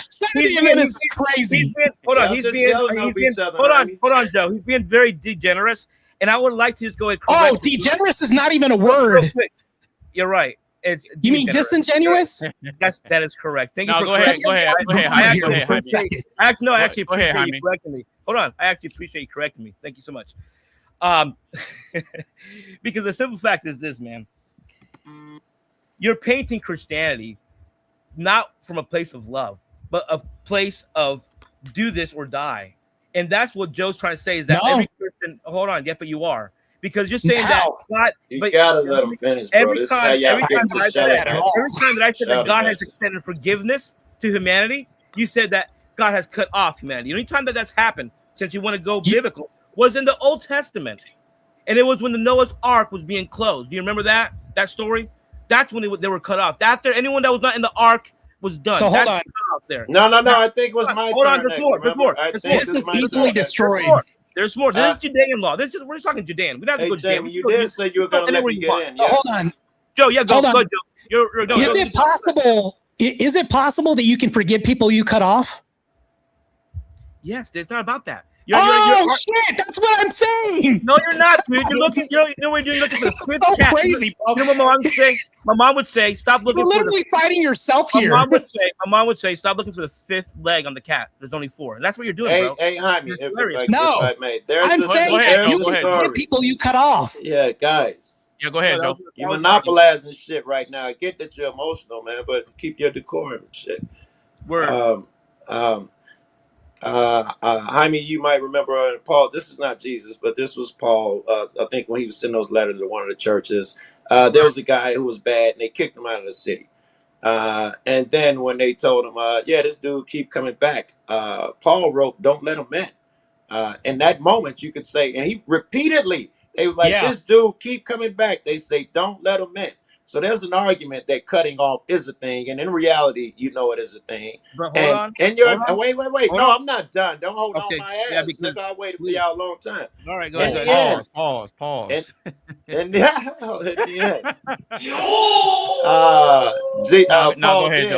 Paul did write a letter, and they didn't even ask this time that a letter was done. And Paul says, "By the way, that guy, let him back in and show him all the love that you're capable of." So cutting people off could be a thing. I mean, don't go out on this limb.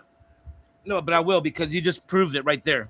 You proved again that forgiveness always rules over. Forgiveness always means that you're being forgiven, and that's not cutting off. If the door you're right, Jaime. But this is the thing, though. This is the thing that people like to skip over, and I'm not saying that you're skipping over this, but this is the thing that people like to skip over. People think that just because a person chooses to forgive, that everything is all good now. Right. Forgiveness is at the discretion of the person. Like, a person doesn't owe you forgiveness. It's at the discretion of the person who was done wrong to forgive. Hold on. AB, you said it right, and so did you, Joe. It's the person. We're humans. But we were talking about God. In that instance, we're talking about Jesus cutting people off. And I said to his dying breath, Jesus never cut anyone off. Was my whole argument.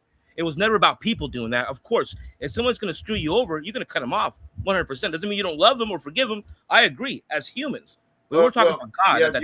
That argument doesn't hold, because we were talking about Marte's actions, and you was telling him he can't cut. You weren't saying Jesus initially. We were talking about whether Marte is right by saying you should cut off a whole group of people, and y'all got to one person. Should Jesus cut off? What other group of people should you cut off? Right. Can I say all cops are the same? All Israelis? What other group of people does that hold for that I can say are all evil or bad?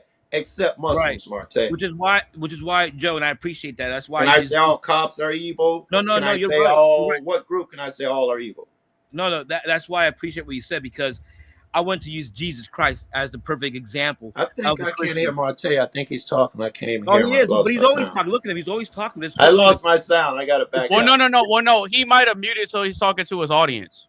You're right. He might be muted. God. Very good. Thank you. No, he just figured it out. No. When you can cut people off, Paul actually told us to be commanded to cut people off. He told women they couldn't be in position of clergy. That's a form of cutting people off. That's why you don't have female pastors. There's several ways that we are commanded to cut people off. But you can always forgive them. That is true. That's true. So there's so many different ways we cut people off. So you're false on that. Matter of fact, you should come over to Orthodoxy, which is the one true apostolic church, 2,000 years unchanged. That's what I'm in. I'm telling you right now, you should check out a parish. It's beautiful, man. Don't you guys believe in that force, whatever it's called, force something doctrine? And the guys, the Orthodoxy, are going to be the ones that's saying, yes, we want the United States to go and take over every country. We'd rather have America running shit. And ain't that Orthodox, brothers, Orthodoxy, who believe in that? Where did you get that from? I've never heard that. I've never heard that. I can't speak to Who that. told you that? I hear Orthodox motherfuckers talking about they believe in force doctrine all the time, and in my opinion, that's where it leads. Force doctrine is a whole different thing. Force doctrine is something that's innate. What are you talking about? That's a stagnant that's something that is evident in nature, that we see that God made man in our ontology the most dominant species on the planet for some reason, because we are supposed to be in a hierarchical role. So I think I'm correct. You believe that you guys should dominate the world and take over other countries. Word. Hey, so just so I can. I'm asking, did you just say that you believe it's innate in y'all to be the dominant? Do you know what force doctrine is? It's not a command. Force doctrine isn't a command. That is an is claim, not an odd claim. Okay, I'm We're not talking saying about force doctrine. Yes, I'm not. Okay, here, let's do this. What is force doctrine? Not how it came about, why it's necessary. What is it? If you could give it to me succinctly. Yeah, all force doctrine is saying that might makes, doesn't say that might makes right. It's just saying that it makes. Whenever you have somebody breaking in your home, your woman would be the last vestige of defense. A man should do this is because in our ontology, we monopolize the most force.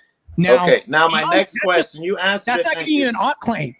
Okay, you answered it. Thank you. My next question is with the force doctrine thing. Is it logical under that belief that Christians or Americans should spread across the globe? That has nothing to do with force doctrine, actually. I'm sorry, I'm not sure what your answer was. Yes? No? Has nothing to do with that? Are you talking about the conquistadors and how it was? No. I am talking about force doctrine, when you believe you're better and you're supposed to be dominant. Any chance in hell that can lead to actually dominating other people? I don't think that's called force. Christians, Christians don't dominate other people and subvert their cultures. That's not what we do. You sure? Tell me on Joe's right. Look, Joe, listen, the reason Joe's right is because back in the day, yes, I said the conquistadors. Yeah, back in the day, the Templars and conquistadors in the name of Jesus Christ. You're talking about different sects of Christianity. What I'm talking about is the Christian faith, brother. Please stay with me, okay? Jesus Christ died for everyone, not just for certain the oxidized I can acknowledge that. All right, just stay with me. Just stay with me, please. For the version that, okay, yes, you're right, Joe. Yes. Christianity back in the day was forced upon every single nation. We said that our God is God. Even this country, we took the natives and killed them all. If you want to think about it, and no, most natives died during animal husbandry. That's false. You're gonna argue with me? What's false? All right, go ahead. I'm sorry. Go ahead. Mark. No, go ahead, Jaime. Martino's that's why most natives died. No, go ahead, Jaime. Go ahead, Jaime. Go ahead, Jaime. Because go Jaime. Go ahead and finish what you want to say, because then I have a question for Joe. Sure. So all I was going to say is that, Joe, back in the day, unfortunately, yes, every religion, even the Muslim, every religion on earth has been forced upon every nation, because once you get to a new country, like America, for instance, we came here and we were going to go ahead and say, okay, Christianity is what's up. It's Jesus Christ. He died on the cross, and we did atrocities. Look, I'm not going to hide what the Spaniards did, because that's why whenever I said, is he white? I got Spaniard, I got African, and I got Taino blood. That's the Indian or Asian. So I got all three bloods in me. So I can pretty much, and I've studied so much, man. I'm 50 years old. So just think about the fact of what I've done with my life. But that's not the point. The point I'm trying to make is this, that you're right. Yes, any cause for that matter has been atrociously put upon a lot of nations, okay? But now we're talking about real time, now time. Now time is this. Well, I have an argument for now and real time. Hold on, my argument for back then would have been the Crusades would have been a better argument. I'm going to finish with this. No, the Crusades is a bad argument. Muslims try to eradicate and exterminate Christians. Yes, blah, blah, blah, bro. Yes, bro. I'm not going to go into whole... That's why...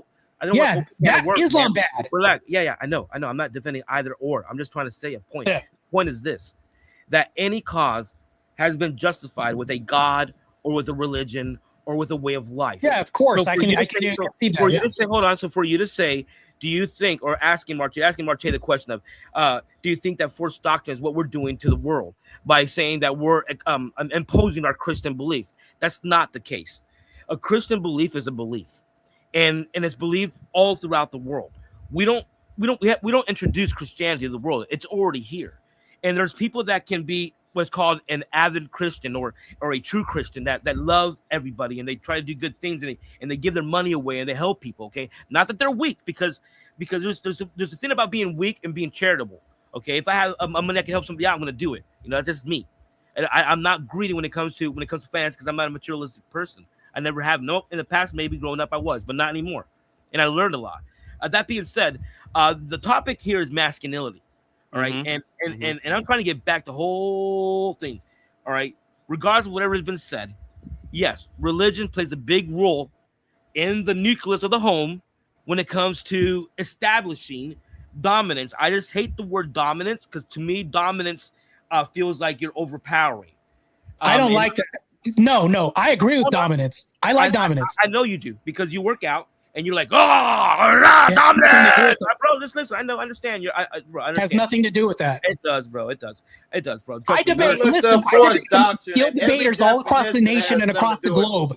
Here we go. When I talk about logic, there can be logical dominance entailed with this. It has nothing to do with physicality. It's not about you, Marte. What I'm trying to establish to Joe is that all Christians are the same. No, you brought up dominance. We all don't go down with the same type of ideology because it's really ideology that we're talking about here. So, anyways, let me stop there. Go ahead, AB. You were gonna say something. I googled the force doctrine shit, and everyone I said has violence and force, and even military. I even just googled the one for the church, and it is the same shit. Might makes right. No, Mike makes. You do the use of coercion. So I got a question. The person who created this and coined the term. Maintain faith. That's false. Wait. Are you sure Andrew created it? Because it's in Google. Andrew is the one who backed this up in his claim. When we talk about this theoretical hypothesis, he doesn't say that might makes right. He just says that might makes. That's a purveying understanding of what force doctrine is. Well, is it really? Because Google doesn't say that. I would assume Google has the purveying understanding of what force doctrine is. It even has the religious context. Cultural understanding, what part of cultural, when we talk about this, which part of force doctrine do people adopt? I guarantee you, Andrew Wilson has the mainstay of people's ear when it comes to his definitional term. Meaning what?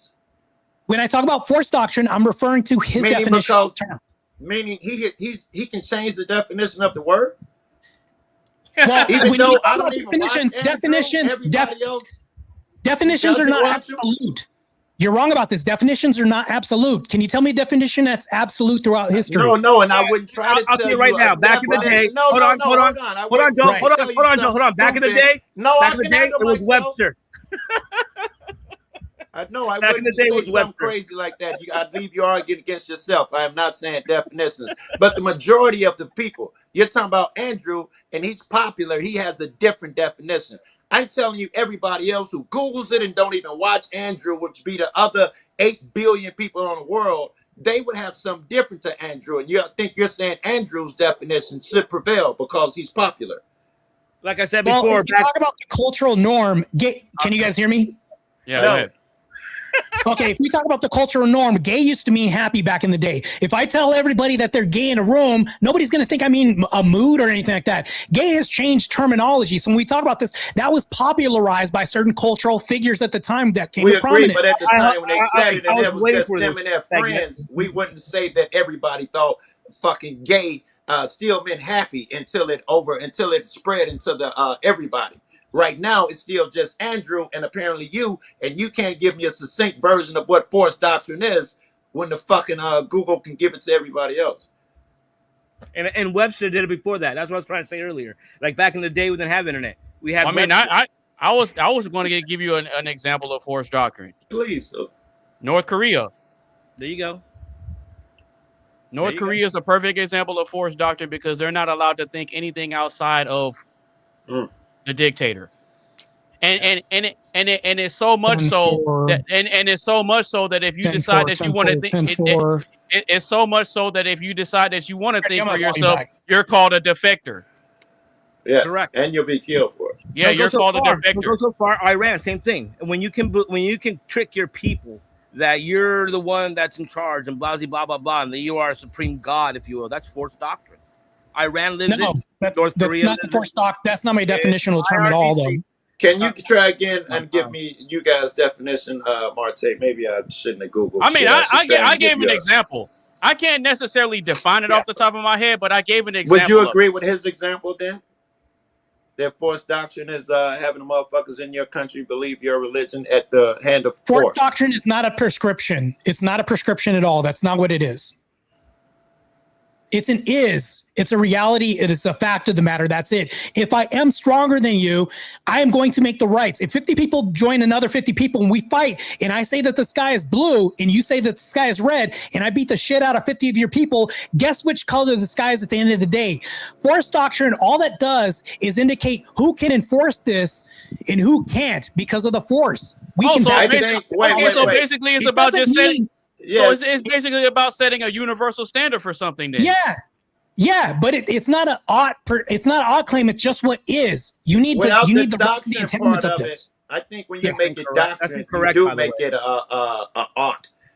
Because if it remains as I wasn't okay. I heard you say that 7 times. You didn't have to interrupt me to say it again, right? If you say that forced doctrine is just by your definition, it's just what's gonna happen is gonna happen. The strongest guy will win a fight. Why would I give that a name? It just is what it is, right? I wouldn't call it forced doctrine as if it's a doctrine written that people are supposed to follow. No, it's not something that people should follow. It's just what is. If I see somebody and they're bigger, guess what's going to happen? I'm probably going to give them the right of way of passage. It's universal understanding. That's not true. The bigger they are, the harder they fall, my good friend. No. What you're doing is you're mitigating what I'm saying. You're missing the whole point. If you could think small, I got the point. I'm saying you're overwhelmingly universally. What you're doing is you're overstanding what I'm saying. No one cares.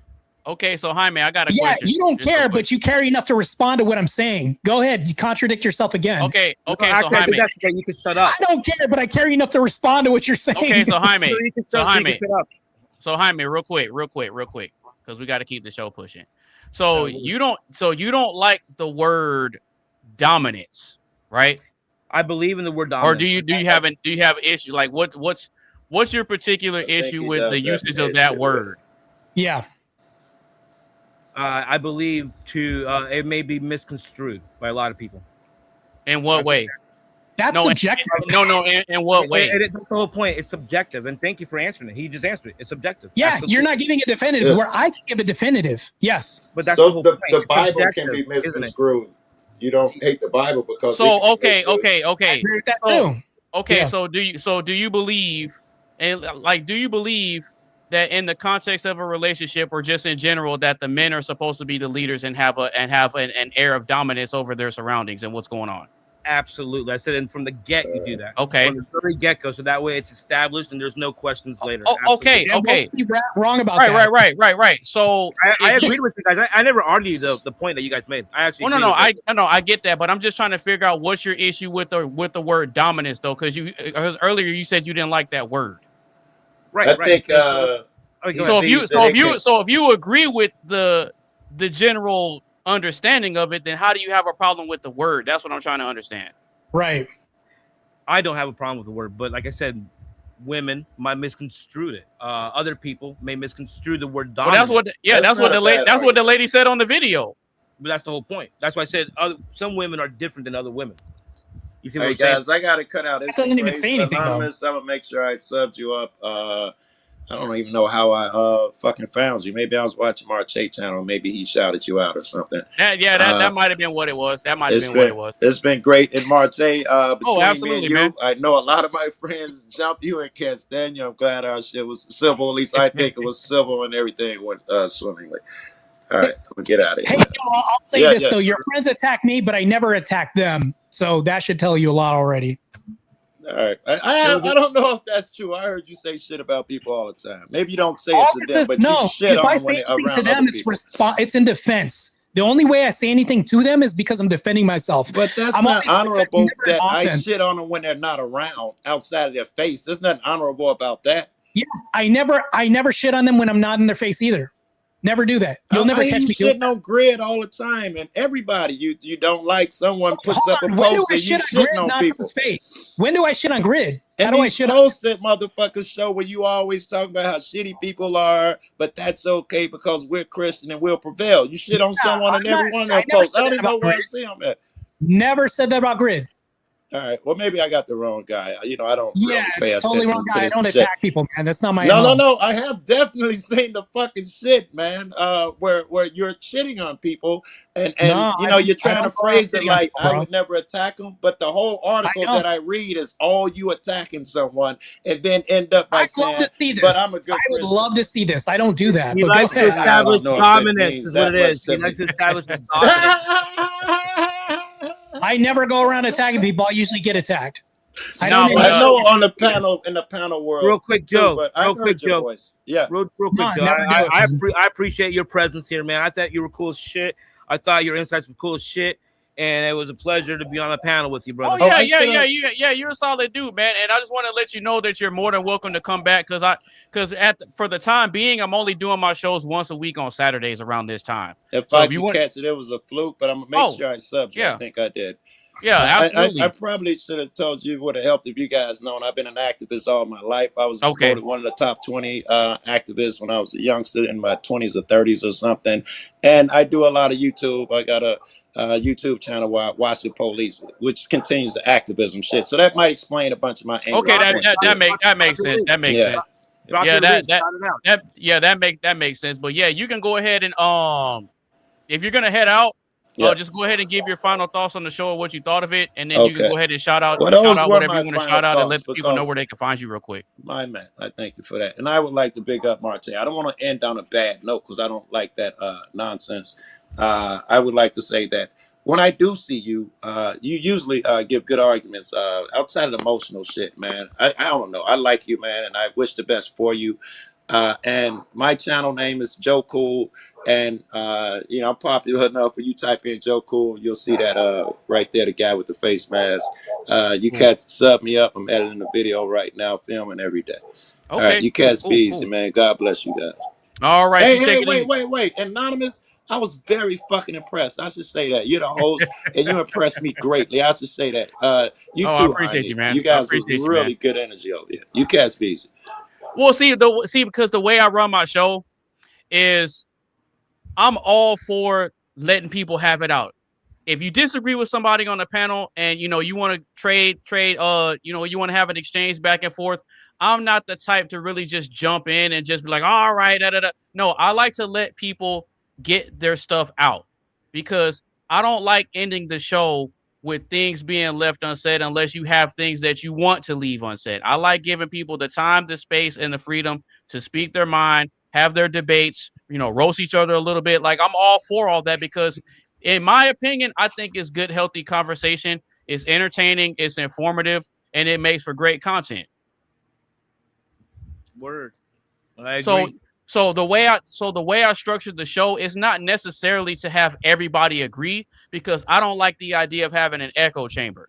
There's been times where Marte has pushed back on things I've said before and things like that. So I don't like to necessarily have an echo chamber because I like people's perspectives and all that stuff to be authentic, and we're just capturing it in real time.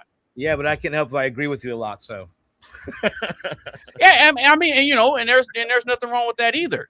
There's nothing wrong with that either. It's just I was just trying to figure out what your issue was with the word dominance because you that's just a personal thing. You explicitly said I don't like that word. You already know it's personal. I just Oh, okay. Yeah, I got you. So I'll go ahead and give my my perspective on this so that way we can keep the show pushing.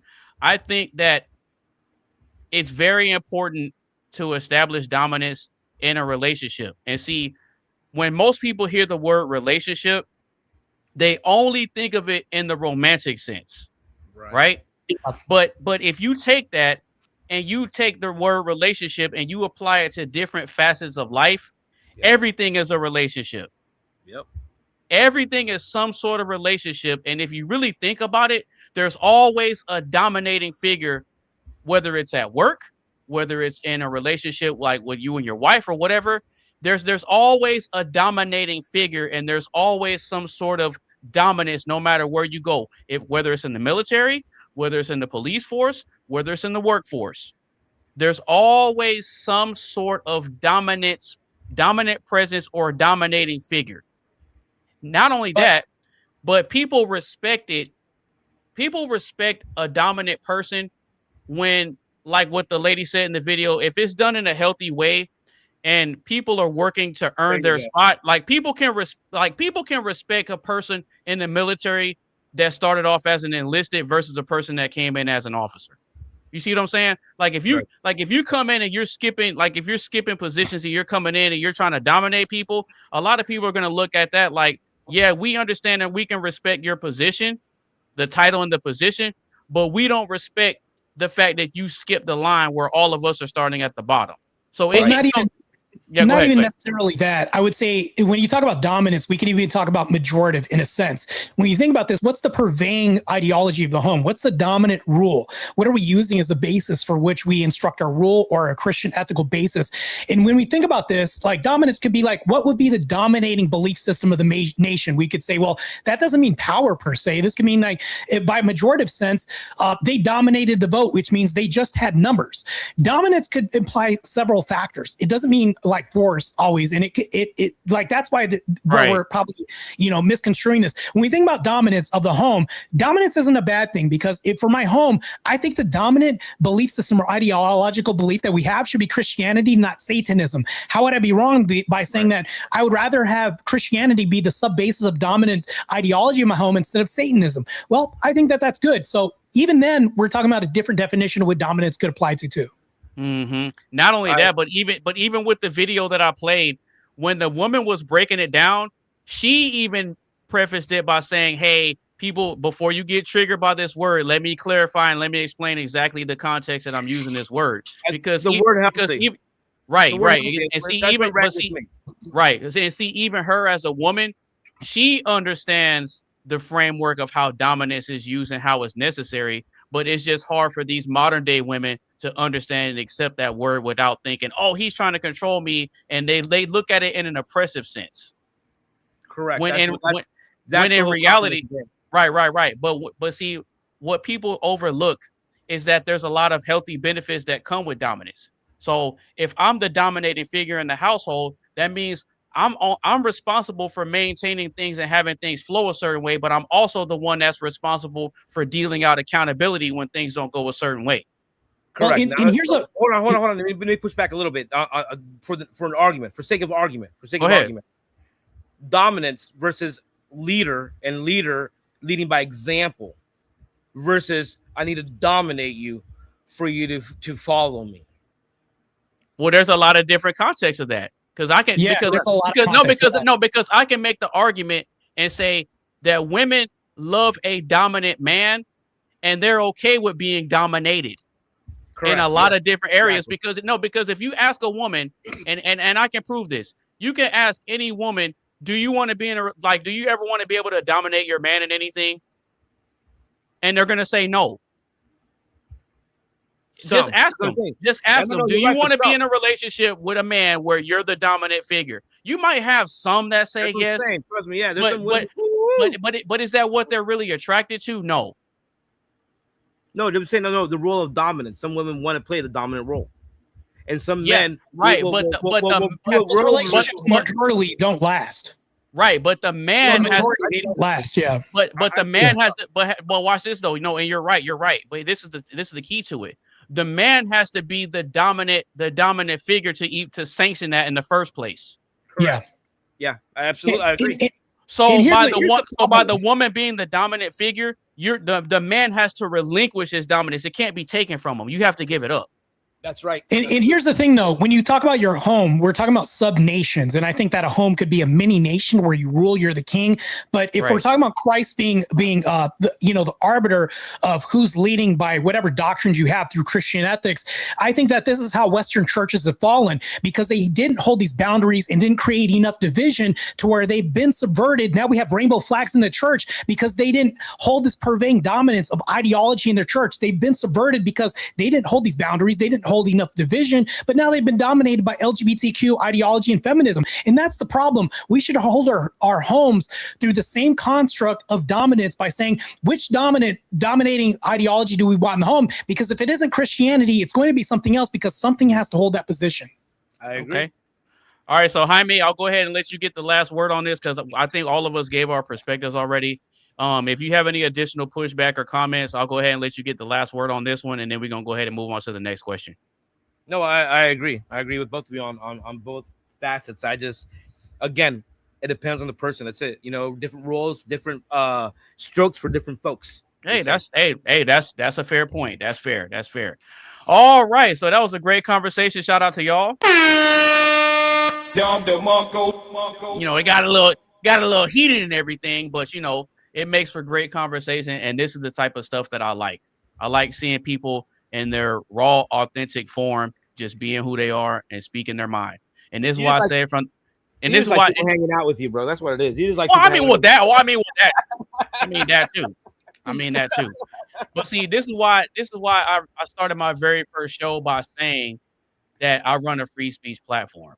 So I don't mind a person coming on that may be a little more liberal minded and saying, I don't like the police, I don't like Trump, I don't like this, I don't like that. I don't mind that, right? Just like I don't mind people coming in supporting whatever religious practices they hold. I don't mind that, because to me, I enjoy the conversation whether I agree with a person or not. True, but I mean they're wrong. I'm just saying. I mean, and look.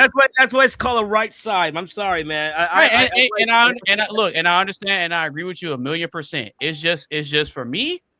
I like being able to welcome people from different walks of life, different religious practices, different political sides, and all that type of stuff. All we're doing is we're just meeting up and we're just having a conversation.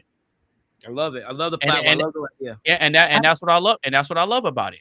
I do think it's okay to hate an ideology, because here's the thing, though. Feminism is one of the biggest religions that's spreading throughout the West. And when we think about this, LGBTQ, how am I wrong for hating that? That's an ideology no greater than any religion. That's turning into a religion too.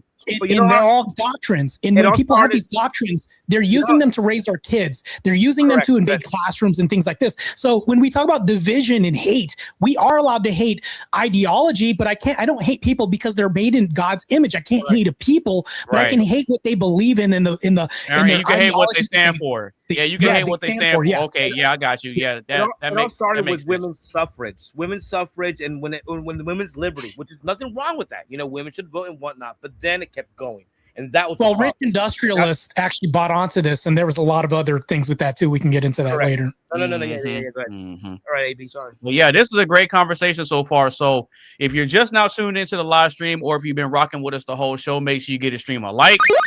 Share with a couple of your friends. Make sure you follow everybody on all their social media sites. And if you want to join in on the live conversation in real time, go ahead and click that link that is pinned to the top of the chat. So with that being said, let's go ahead and get into the first question of the show. All right. What does masculine leadership look like today? I'll say it one more time. What does masculine leadership look like today? Oh, I have an answer right away. Go ahead. Pete Hegseth, for one. I mean, that to me would be what masculinity is, because of the fact of not only is he carrying out these operations successfully, but he's establishing it with dominance, which has already been established from the first question, if you will. So, yeah. Why? Okay, I'm sorry. Maybe I misunderstood. No, say that again, because I don't think I heard you. Pete Hegseth, Secretary of War. Oh, okay. I don't know, his press conferences. Whenever he delivers a speech, I see, when I look at him, I see that's where I see masculinity. Was that what was the question? Let's go Yeah, back. what does masculine leadership look like today? Right, exactly. P. Hegseth, Trump. You know, those are my pick. Okay. I can go down the list, but I mean, yeah. I mean, you can list all the people you want to. Go ahead. Oh shit, no. All right.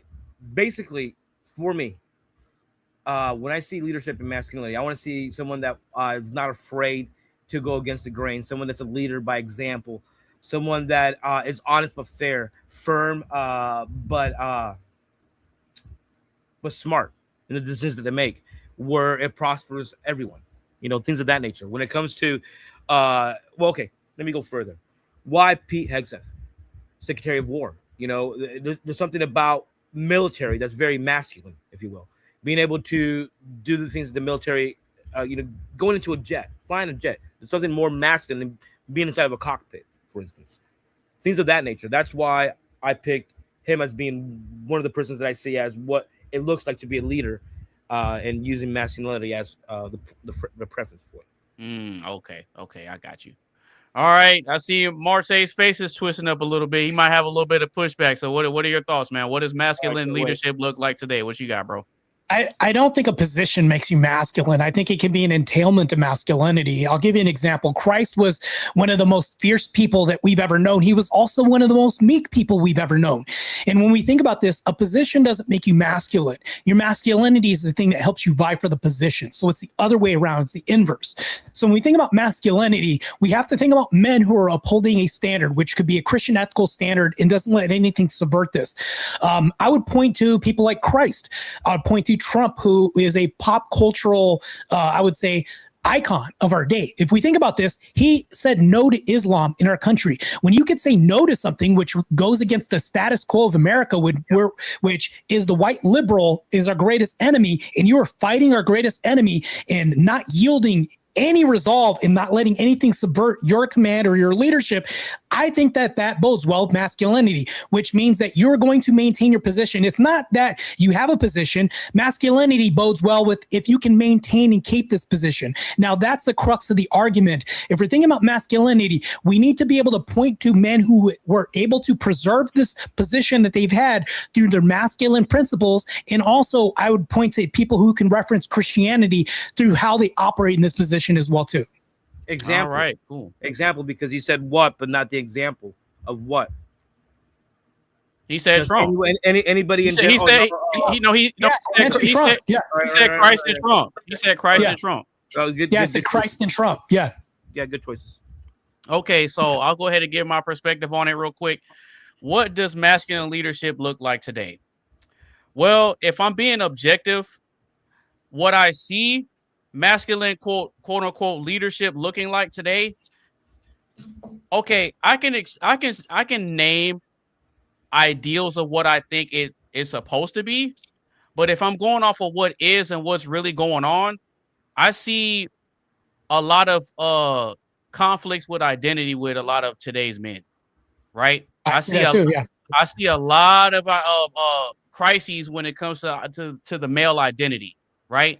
And so we have a current generation of men who know deep down within themselves, regardless of what their religious practice is, they know I'm not supposed to be feeling this way, and I'm not supposed to be allowing people to tell me what I'm supposed to be as a man. Like, this is just something we know. It's something we know, right? And so what's happening, and from what I'm seeing and what I'm being able to observe and just piece together, is that masculine leadership today looks a lot like let my woman feel like she has some power so we can make this thing work. It's more of like me not holding the leadership in the position myself, but more so of, you know what, let my wife feels like she's driving the car too. It would have been more. It would have been worse if Hillary would have won the presidency. I'm just trying to say, because So what you're saying is that culture that's come up from the ideologies of Biden and the Democratic left views. Right. Oh, you can do whatever you want, mutilate your kids. You know, you're the transgenderism. That I think has a big role. So what's being fed to today's generation of men is an idea of pseudo masculinity and pseudo leadership. Yeah. It's not real. So you have a generation of men coming up now thinking that the LGBT stuff is the right way to go and the feminine way of thinking is the right way to go. I don't want to tell her no because I don't want to be called insecure. I don't want to be told I'm toxic, and I don't want to be told that I have small d energy. So a lot of the men are being told now that in order for you to be considered a real man, you have to go along with what the woman says. That's what true masculinity is. That's what being a real man is, and that's what. That's the lie. That's that bullshit.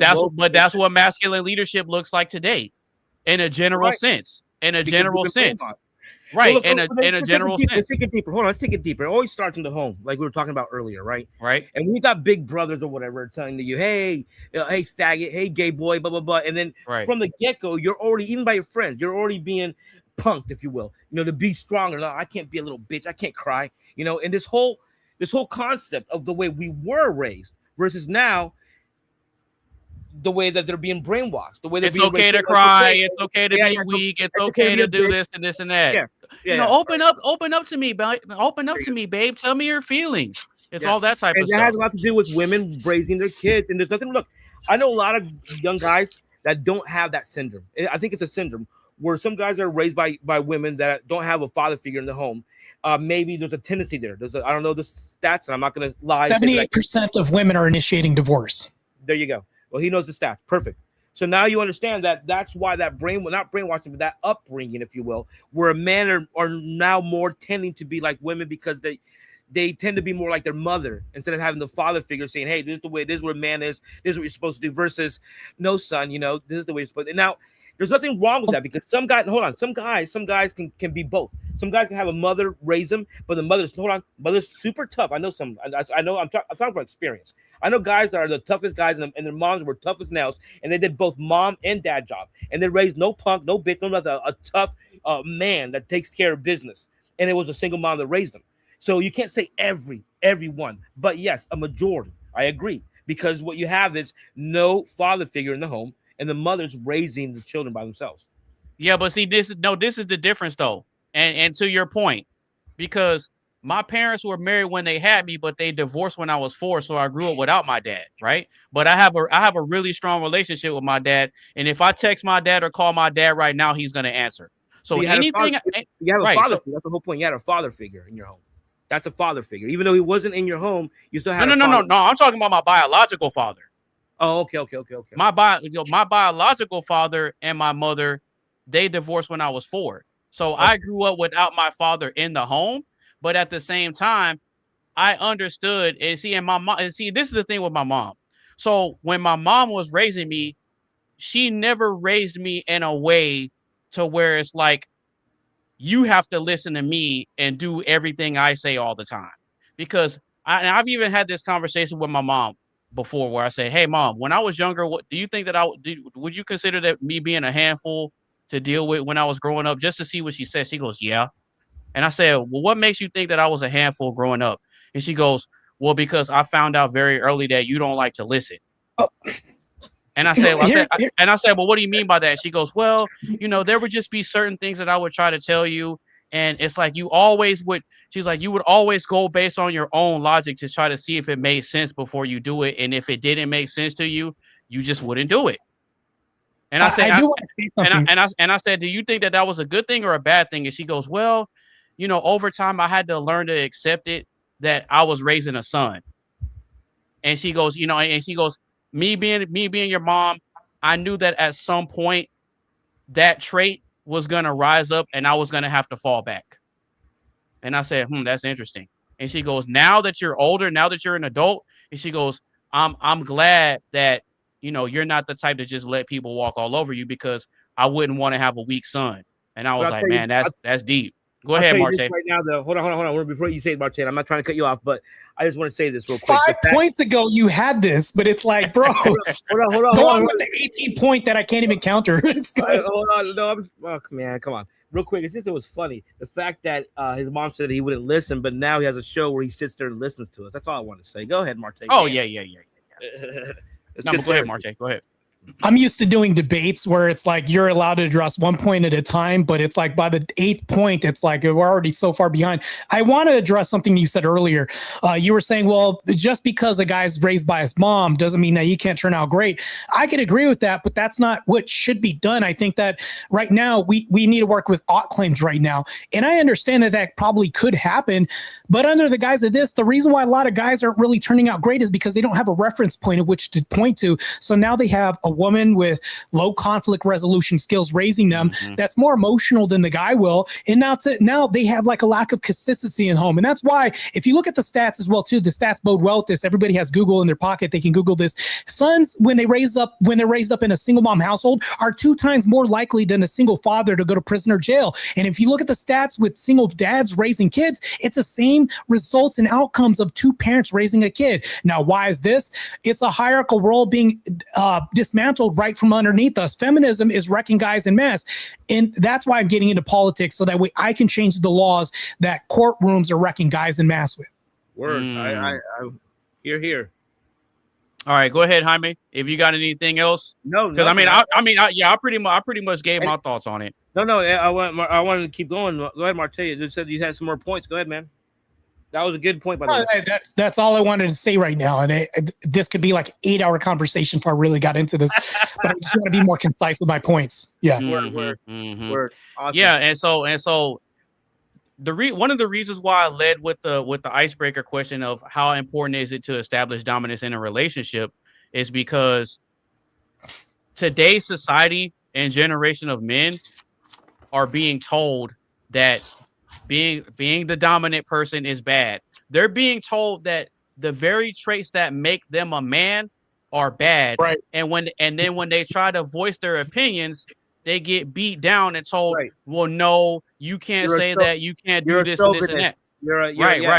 Right. But see, the very strong irony of all that is that women are attracted to the guys that are that are a little bit chauvinistic, that are a little bit sexist, that are a little bit, oh, shut up, I don't want to hear you right now. They're attracted to some, they're attracted to those dominant traits when they're being exercised. It's when they see them being exercised. Now, the way society is now, women have been given so much freedom and told that they're queens and tens and bosses that they don't know what dominance looks like. They like if you ask them to explain what a dominant man is, they really can't. Right, they really can't explain it. But then they'll say something like well, I can't really explain it, but I just know it when I feel it. No, I'll tell you what it is real quick, and it's real simple. It's what they've been raised with. It's the fake Disney ideology they put in their head that Prince Charming is the ideal man, and we are all princes. And we should be treated as so. So now they have this "you owe it to me" mentality. But watch this though. No, you're right. But watch this though. But here's the part that everyone skips over. When you look at those Disney movies, there was always a section in the movie where the two fought and argued, where the woman tried to dominate the man and the man didn't go for it. Go back and look. That's so cool, man. I'm gonna do that. That's so cool. No, go back and look. Go back and look. I'm going to. I'm thinking because look. No, because if you go back and watch Beauty and the Beast, go back and watch Beauty and the Beast. You're right about that. No, there was a part in Beauty and the Beast where when Belle was there, he captured her because she stumbled onto his property and he locked her up. And so when he was gonna give her freedom to roam around the house, he said, "You can do whatever you want. You can do whatever you want. Just don't go in this room and don't go touch this one thing." Yeah. And it was the flower that was inside the glass. Yeah. And what did she do? She went in that room and she disobeyed him. And you know what he did? You know what he did? Crashed out. He went. Crashed out. You guys are appealing to externalities. And the reason why I wouldn't appeal to externalities is because if there was a father in the home in the beginning, he would have set her straight because he would have sat there and watched it with her. The reason why I bring up the number of 78% women initiating divorces is because there's no reference for women to point to for what this is. If I was a dad and I wasn't evacuated from the black home, I could then look at my daughter and say, nah, that's not how we're supposed to be. And I can correct her at home. But because the dad isn't there to interject his opinion on and create this delineation between what masculinity is or not, you have a lot of women that are raising their kids off of tablets because they don't want the responsibility. They're abandoning these roles in mass. Not only are they deleting their babies, but they're also raising their kids off of iPods, things like this. Because if there was a dad present, which they don't divorce, and they actually worked on a marriage, this dad would actually be the enforcer and be the dominant role to say, no, that's not the ideology we have in our home. Let me correct you. That's not how a man's supposed to act. And by the way, Beauty and the Beast is a bestiality movie, by the way, if you really look into this. But this is not how we act as men. And this is what but you remember the reason why he was a beast, though, right? Yeah, but it's still pointing to the reason he was a beast is because he got cursed because of his attitude and how he was treating people. So he got cursed. Yeah, so bestiality, right? Okay, really yeah, and yeah, still bestiality. yeah. She wanted to bake. So here's the thing. I'll say this, and this is going to sound really gross. So if you get information and you have werewolves, and there was a woman that's going to sleep with you, is she sleeping with the rocket pop or the penis? I'm like, bro, no woman is sleeping with that. That's crazy. She does. That's gross. But anyways, yeah. No, I get what you're saying. But the general premise that I was trying to illustrate with that is that even in those Disney movies, the women can say that they have this idea of what they want their perfect relationship to look like with the tall, rich guy that's going to sweep her off her feet and treat her like a princess. But the part that the women skip over, and that society tends to skip over with these Disney examples, is that there was always a point in the movie where the man and the woman fought and butted heads and they argued. You have a great point, man. I never knew that, and I'm gonna go back and look. Go back and watch Little Mermaid. Go back and watch Aladdin. All those movies were always conflict resolution. So that's interesting. Well, no, because this is the thing: the women had a certain idea in their mind, and when they tried to implement it on the guy didn't go for it. Even in the Disney movies. Well, I mean, in the case of Snow White, she was poisoned by that old biddy, but. Well, not only that too, but then if you think about this too, even with some of those Disney movies, this is what I like about the red pill, because some of those Disney movies, they prove the red pill correct. Because even if you look at some of those Disney movies, like let's take Little Mermaid for example, you had Ursula who was hating on Ariel because she was able to get attention from men when she couldn't. So she wanted. So she wanted because what she tried to do was she found out that there was this guy that had his eye on Ariel, but then she didn't think that Ariel deserved him. So then she made a deal with her and she tried to sabotage her. She tricked her out of her voice, so she wasn't able to talk to the guy. And then she turned herself into like an alternate version of Ariel so she could try to steal the guy. But then, it ultimately ended up backfiring. But anyway, with a lot of those female Disney villains, they tend to be post-wall women that have beta male servants following them around. Yeah. You see what I'm saying? Exactly. So that's pretty much my point as far as like what masculine leadership looks like today. A lot of the guys are being told that you're not up here, you're supposed to be here. And like Marte said earlier, you're supposed to be looking for a partner. That's why that word partner is being overly used. I hate that word. And I cringe when I hear it. Oh, I just want an equal partnership. So when I hear the word partner, I think about a gay law firm. Like I feel like you're describing that. And I'm just like, that's not what my relationship to amount to. There should be a hierarchy. And here's the thing though. The reason why there's a hierarchy is because somebody broke in my house. Let's say somebody broke in my house. There's a process of which they are naturally vetted to go through. And I'm going to combine force doctrine with this. If they get through me, they have to go through my wife to get to the kids. And if they get to the kids, then they conquered the kingdom. Now, in reality, that also tells you that there's a hierarchical rule. I would never send my wife to go to the door to say, stop the burglars because I did it last time. Well, that's what the partner signifies, because if we're gay and we're interchangeable widgets, we have no roles and duties. And we've also destroyed that in the home as well. Not only that, but then when a situation comes up, there's going to be a bunch of butting heads and conflict to try to figure out who's going to do what. Yeah, if you have two steering wheels in a car, it's going to crash. That's what's going to happen. Yep. Yeah. There you go. Well, very, very nicely put. So, I mean, if no one else has anything else on that, we're going to go ahead and move on to the next question. Y'all good? Yeah. All right, cool. So if you just now tuning into the live stream, or if you've been rocking with us the entire show, make sure you give the stream a like, share with a couple of your friends. Make sure you follow all the panelists on their social media sites. And if you want to join in on the live conversation and chop it up with Jaime and my buddy Marte, go ahead and click the link that is pinned to the top of the chat. All right, so we're going to go ahead and get into the second question. And after that, we got one more question. We're going to do final thoughts, final shout outs. I'll introduce next week's topic, and I'll get you guys up out of here. All right. So the next question is this. Is masculinity being redefined or erased? I'll say it one more time. Is masculinity being redefined or erased? All right, I'll go real quick.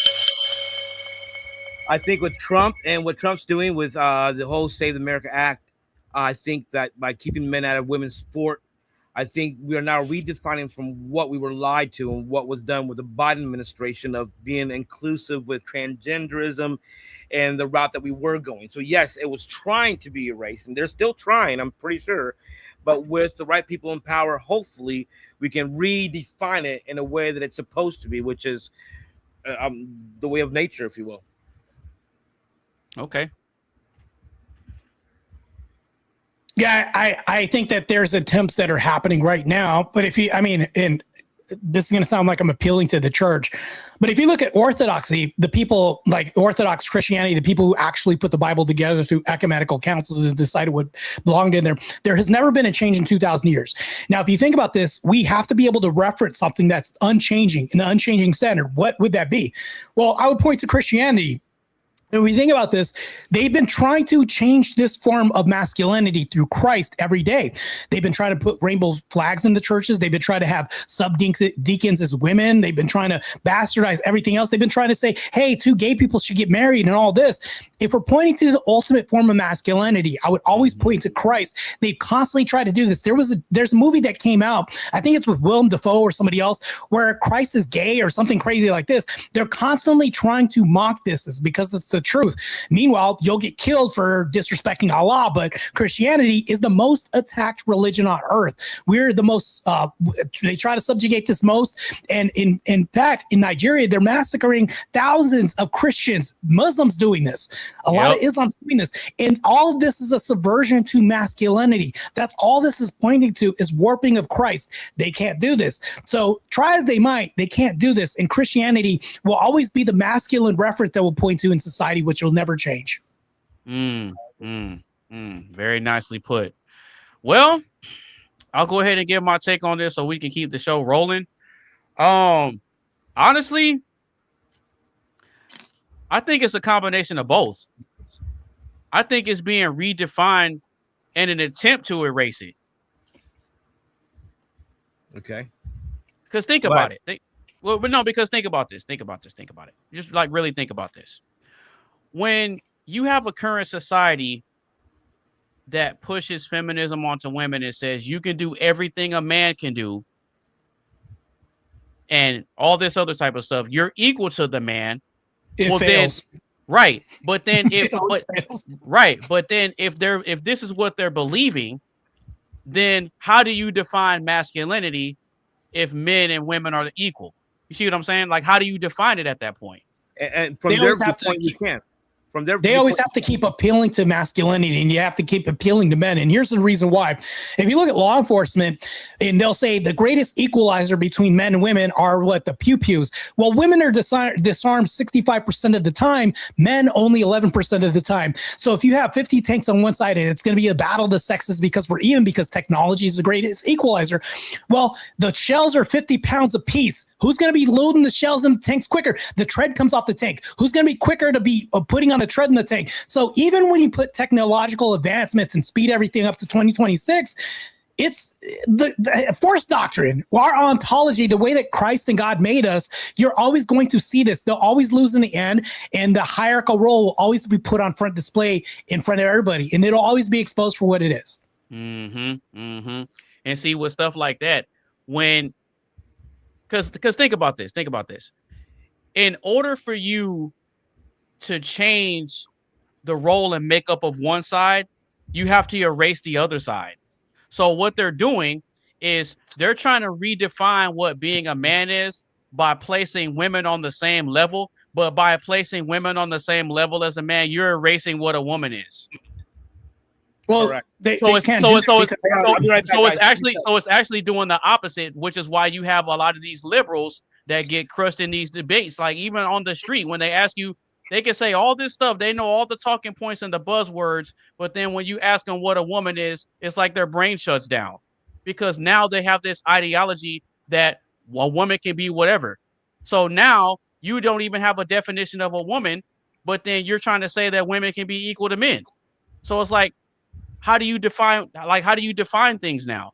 Because when you're trying to blur the lines and blend things together, you're redefining it in one way, but then you're erasing it in the other way.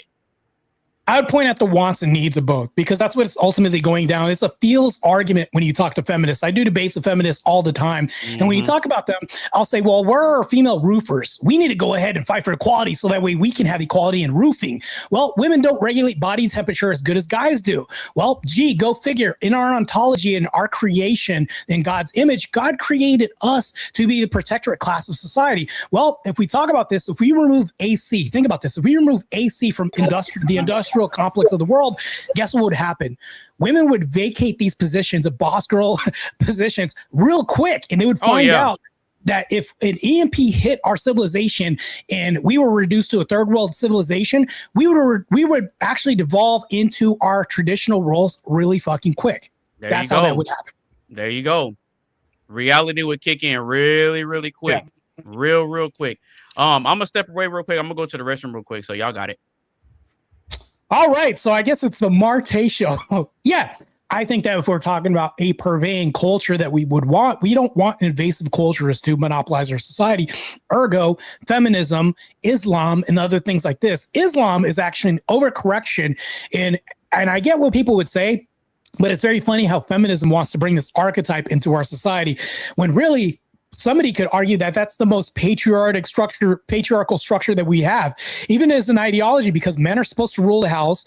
You know, if women do bad, they get stoned, and it puts women at the top. The problem with Islam is it's an overcorrection in this patriarchal structure to the point to where it's subversion, it's satanic in measure. When we talk about this, it's such an overcorrection that Muhammad slept with Aisha at 9 years old. I mean, this would be bad. We don't want this in society. So we have to point to the most benevolent culture that we want in our society. And that would not be Islam. That would be Christianity, which is far superior. And here's the reason why I would say superiority. If we think about this, Muslims fast for 30 days. Christians for over 100 days. And if we think about this, during a fast, Christians reduce calories when they fast. Muslims overeat calories and add on extra calories eating during Ramadan. We are not built the same. So when we think about this, we compare Christianity to Islam, we would think about this in what we would want to rule society. You're either going to have Christians rule society or Muslims. You can look at New York with Mamdani. That's not what I want to rule our society. And this is why I would argue for masculinity. I would rather me be in rule or a Christian be in rule, because if you don't have Christians be in rule, then somebody else would be in place of ruling over your society, whether that be Islam or something else. And Islam and atheists, they hate the shit out of Christians, and they would want to eradicate us from society. So when people make stupid arguments like Christians shouldn't be in positions of power, that means that Christians can't be judges, Christians can't be in law enforcement. And if you say Christians should be nice people, that means Christians shouldn't be in the military, things like this. We are commanded to protect innocent people and loved ones. And to me, that's a very masculine position to hold in society. Mm-hmm. I see Mark is back. You got anything you want to add, Mark?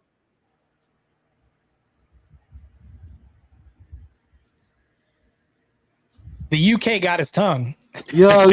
Sorry. Yeah. I'm here. Oh no, you good, brother. You good, brother. I'm just cleaning. Hey, nothing wrong with that, man. Nothing wrong with that. Hey, so real quick, what do you have on the question? Is masculinity being redefined or erased? What you got on that, brother?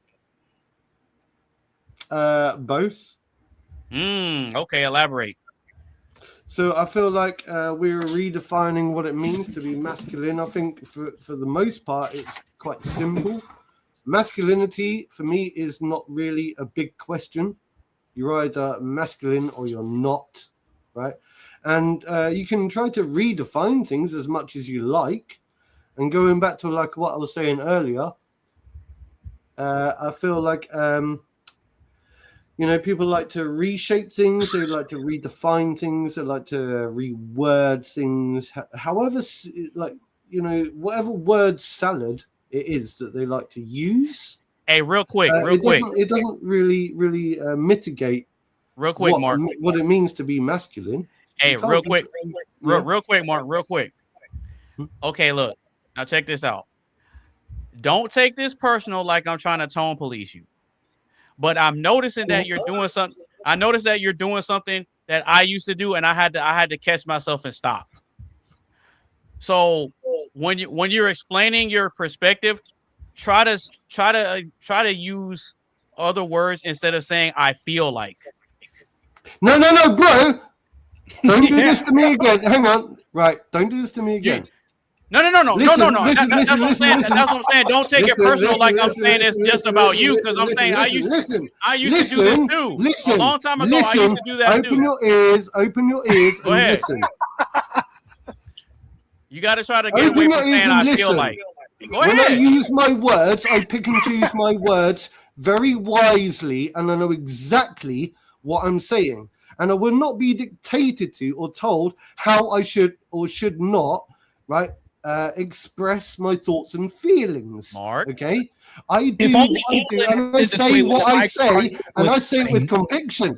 I say what I say with conviction because I know exactly what I'm saying. Okay? I know exactly what I'm saying. The problem is, right, it's the lack of understanding coming from others, right, telling me that I should articulate myself or express myself in a particular way. And I say, excuse me, that's where I start getting very frustrated. I say, my words that I'm expressing right now are not stupid. They're easy to understand, okay? An idiot would fail to understand exactly what I'm saying right now. An idiot would fail to understand what I'm saying. Now, at the end of the day, if you really want me to get to the crux and the core of the message, then fine. You just don't like the fact that I am very good at beating about the bush. That's what you don't like. What you want is you want me to... Wait, what are you talking about the bush. What? Wait, what are you talking about right now? I don't like the fact that you beat around the bush. What would be wrong with that? Get to the point. What would be wrong with that? I'm good at it. So, Mark, you're good at beating around the bush. How is that a net positive? Okay, so Mark, it's a skill. So Mark, what I'm pointing out, wasting time is a skill is crazy. Look, so Mark, no, you waste time. Look, you wasted. I literally went away for the last two hours because you were chatting so much bullshit. I felt like you were wasting so much time. Boring content. Boring content. What was boring about what I said? Really boring content. Cool. Can you tell me what was boring about what I said? Everything. Okay, like what? Just everything. You can't even tell me what that is. You're just making shit up. Thank you. This is crazy. You're just making shit up right now. Okay, so Mark, the reason I was bringing this to your attention is because it was reminding me of how I used to communicate years and years ago, and I realized it, and I had someone else call me out on that, and they were like, "Why do you always talk about how you feel?" And then because it made me stop. Right. Because I don't think I really said much tonight, to be honest. No. Hold on. But you're taking what I'm saying personal. This isn't a personal attack on you. Oh, really? Again? We're doing this again. No, that's not no. Yeah, I'm not personal. I'm not making a personal attack. And I preface this by saying, hey, look, this isn't to be like personal or attack you. But what I'm saying is that I had somebody else point that out to me. And I had to have that talk with myself to say, you know what, me talking about I feel like that's not a masculine thing. Hang on, bro. That's not a masculine thing. Marte and Mr. AB have things pointed out to them constantly on a regular basis, and I've sat here tonight listening in the background. You've always got things pointed out on you, right? And you're very quick and sharp as soon as I'm in the room to point it back and throw it back in my face as if what's wrong with that? Problem, what's wrong with that? No, it's no one said it was a problem. No, because I've got a lot of criticism with both of you as well. Actually, when that's fine. I would say that you both lack in communication. I think you've both got communication problems, right? So it's very quick and wicked of you to try to tell me that I've got to fix myself because I can't articulate myself correctly. Actually, I think that you, right, are both racist. I think you're both racist. What? AB, yeah, I think you're racist. AB, I think Marte especially is racist. AB, remember when I asked Mark to tell me what I just said, and he said everything you said is wrong, but he's telling me that I have a communication problem, but can't communicate what I just said the whole time that he found a problem with. No, I just think you're racist. But I have a communication problem here. Mark, you don't believe that. For me, this isn't. No. I think Marte. No, not you, AB. Not you. I don't think AB is racist, right? I think Marte. What am I doing that's racist? Can you be specific? Specifically, what am I doing that's racist? No, you don't have to say anything to be. Wait, no. You have to clarify this. What do you mean by that? What do you mean by I'm racist? What am I doing that's racist? Well, I think that when you watch back, like I would dare you to watch back through. You can't tell me. I'm asking you. I don't want to watch back. Can you tell me if you know with certainty? You can tell me what I'm doing that's racist. Well, I think for the most part, the reason I left the podcast earlier is because you were showing signs of disdain, hatred, vitriol, disdain, narcissistic behavior. All you were doing is talking about yourself and how great you are, and you don't listen. And you're talking about, right? You say that people should listen, right? You just told me when I just came back in this podcast, right? You said you should listen to other people. Do you know what? You're a hypocrite. You're a hypocrite. You're a hypocrite. When did I say that? To pull the bananas out from your ears, yeah? When did I say that other than when I had a clear tone of path? When I was saying that? When else did I say that? I just think you're a bully, mate. I think you're a bully. Wait, hold on. If you don't hold standards and boundaries and you allow somebody to talk over you, that's your problem, not my problem. No, I just think you're a bully. That's all. That's just feels. This is why Britain got taken over by Muslims, because you can't put your foot down. Yeah, that's what a bully would say. That's what a narcissist would say. So I think you're a narcissistic bully. That's why you're being conquered. I think you're a bully. The UK is being conquered because of your mindset. That's crazy. Shut up. Okay, so Mark. So Mark, I got a question. So are you taking it personal what I said? No. Okay. So the reason I'm pointing this out is because it's reminding me. Hold on. Stop lying, bro. So stop lying, bro. So look, I'm calling out something that somebody noticed in me and brought to my attention. Yeah. Right? I didn't take it personal.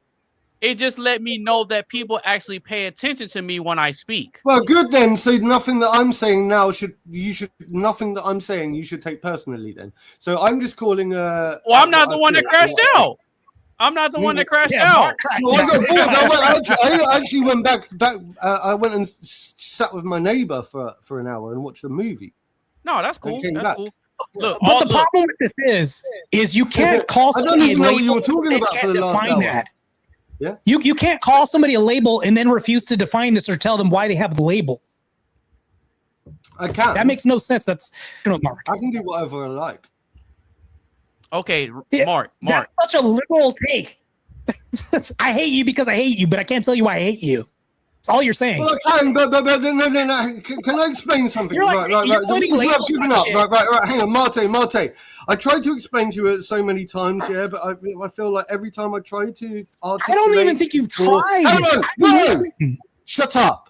Every time I try to articulate or be nice or try to articulate or try to give you an answer, every single thing that I do or say is thrown back in my face by you or from you, to the point where I say, do you know what? This guy doesn't care.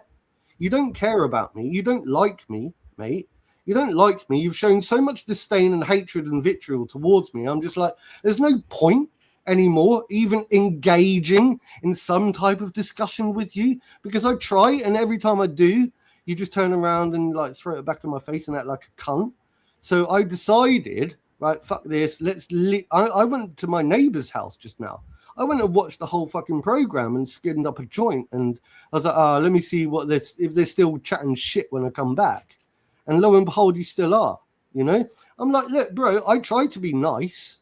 But all you ever fucking do is throw it back in my face. And I'm like, fuck you then, you prick. Yeah. Right. Are you almost done, Mark? Like an asshole. Right. Hold on, Mark. If I can interject here. Notice how I didn't call you a cunt. I didn't call you asshole. I didn't call you any names. I didn't call you anything. You treated me like a prick. You treated me during this whole podcast. You treated me like a prick, and you treated me like an asshole. I didn't call you any names. I let you talk. Can I talk? It's my turn real quick. The reason why I said I hate nice guys is it's because people are too nice. The reason why Britain's being conquered is because of white guys that I hate. I hate the niceness white people have turned to. I think that white people should be mean like they used to and say, no, you can't come in my country. You can't come in my borders. Niceness is the thing that's gotten nations conquered. To me, when you say I'm nice, no, there's a difference between being kind and nice. Niceness is what gets your country destroyed and your nations divided and conquered. And I agreed with you. I agreed with you on that premise. Yeah, I agreed with you. I actually said to you there's a certain type of idiot white people that allow that to happen, and I'm not one of them. Cool. So you never allowed that. You never allowed that. You just kept. Yeah, you never allowed that. You never allowed me to express that fact. But I allow you. But we know it. But we know it's not you. But we know you're not one of them. Right. It's not you. But when I asked you, can you define why I'm a racist? You can't even do that. You say, well, scroll back, do this. And you always reference something, but you can't. Because I feel like you're right. That hyperfixation, because I was the white man in the room, and I feel like you would definitely, right. And I know that you're talking, you're going to go, oh, right, there's no way. I can't prove feelings. Yeah, I can't prove feelings. Okay. Then why open up with feelings? I understand, right? I've got what. Why start off with feelings then?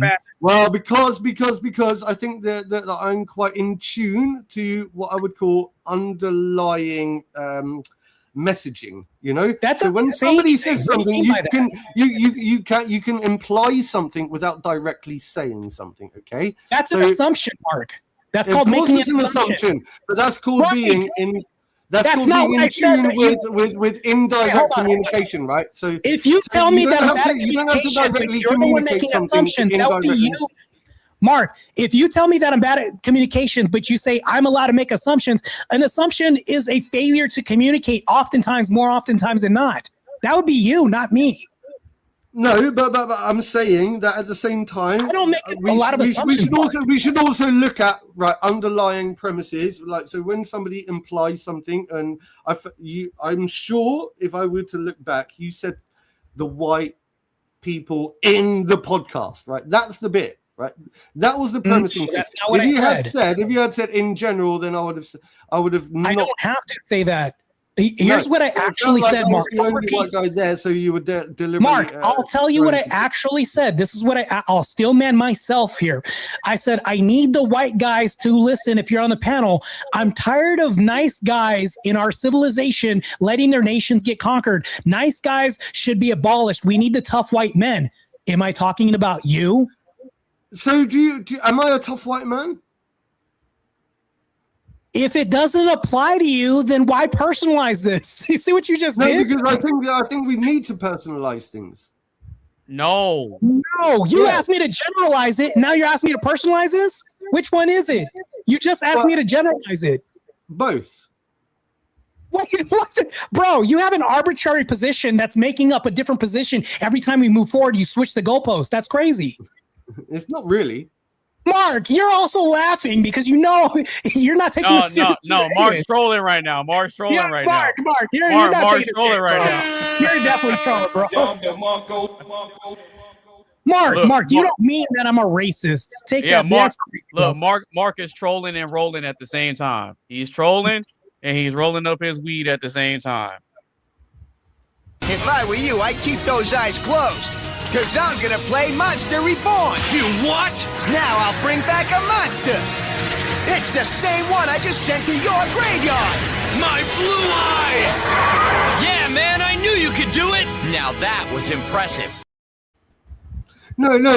To be honest, right? What's going on, Coley? Bro. What I really, Coley, what's hey, up? Hold on. I need everybody to shut up real quick. Everybody shut the fuck up real quick. All right? Yeah. No interruptions, Mark. Okay? Now, I've tried. God knows I tried. Like, I was trying to head back to the show.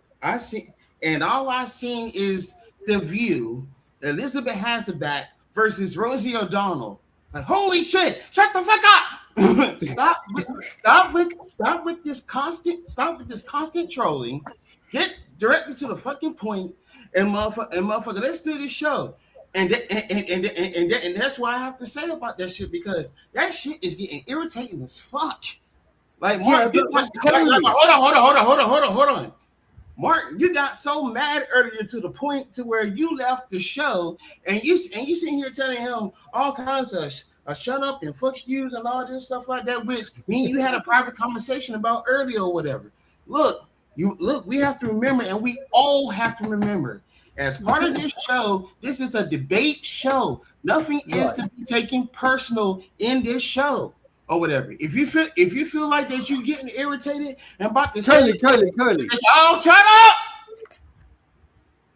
If you feel like that you have to say something that you think is going to be out of line, just leave for a second and then come back when you come. I did. No, wait. It didn't work because here we go again. You know what I'm saying? You know. All right, I'll go again. See you later. I remember the rules.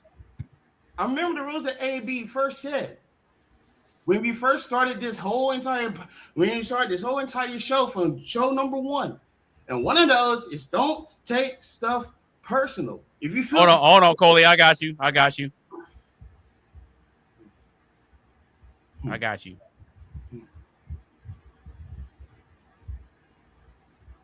If I could pull this up real quick.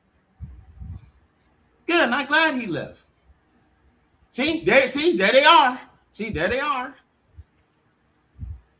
And if Mark gets mad at me outside of this, I don't give a fuck, because I remember this exact rules that is being posted right here.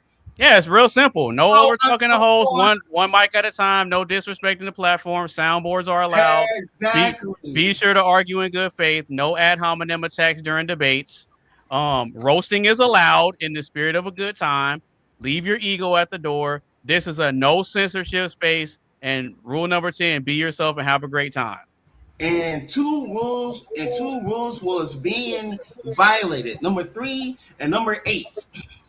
I'm not trying to be a schoolmaster or anything like that. No, I'm not trying to do that. But at the same time, hey, look, I love watching a good argument, just like the next guy. Hell, I watched years of fucking Maury. Motherfucking Rosie O'Donnell show, Ricky Lake, Geraldo, you name it. I fucking watch. Can I say something, Coley? Can I say something real quick? What's up? Fuck your rules. I'm just playing. I'm just fucking playing. I know. Curly, bro. I completely agree with you, right? I completely agree. But what I'm saying is, let's all have a good time and all that stuff, and we'll be cool. Now that's all. That's all I have to say. I'm about to go to Dollar Tree real quick, and I'll be right back. Cody, bro, before you go, man, I knew we'd do that. Look, I've got a lot of respect for Coley, and I appreciate his premise and this, that, and the other. I think the reason I got frustrated earlier is because I think realistically, I would like to have a 1-to-1 with I struggle with these kinds of debates when everyone all speaks over each other, and that's why I speak over everybody else as well. And I have to accept that I'm really bad at that. I think that for the most part, I was excited. Like, I felt like I could have a one-on-one debate with Marte. I felt like we could have hashed things out, but I feel like we never actually got to have a full, proper, actual, real debate, really. I know he tried, and I know that I filibustered with it, but there was too much going on tonight. And I was just like, look, this probably isn't the right setting. I think in the right setting, me and Marte could probably have a really good debate and probably hash out a lot of these differences that we've got going on. How does that sound? How does that sound, Marte? How does that sound? Well, here's the thing, though, is like if we're on social media, you have to have thick skin. You can't have really thin skin because this is the mainstay of the territory. The rules are there for a reason. And I think Coley's pointed it out. I think that for me to face you as an interlocutor and me not saying shut the fuck up or talking to you and any of this other stuff, I'm not mirroring the behavior that I want out of you. I've never done that. So I've always had the door open for you to have discourse with me. That's never been happening. But for some reason, there's closure on your end. I think that this may be, and I'm not making fun of you when I say this could be a skill issue. I mean, I have a debate 2 versus 20 liberals coming up on the 2nd of next month, and then another one where I'm getting ambushed. So there could be like an experience issue too. So I mean, I'm willing to concede all of this to say that if you are going to be good, you know, that's great. As long as we're on this platform and we can communicate, that's all I want, bro. Okay, I appreciate it, man. Hey, there you go. There you go. See? Now you know why I like to sit back and let it happen. Because I want all the energy to get out. So once you get past all the high energy and everything, then we can get to the logic and we can get to the reasoning and really speak and get things sorted out. And this is what I like. This is what I like. I don't mind it getting heated. I don't mind the back and forth, the roasting and all that. Just as long as it doesn't get like super, super personal. To where you're insulting people's families and all this other type of stuff, or you're revealing personal information about a person, like come on, man, you taking it too far at that point. But roasting and cracking jokes and going back and forth, it's all in the spirit of having a good conversation. I don't mind the debates and the back and forth and the butting heads because we're not going to always agree on everything, and that's the beauty of it.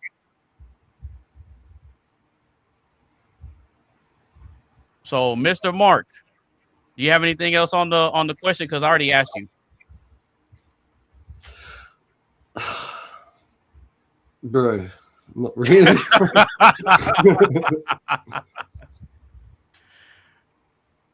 No, go ahead, man.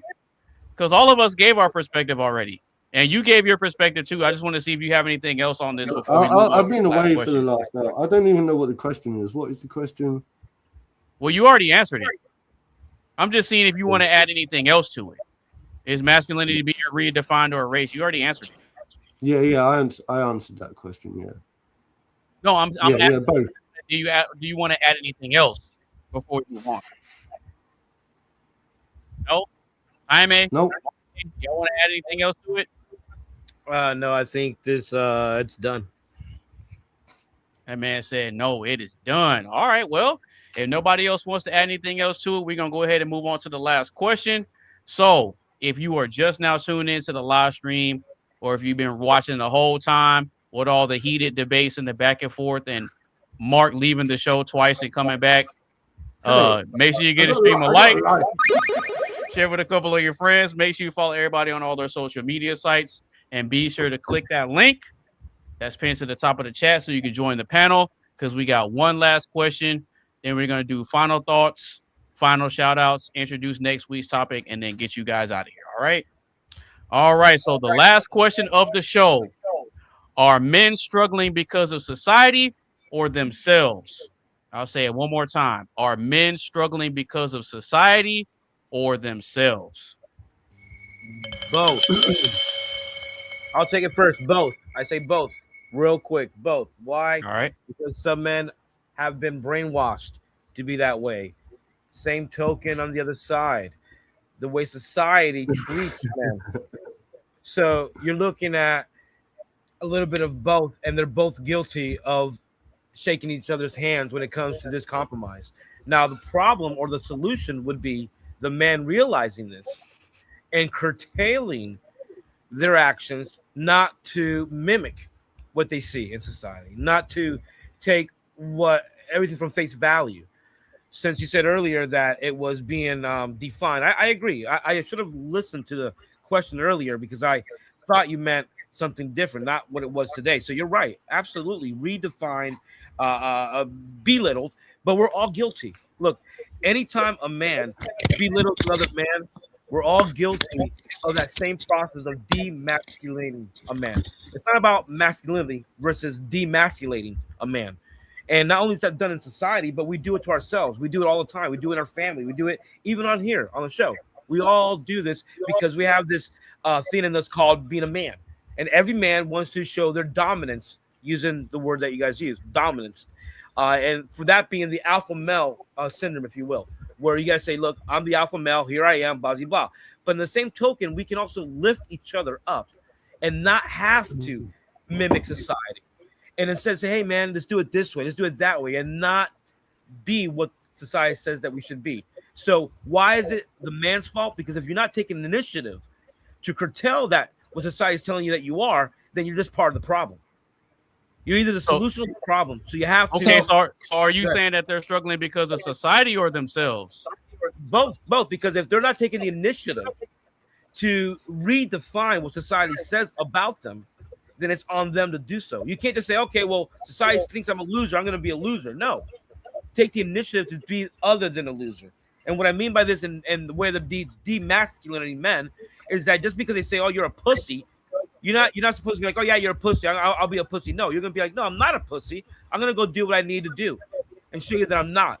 So it's not the fact that society paints it or the person paints it. It's a handshake in both. If you're following, it's actually emasculate, not demasculate. And here's the thing, though. Yeah, emasculating. Yeah, emasculation. Yeah. I would like to please thank you again, since English is not my native language. With my pronoun. Look, when anyone tells me I have not pronounced the word correctly or announced it correctly, I actually. No, we understood what you meant, but yeah, no, I want to go say thank you, but I want to learn, and the more I learn to say words properly, the better my words get across. So I appreciate that. Thank you. And I don't think it's us trying to establish dominance here per se. I think that could be us trying to establish some level of competence here, because you can't have confidence if you're not competent in the things that you do. And I think right now we're showing a display of maybe self-control, some semblances of patience on the panel, i.e. Argo, Mark earlier, and things like this. No offense to you, Mark. I'm just using this as a demonstration. But I think that when we look at the purveying overall, I would say the viewpoint of masculinity, I think each one of us would have a different definition. But I think what we want to, and I always point to this, is appealing to Christ for what masculinity is. So that's the framework of which I appeal to. Okay. All right, Mr. Mark. Are men struggling because of society or themselves? What do you got? I think that once again, I like that word emasculation is very relevant. I think that young men, like this is what I was trying to say earlier. I tried to, point to this earlier when I was saying that young men are unfortunately neglected within today's modern education system. They're left, they're unsupported, they're told that they're not worthy. And these young females growing up in today's society, unfortunately born, this is what I was trying to point to earlier. It's bro, I don't know how I can explain this anymore. It's the education system. We're failing the young boys in today's society, right? They're emasculated, bro. They're being emasculated, right? They are being emasculated through the education system. Yeah, we can see it. We can see it, right? Look, if you want to really point it out, right, you're the one quickest, Marte, to point your finger in the English direction, yeah, because of our education system and this, that, and the other. But I'm telling you, this, that, and the other, I'm seeing it, and I'm telling you, right, firsthand, that they're failing our young boys in the education system, right? They're not being given the right direction, right? Young boys growing up, right, need to be able to express themselves. They need to be able to channel their emotions, their hormones, right, in the right direction as they're growing up. But at the moment, we've got lots of confusion, right? Young boys are being told to do this, they're being told to do that, right? They've got no real sense of direction. right? And so how are we supposed to support young boys growing up in today's society, right, when they don't know who to listen to, right? They come from broken families, right? They're raised by liberal leftists, yeah? Young females, liberal women that get into the education system, and they're permeating the education system, and they're getting into the minds of the young boys, and it's becoming a very toxic environment. The BBC has proved this point, right? They did that whole thing with the adolescents. You saw adolescents will, what you're talking about, the concept of, right, please let me finish. I know you've got something to say. Please let me finish, and I appreciate this. Thank you. But I'm saying that I feel that young boys are being misdirected and misled in the wrong direction, and I think that they just need a good male role models in their life so that they can learn to become, first of all, independent, second of all, right, understand themselves growing up and be in tune with their feelings so that they don't act like idiots, and third of all, don't become the next Adolf Hitler. And I'll stop there. Thank you for listening. So I have to, this filibuster was crazy, by the way, but here's the problem in your whole analysis.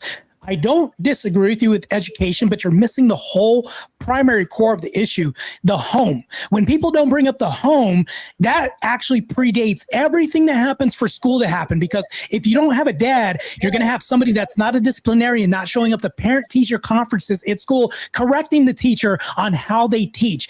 Absent anything from the home, you don't have anything that's going to rectify anything that happens at the school. Second of all, yes, I do agree education has fallen, but if the home falls, education will always fall. But if the home is a stronghold of masculine examples of demonstration of good parenting, the school, it's harder for the school to fail because they're going to have to explain to your dad who's present in the home why there's a rainbow flag and why he's teaching them sex education at second grade and all this other shit. It has to get past this filter of the father. And to me, that's the main premise of the whole point on why society is failing. Because, you know, if we're initiating divorces at 78% of the rate, it doesn't matter what education's doing, because the education can only be as good as the home allows it to be.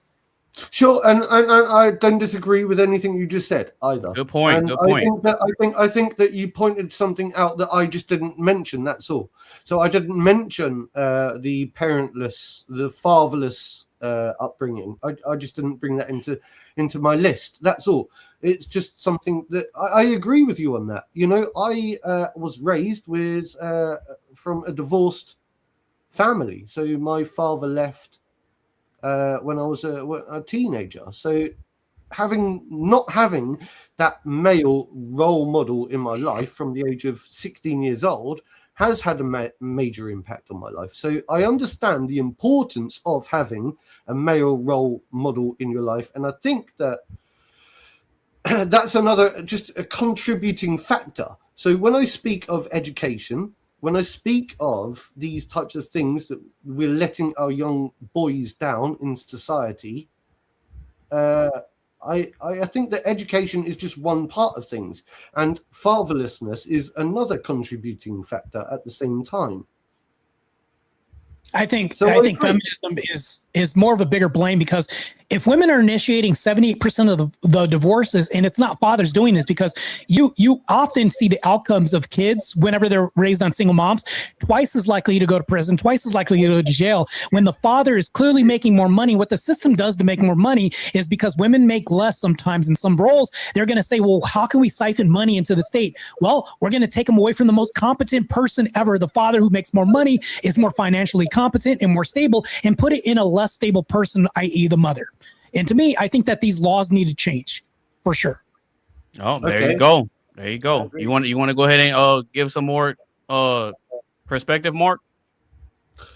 I mean, look, it's difficult because I think that men and women have different roles in society. You know, they do, and I think what we're finding in today's society is that these roles are being very much merged. You know, these women today are trying to take on these masculine roles, and a lot of men are trying to take on feminine type roles. There's a bit of a merging going on, and this is why we're finding ourselves at loggerheads in today's society. I just still feel that we're letting down both, not just young men, but young women as well, young girls. Because it's the young girls that are being raised now to become like, back in the day, they used to be tomboys, just simply a tomboy. And now we're seeing this whole, merging of, well, you can identify as this and you can identify as that and so on and so forth. And I don't think it's conducive to the public good, but I think it's all going to come back and bite everyone in the ass anyway. So we'll just see what. I think it already is. In a lot of different ways, it already is. It already is. Transgenderism.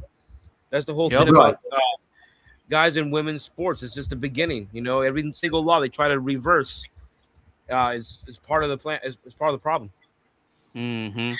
Yeah, but I think it's a self-rectifying problem. And here's what I mean by that. I think that and I'm probably going to have disagreement on the panel if I say this, but I think that if we're going to have men in women's combat sports, I think we should allow it to happen. And here's why. I think that when a woman gets knocked the fuck out, she's going to find her place in the universe. You mean fuck around and find out. Well, and then not to mention this, but if you have women in football getting slaughtered on the field, they're going to recognize, hey, I don't belong here with guys, and they're going to pick it and actually vote for their rights instead of against their rights. You're looking at it from the wrong side. It's men and women's sports. It's different. Either or. Because we dominate. It's a self-correcting problem. I did think that once before, Marty. I did think to myself, do you know what? Why do we even bother trying to fight a cause and fight a case? Why don't we just allow it just to happen to a degree and just let it play its course? Mark, we agree. We agree for the first time. I'm there with you. I think that if there's a woman, like women vote for these rules and these rights, when it comes to transitioning your kids, there are women as a majority voting for this. Men are voting for this. So when it comes to women voting for men, hey, we should be equal. I should be able to fight a man. Let her, because she's going to change her reality really quick. Manually, it's a manual change in reality. The reason I don't agree is because it'll be a dead sport. I mean, once it happens, it'll be all over. You know what I'm saying? It's like, yeah, it'll be done. They'll be like, okay, we want women's sports again. There we go. Exactly. Bad idea. Yeah. Hey, the more we continue to let it happen, the more you get this. Yup. Hey, yo.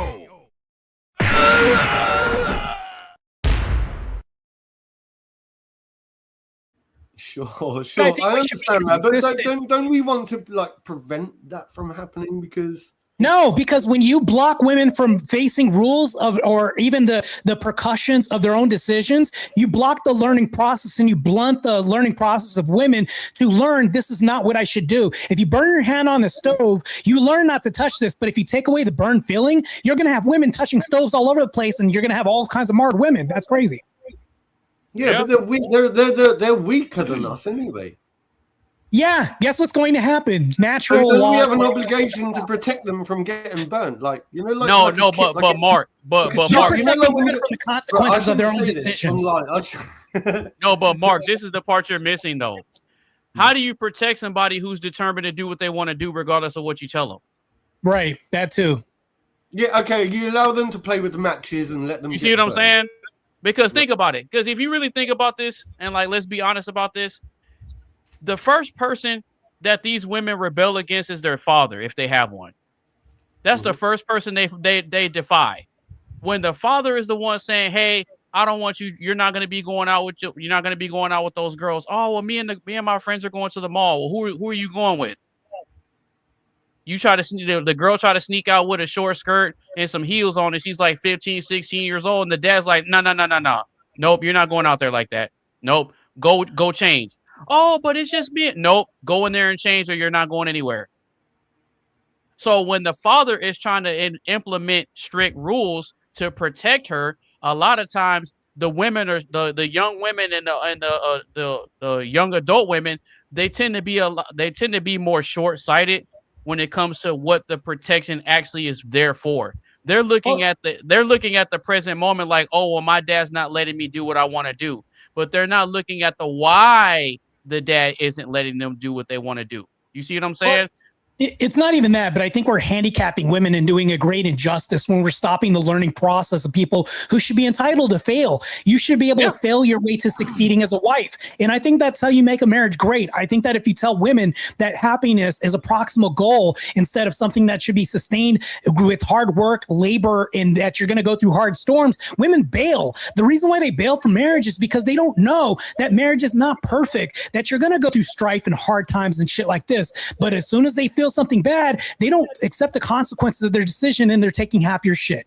That's what happens. They want to dip out the moment that it doesn't go in their favor. Yeah. But as far as are men struggling because of society or themselves, I think it's a two-part. Okay. So I'll say that men are struggling because of themselves, but it's due to the society that they're brought up in, and that society being the home. Because the home is the first society that you know of before you ever step foot outside. Before you ever get sent off to school and stuff like that, the home is the first society that you get to see. So if you if you're born into and you're raised in a society where there's no headship and there's a bunch of chaos and dysfunction, well, now you're gonna go out into the world and that's what you're gonna find yourself in. So when so when you're in a chaotic environment, well, now you're going to have a bunch of chaos and strife within yourself of trying to figure out who you are and what you're supposed to be doing. Right. So if so now when you're in a super chaotic environment, which is like your home society, well, now you don't know which way is up, which way is down, which way is left, which way is right. You don't know how to function in society. You see what I'm saying? That's a good point, because I think that when young girls are raised with a father, they look for their father in other men that they date. Absent any point of reference, you don't know what to look for when you're dating women. That's why you hear this whole pervading thought that women say, my picker is broken. I don't know why my picker's broken, because you don't have a reference as to what that would be. Same thing, conversely, if a mom is bad in your life and she's not a good mom, you're going to actually find your mom in women that you date. Maybe this woman abandoned you like your mom did and things like this. There's a whole psychological mantra we can go with, but you need the two parts to create a whole. And absent any of this, you don't have a foundation in marriage. Like one of my chatters said, is for your salvation. And I think that when you have this, it teaches you everything. It teaches you that life is full of strife, a lot of pain, hardship, and you're supposed to work at it. And it'll never be perfect, but that's the glory. Mm-hmm. And see, another thing too, is like, I can say that men can start off struggling because of the society that they're born into, which is the home. But at some point, it does become yourself, because you get to a point in age and mental stage where you know right from wrong. So once you come to that point where you know right from wrong, it's up to you to fix the things that you can change, and you have to learn to accept and cope with the things that you're not able to change. Like I'll give you a perfect example. People can blame their bad decisions on not having a father, but it only goes so far. You can blame the society that you grew up in up to a certain point. Now, when you get to the point where you know right from wrong, and you're out here robbing people and doing all this craziness, and you get caught up, oh, well, you know, what made you do it? Well, I didn't have a dad. I was like, no, you can't blame it on not having a dad. Yeah, man, you know how it is being raised by a single mom. You know, it's hard out here. No. You can't blame your decisions on the society that you grew up in when you get to the point where you know right from wrong. You see what I'm saying? So it starts off being the society that you may struggle with, being the home, which is what Marte was saying. But once you get out into actual society, you're responsible for making sure that you work on yourself and improve. And a lot of times what it takes too, why a lot of these present day men are struggling is because people don't know how to be honest anymore. People don't know how to be honest anymore. And then not only that, when these men are faced with brutal honesty, when you do get rejected by that girl that you tried to pour all this effort into, and she says, no, I'm just not feeling you like that. A lot of these younger guys, they can't handle honesty, and they can't handle the brutal truth about themselves. And that's why you come up with the sneaky fuckers. And what I mean when I say the sneaky fuckers, Rachel Wilson talks about this. She talks about the men who are simps, who turn into male feminists. Yeah, girl, you should have everything you want in hopes that one day when they're interning for this job, they'll get the position, which they never do. And that's how we end up with simps and people like this in this position, because they don't know how to deal with failure. They don't know how to accept this and deal with the hardship and labor. So they find inversive ways to go ahead and actually screw us all in society and wreck the dating market. And that's another problem. But anyways, yeah. Mm-hmm. And see, like I said earlier, this whole thing about it starts off with your home society and then it becomes your problem. That same logic can also apply to you getting a job, being in a relationship with a girlfriend, you starting a business, you leveling up in the workforce, and you setting up your own family and establishing a home. Right now, it's on you to establish the type of society, the home society that you want to be able to raise children in. Now that's on you. So now, if you don't make sure that the home society is set up a certain way, now you're going to be replicating the same bad results that you started with. And at that point, that's all on you. And you can't blame it on not having a mother or not having a dad. Yeah, we deal with this all the time, especially in the Black community. I'm pretty sure Coley can actually agree with me on this too. The reason why he's not talking to me from a jail cell is because somewhere in life when he had adulthood, he's saying, you know what, this felony shit is not for me. And I think that's not the life I want. At some point as adults, we have to accept accountability, and we have to say, even if I don't have a mom or dad, I have choices and options. It's almost like choose your own adventure. Now, there's a lot of people that make excuses because 400 years ago, somebody was enslaved. That's why I don't have S. It's like, come on, bro. It's like at some point we can't hold on to the past just like those people, and we have to make accommodations for why we're merit-based and hardworking people instead. Matter of fact, that's how you attract a woman more than anything else, by working hard and working on yourself and leaning towards Christ. Mm-hmm. Not only that, but see, another thing that women are attracted to. So, you know, we're hung up on that whole dominance thing, right? But yeah. See, but part of establishing dominance in a relationship is not just with a woman. You have to establish dominance within yourself as a man, right? You have to be dominant enough to not allow certain things to wreck your life, to come into your life and wreck your life. That could be friends, that could be family members, and that can be women. Remember when I said the ability to say no to vagina is a superpower? And not to mention this, but when we talk about Marte going to boot camp, me being an IFBB professional bodybuilder, the ability to ignore my passions for saying, damn, I want to eat the cheesecake, but I have to eat this dry chicken breast and doing all this and be a slave to Christ. Because here's the thing, though, we're all slaves to something. You can be, you have to choose what you want to be a slave to. Now, if you succumb to pressure, you're a slave to this. Now, you can either be a simp or a traditional classical man with a foundational Christian structure or not. We all have decisions, and you have to take accountability regardless. It all falls on you as a man. That's what masculinity is. Mm-hmm. Not only that, but see, one of the biggest qualities that women are attracted to, they may feel some type of way about it from time to time, is a man that has a backbone, that can put his foot down and not tolerate the nonsense, whether it's from her or whether it's from people outside the relationship. They like a man that can set his foot somewhere, and the woman can look at her man and say, you know what? I know that no matter what happens, my man is going to make sure we're all right. I may not know how he'll do it, but I know my man will figure it out. And another thing, women can respect it when a man doesn't put up with her nonsense too. You got to be dominant enough to say, you know what? I ain't going to take no nonsense from the world, but just because I'll protect you from the world, don't think that I can't protect myself from you and protect you from you too. Like, you can't be afraid to tell a woman and like let her know, like, look, everything is good, but if you think that this is gonna go any kind of way that's gonna wreck this relationship, you got another thing coming, and I'm not afraid to just leave you and walk away. But you can't just say it. You gotta have that type of energy and that type of order where you'll actually enact on it. Like you will pack up and walk away, or tell her, hey, you know what? You're not what I thought you were, but you know what? I'm just going to have to move on. I hope you find what you're looking for. And that's it. You know what? This reminds me of my favorite Black actor of all time. He was very masculine. Do you know who that is? Who?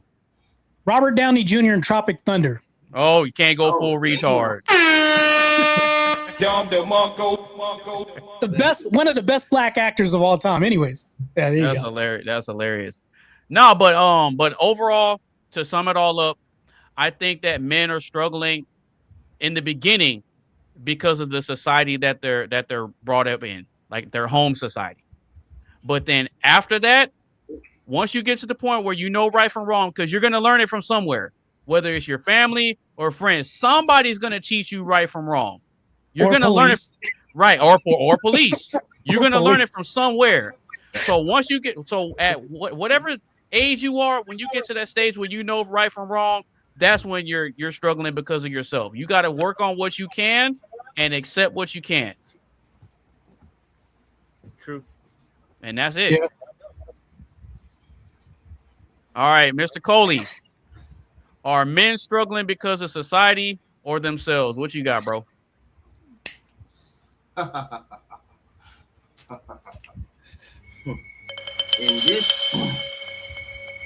In this day of age, Yeah, this current generation that we're in now.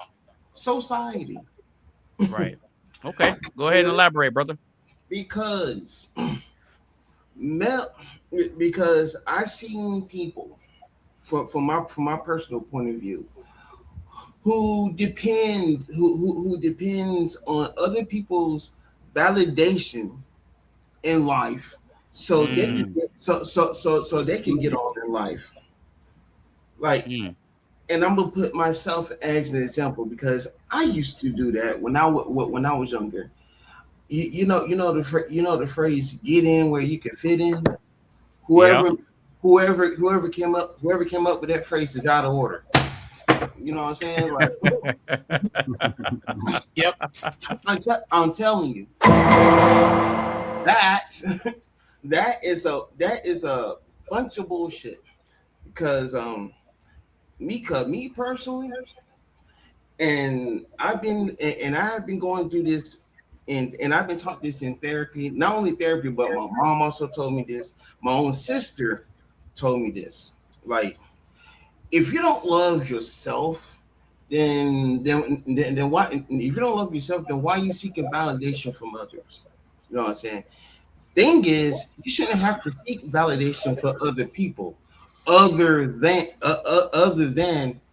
hey, how does my food taste, or how did you like the show? You know what I'm saying? I shouldn't have to seek validation about me as a person because if I know as a person that I'm sitting here doing right by people, doing right by myself, and if I sit here doing stuff, and if I sit here doing good deeds for other people and everything like that, and not trying to go to jail for anything petty or something super serious or whatever, then I'm obviously going in the right path and doing what I'm supposed to. Right. You know what I'm saying? Like, I shouldn't have to turn on the TV or nowadays go online and be like, well, the most popular thing is going over Niagara Falls in the barrel. It's the most fun thing, and and I'm like, oh, okay, I'll do it too, knowing that I'm just as much of a jackass as everyone else is. You know what I'm saying? Like, I shouldn't have to be like, it's cool to you know, brown nose Donald Trump or President Biden or whatever. You know what I'm saying? Like, yeah. I should be able to have my own choice on. Yeah, that's what I was saying. That's what I was saying earlier, Coley, about like people liking somebody just for the content of who they actually are, not for like whatever it is, like the color of the skin or whatever their political party is. You know, like, and this comes back to fruition. Like these youngsters as well, young boys are being raised, right? You're being radicalized, and girls. Yeah. But you know, yeah, but Yeah, but for I don't think there's anything wrong with external validation, and here's why I would say this. I think that it would be impossible to find self-reflection if you don't have anything to compare this to. And of course, comparison could be the evil of all kinds of things, but there's an overcorrection that happens, and that's not what I'm pointing to, like the narcissistic tendencies of females to post 50 pictures before they post one. Oh, I'm yeah. men, you know, I'm referring to men looking to external factors of validation, like, hey, am I doing good? You're being judged by your brothers and being held accountable. That kind of validation is good, but I think there's an overcorrection when you bring social media into the fray. That's happening in society, and because there's some context there too. Yeah, exactly. And to your point, I definitely shouldn't have to. I definitely shouldn't have to go to Facebook, or if I want to bring it back, Black Planet or My Hint Tail, whatever. To be, for people to be like, oh, he's the bomb, you know, no. But it's fake validation. It's like you're seeking validation from people. Like it's all fakery, like algorithms and bullshit, this, that, and the other, to try and gain some kind of credibility and validation. And it's like, really? But who are the real ones, man? Who are actually the real ones? The actual real ones? The actual people that actually come along. And do you know what? I am a real one, and I come along and I try to support people like you. And yeah, you know, there are old people who are delusionals who are friends on my Facebook list right now, and they'll sit here and be like, and not trying to make it a debate or anything, but I'm just using this as an example, like how they was talking about, Donald Trump was going to talk to the FCC and take ABC and NBC down because they didn't air their shit, which that's false. But you know, bruh. First of all, that's because you're dealing in an arena which is politicized, right? So, like me, if I'm gonna talk about something political, first of all, I'm making sure that the shit is from a reliable source. Mm-hmm. I'm not gonna look at a person who I don't know from sugar to shit to be like, this is what Trump said. No, I'm gonna go to a reliable news source, like for example, CNN, Fox News, ABC, NBC, CBS, whatever. You know what I'm saying? Like, so you're saying you're gonna look at both sides. Yeah. No, it's not. I think he's saying the opposite. I think he's saying the opposite. I think he's saying that he's only going to go to one specific set of examples that he feels like he's comfortable with. Like, so there'll be like one group of information that he'll like listen to. Probably like something like Fox News. He'll be like, no, that's mis or disinformation or something like that. Is that right? Good. Yeah. TV's good. Now, based off of that, like most men nowadays, I really truly think that they're being cooked because of society. And if you don't believe me, go on YouTube. Emasculated. Go on YouTube right now and look up Kai Cenat's Streamer University 2, and or you go to Soulja Boy's inauguration of Rapper University. Look that shit up and you see what I'm talking about. Prager University, did you say? Society. No. He's talking about something else. The men are being cooked by society right now, because why you have to go to a fake university to be able to show your success? You know what I'm saying? Right. But you know what else that I find interesting that we didn't really touch on yet about why men are struggling? I think I like Donald Trump. Right. I think to add to what I said earlier about men struggling because of society first and then themselves. One of the biggest problems. One of the biggest problems that I see with this generation of guys is they're not getting any type of positive reinforcements in the home. Yes, thank you. The young guys now, because, like I said, their home is the first society. And so if your boys are not being uplifted and given positive reinforcement and being taught how to establish healthy boundaries, it sets them up to be taken advantage of. A lot of the young guys are getting taken advantage of. And not only that, but they don't know how to say no and put themselves first. They don't know how to prioritize their growth and their goals. Well, I think that's because we have a princess complex that's raising men in the home. If you have a predominantly 78% of women raising men in the home, they're going to teach men how to treat women, but not how they should be treated. Now, here's the other problem. When we talk about honesty, I think that we have terms that are bastardized, like we will say brutal honesty. Well, wouldn't it be brutal dishonesty? Wouldn't that be way more brutal? If we're honest, why should we coin it brutal? Honesty should never be coined as brutal anyways. So we're doing things with linguistics right now, and also how we're raising boys in the home. We're warping realities we speak through vernacular, through how we raise them, through how we should treat women, let alone ourselves. And to me, that's a great injustice to men everywhere. Yeah, but if you you're right. No, you're right. No, you're right. But real quick. But if you think about it, used to smack me. She would slap me, slap my hand, slap my butt. To put me and say, look. No, what I'm saying is like I think we've moved away from. I'm saying that we've moved away from. Hang on, let me put myself on camera. I'm right. Hang on. I'm saying smack my hand, smack my butt. What are you talking about? Look, my mum fucking embarrassed me one day. Yeah, my mum embarrassed me when I was like 3 years old. Yeah, she said, "Mark, if you carry on like that, I'm going to pull your trousers and pants down in front of the whole entire fucking complex, and I'm going to slap you in the ass." And I carried on bad-mouthing her, and do you know what she did? She fucking did it, didn't she? She pulled my trousers and pants down and I went, slap right on my ass, and I was like, oh shit.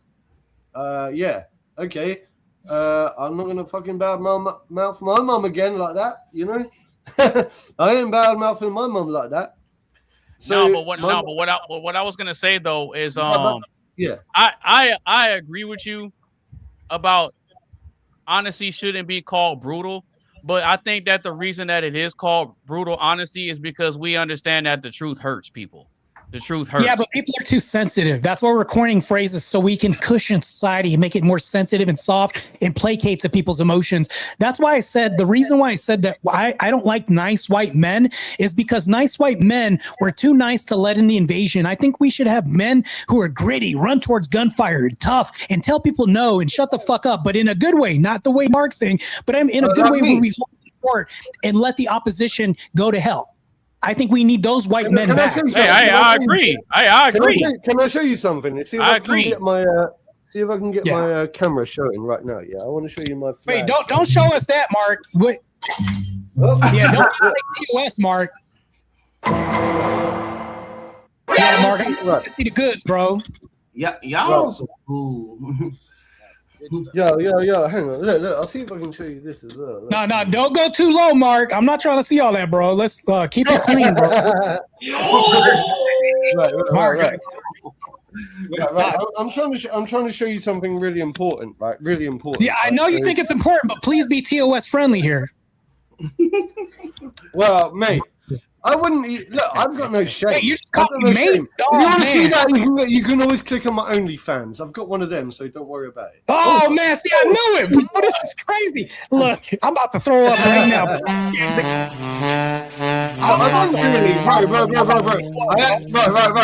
I actually don't really have an OnlyFans. I'm just kidding, yeah. I don't know. I have a hard time believing that. You said you're gonna show me something important, and you say OnlyFans. Yeah, clean it up now. Clean it up. You're just talking about getting spanked and smacked and all that. That's crazy. We can measure it like this. What the fuck? Hey, what are you doing, Mark? Mark, what are you doing?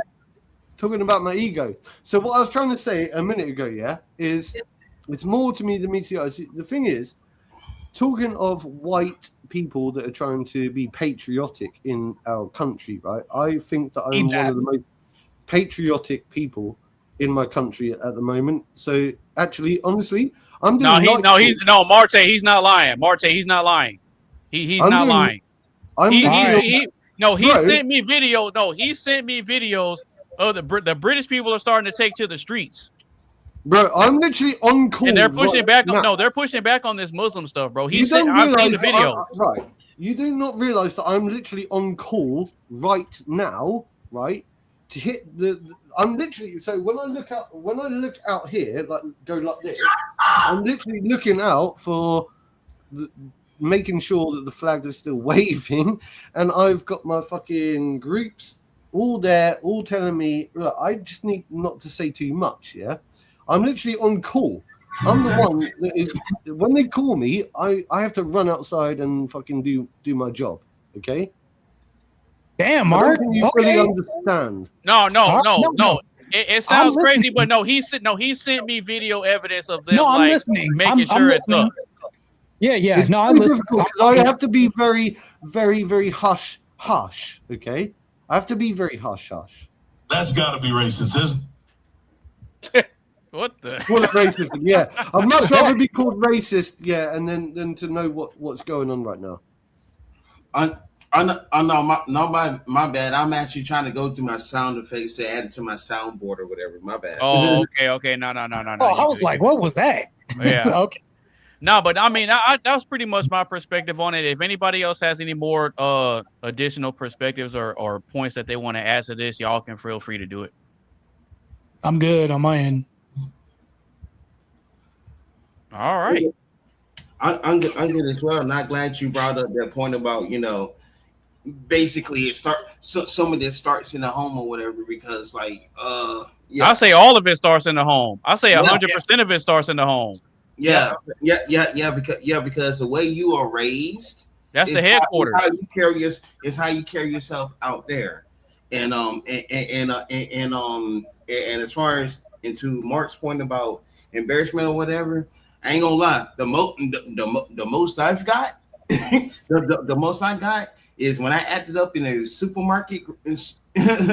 I think you know where I'm going with this. Yep. And shit, out of my mom would have a couple of switches or a belt standing by just in case I acted up. If I broke any of those rules, guess what? I'm getting my ass beat right in the stuff, and then you didn't give a fuck who was watching. They didn't care who saw or nothing. But I definitely feel you on that. But that was back then when public corporal punishment was actually, accepted. Now it's like, well, no, don't do that. No. Well, contrary to popular belief, it's still a thing in some of the rural states, like some of the rural areas. Especially in the South. Yep, that's still a thing, bro. That's still a thing. But if nobody else has anything, else to add, we're gonna go ahead and get ready to close out the show. It's been a great show, man. Shout out to y'all. All right. So with that being said, I'm gonna go ahead. View theme song. You said what? I wish I had the View theme song. Right. All right. So with that being said, I'm gonna go ahead and introduce next week's topic. Y'all gonna get excited for this one. All right. So next week's topic is rules of modern dating, the evolution of female hypergamy. So Carmen, next week, bring your ass in here. Happy birthday, by the way, but bring your ass in here next week. So rules of modern dating, the evolution of female hypergamy.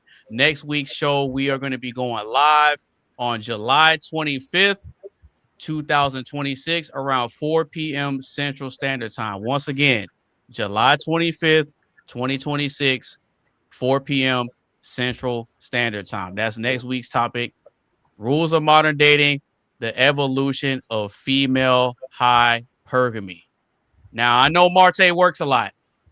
So when you DM me and said, hey, man, I'm off today, I'm trying to pull up. Oh, no. I was happy. I was happy because it just so happened to be the masculinity topic. It just so happened to be that the day you were free to pull up, it just so happened to be the masculinity topic. So I took that as a sign from God, like, okay, Marte is coming back. All right, let's get it. All right. Do you know what? I feel really bad. The fact I really feel like it's never really worked correctly between me and Marte. I feel like we should have always had this like one-on-one debate type thing. Do you know what I mean? Like we should hash it. We should like you and me one day, Marte. I reckon, yeah. Just hash whatever our differences out one-on-one. I reckon that will make for good entertainment also, without interruption from other people. And I think like we can get into this kind of deep conversation. And a lot of the reason I think I got frustrated earlier is because I was trying to say my bit against what you were saying. And eventually I was like, look, I didn't get and I was like, fuck this is doing my head in. So I just fucked off, and then I went and saw my neighbor next door and like, to be honest, though, I think you're a good guy still. I've always said that. Like, I've always said that right from the very fucking offset. And that's what pisses me off. Because it felt like we needed to have like a proper good one-on-one and hash things out. And that wasn't it. Tonight wasn't it for me. Like, we got something to go. We got something to do. I noticed that 3 times you brought up I feel, and then you went to, something I did, it pissed me off. And I'm just like, I don't understand that premise at all. Something you did pissed you off. But no, that's great. That's why we need to have that one-to-one. Right. That's why we need to have a platform to have that one-to-one, and we can, we can hash these things out. Yeah, but Mark, just understand that you have your own autonomy and full control over things that you do, but to say, as to you. I did piss, but just understand. No, I'm just saying that when you say things, you say, well, this happened and I did this and it pissed me off. I can understand that. But I think that sometimes we need to not be led by our emotions all the time in our feels, but more of I thinks.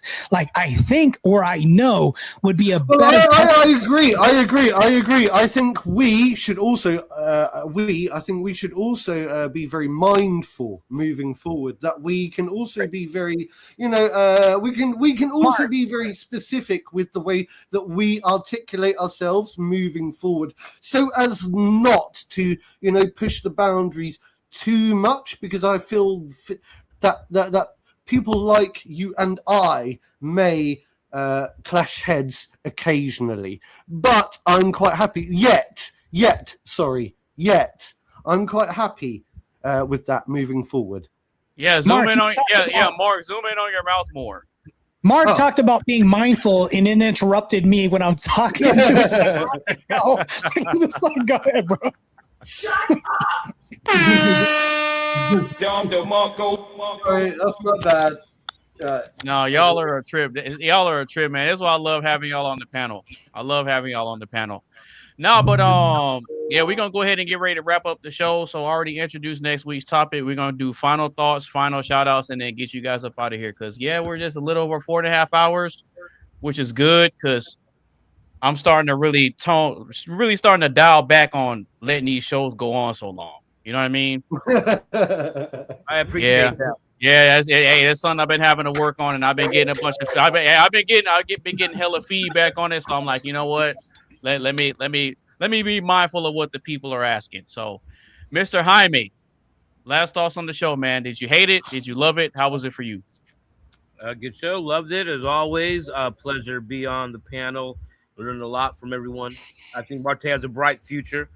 I think Arizona has a bright future if they invest their vote in Marte. He's not paying me for this. I just believe that he has his head on his shoulders and he knows where. I'm serious, man. I'm being serious. He gonna have my vote too.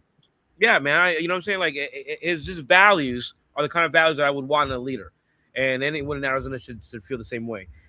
BeatSlaveMusic.com right there at the bottom. Check it out. Music, we can do it all. And a book /88 book I wrote, and that's pretty much it. Love you guys. All right. For all the banter. All right, cool. All right, Mr. Marte, it's been quite a while since you made an appearance. But you came back, man. So being that it's been a while, last thoughts on the show, man. Did you hate it? Did you love it? How was the show for you, brother? I think it went as according to plan how I thought it would be. Not that I'm being super conscious about what I'm doing, but here's the thing though. is I want to tell people, if you're not following me on Instagram, you're literally retarded.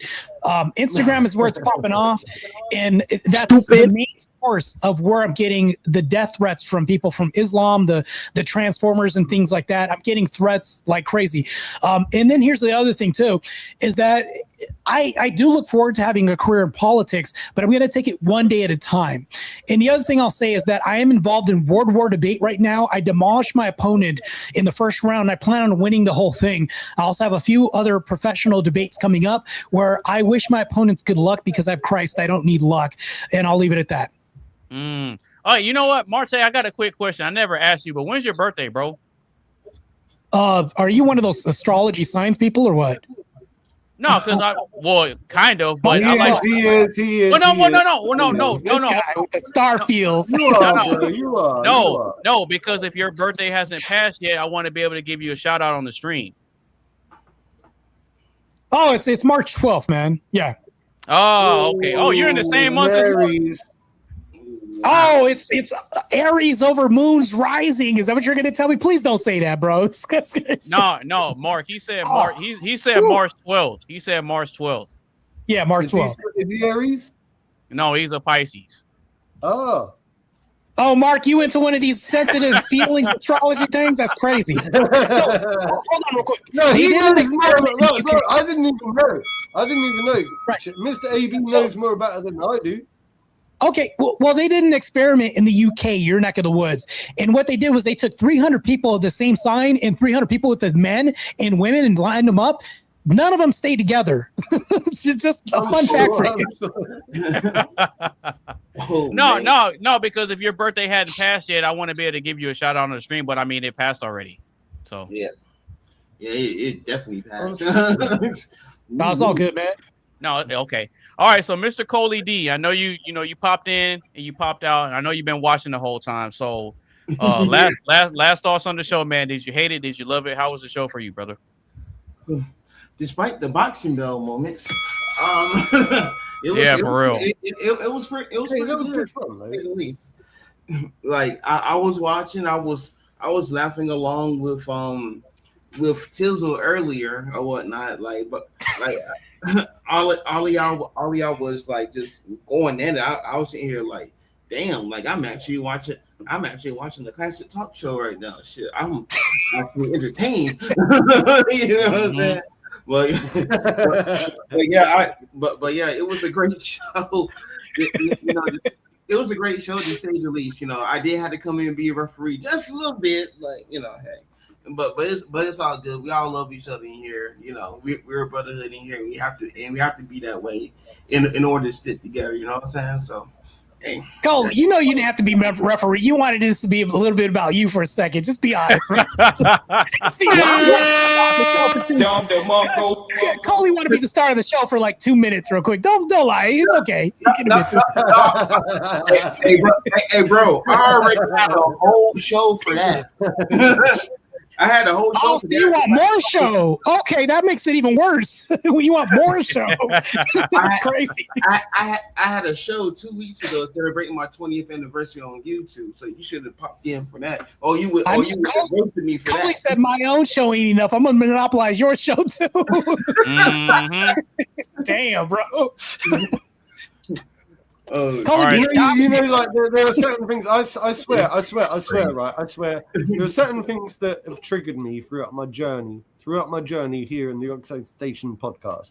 I've been triggered a few times, but I don't mind it. I think it makes for good entertainment. I think we're all a good guys, man. I think it's all good fun. Mark about to get sensitive on us. Go ahead, Mark. Yeah. Yeah. Oh crap, bro! I'm out. I'm about to throw up. Looking back, I'm about to throw up right now, bro. I'm about to puke. I'm about to throw up. The dance we share. I feel nauseous right now,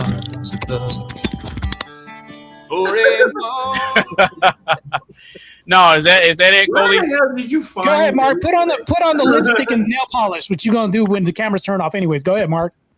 Oh, whoa. Oh, you like that song, Coley? Hell no! What the fuck is that? Mark was getting in his feelings. Go ahead, Mark. It's a country song. Give me your feelings, Mark. Go ahead. That's why you were doing that the whole show. Yeah, anyways. it's a country song. Oh, that's why I don't know what it is. I don't I don't listen to most country or whatnot. Yeah, that's a little bit of Garth Brooks. You don't know nothing about that. Not that particular song. No, I don't. Hey, Coley. Not all black people are the same, man. Some of us like rock and some country. Some of us like some rock and some country, bro. Hey, look, I'm not knocking it. If people have their own set of music or whatever, I listen a little bit. I listen to rock, just not the heavy metal joint one. You can't understand. Oh man, that's some of the best rock there is. I got like 3 or 4 Megadeth albums on my phone. Some Nirvana, I got it all. But you look, Mark said as long as he can be emotionally available with the music, that's all he cares about. But no, I care about a lot more than that. I care about you're a British Care Bear. That's what you are. Let's be honest. I care about the truth, man. I care about the truth. You feel about the truth. I think I care about the truth.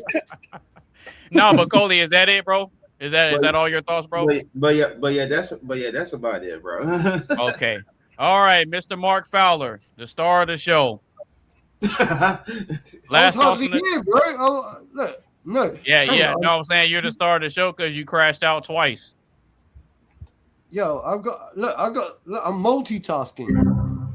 Oh, okay. Well, last thoughts on the show, man. Did you hate it? Did you love it? How was the show for you, brother? It was brilliant. Aside from the crash outs. Well, I went next door, so I missed a lot of what you were talking about for about an hour. I had other things to deal with, but I think that for the most part, it was a bit of a sausage party. You know, where are the women tonight? That's all I really care about. Look, I'll also, I want to hold Mr. Jamie. Jamie, bro, where is your sister, and why is your sister not 20?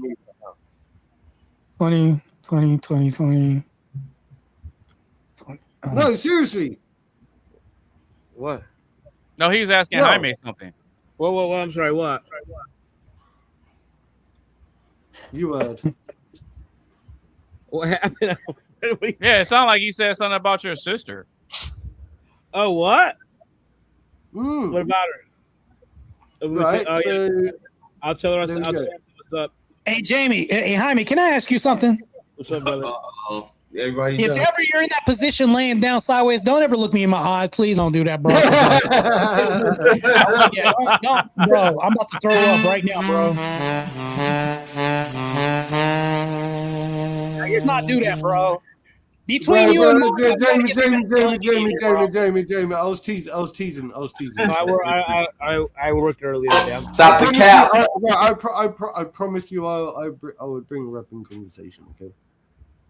Yeah.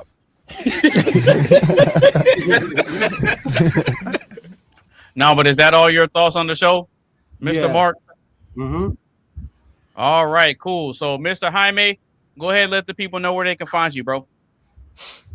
Beatslave.com, beatslavemusic.com. Sorry about that. /88. You can find the book there. We revamped the website. Check it out. We're offering all kinds of things. So that's pretty much it. Again, always a pleasure to be on the Oxide station. It was nice to see a professional debater get on here and spit some truth.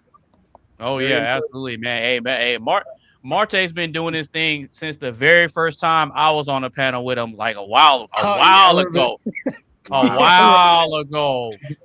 Yeah, we're now on I'm debating people like Destiny and all them, like college professors. I always equate you to the likes of like a Destiny type person, which I'm not sure hell no. No, Destiny is the mortal enemy. He's the opposite of everything that I am. Yeah, bro. Destiny's a liberal. Yeah, I know. Like Destiny's way off the likes of a Destiny, but the opposite from the opposite side of the political spectrum. Yeah, Destiny is the only one that actually sucked dick between both of us, bro. So yeah, let's. Hey, no, that's a fact though. No, that's a fact though. That's a fact though.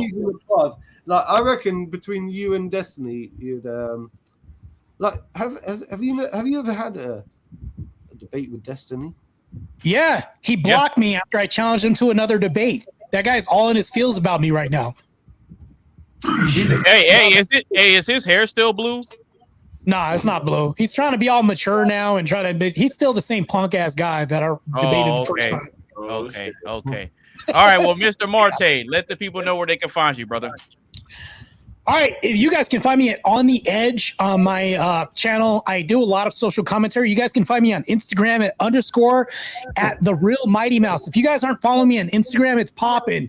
You'll see why I'm getting all these death threats from Muslims, trans people, and everything else. And follow my YouTube channel and subscribe to also AB's channel as well too. Do him a service and hit the like button as well. Yes, sir. Yes, sir. All right, Mr. Coley, go ahead and let the people know where they can find you, big dog. They can find me on YouTube at Coley D Studios. I'm currently setting up a schedule like how you suggested so many times before. You know what I'm saying? So, they have your content going on a schedule with your uploads and stuff. Oh yeah, you got to. Absolutely. Yeah, you got to. Absolutely. That way you're running your YouTube like a business and letting it run like a machine. Exactly. So yeah. I'm currently trying to get my 20th anniversary schedule going on, so that way we go ahead and get that on the popping. New content's coming up very, very soon. So stay on the lookout. And I'm gonna piggyback off of Marte. Please subscribe to your favorite YouTube channels like ours and others. You know what I'm saying? There you go. Shout out to you, man. All right, Mr. Mark Fowler, last but not least, go ahead and let the people know where they can find you, bro, so we can go ahead and get y'all up out of here. Yo, so I would suggest that first and foremost, you just Google me, Nova Bear, right? You can find... oh, really? Yeah, Nova Bear, you know my thing. It's there. It's my logo, whatever. It's easily recognizable. You can Google me. You can find me on multiple platforms. You can find me mostly on Facebook. I've got my Drum and Bass Heads Uncensored group, which is just about to hit 2,000 members. Oh yeah, that group. Yeah, that group is live, bro. That group is live. Yeah. That group is growing. So look, I'm looking for the snowball effect, right? If you really like music, like actual proper hard gritty drum and bass electronic type music, right? Then you need to come and join the Drum and Bass Heads Uncensored group. Honestly, this is proper underground electronic music and it's growing. And I've got some really fantastic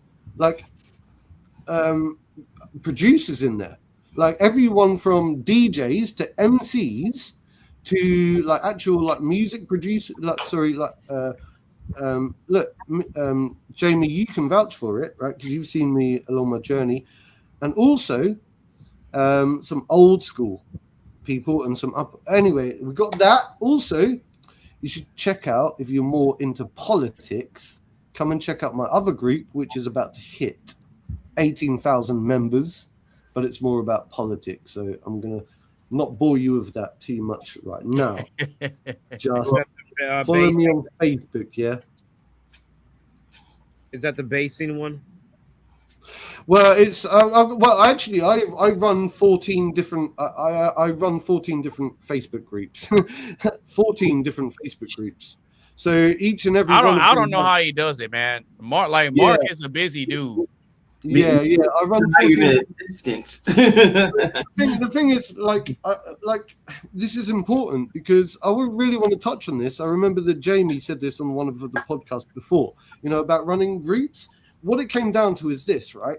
If I want to say something in a group, right, and I'm at the mercy of whoever runs that group, then I don't have real freedom of speech or expression. So yeah, that's a fact. Right. Therefore, instead of joining a group that is based on my passion, I create the group based on my passion, and I become the person that gets to control who comes and goes. instead of the other way round. You know what I mean? Because I'm sick and tired of people telling me where I belong, who I am, what I can and can't say, what I should or where I should or shouldn't belong. Instead, I take matters into my own hands. So I create the environments in which I decide who comes and goes. Obviously, in certain situations, I didn't get to control everything.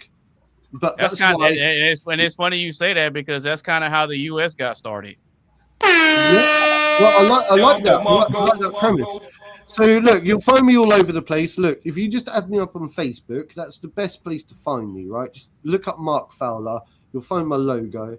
Find me. I'm very open, transparent. I've got a cryptocurrency project as well, right, which is growing. Novabear.net, which I think might be down. I think the website might be down at the moment. No, not the merch. But anyway, yeah. So I'm losing out on selling merch as well. But hey, it's all good. It's all good. Yeah. Now, but if nobody else has anything else, we're gonna go ahead and close out the stream.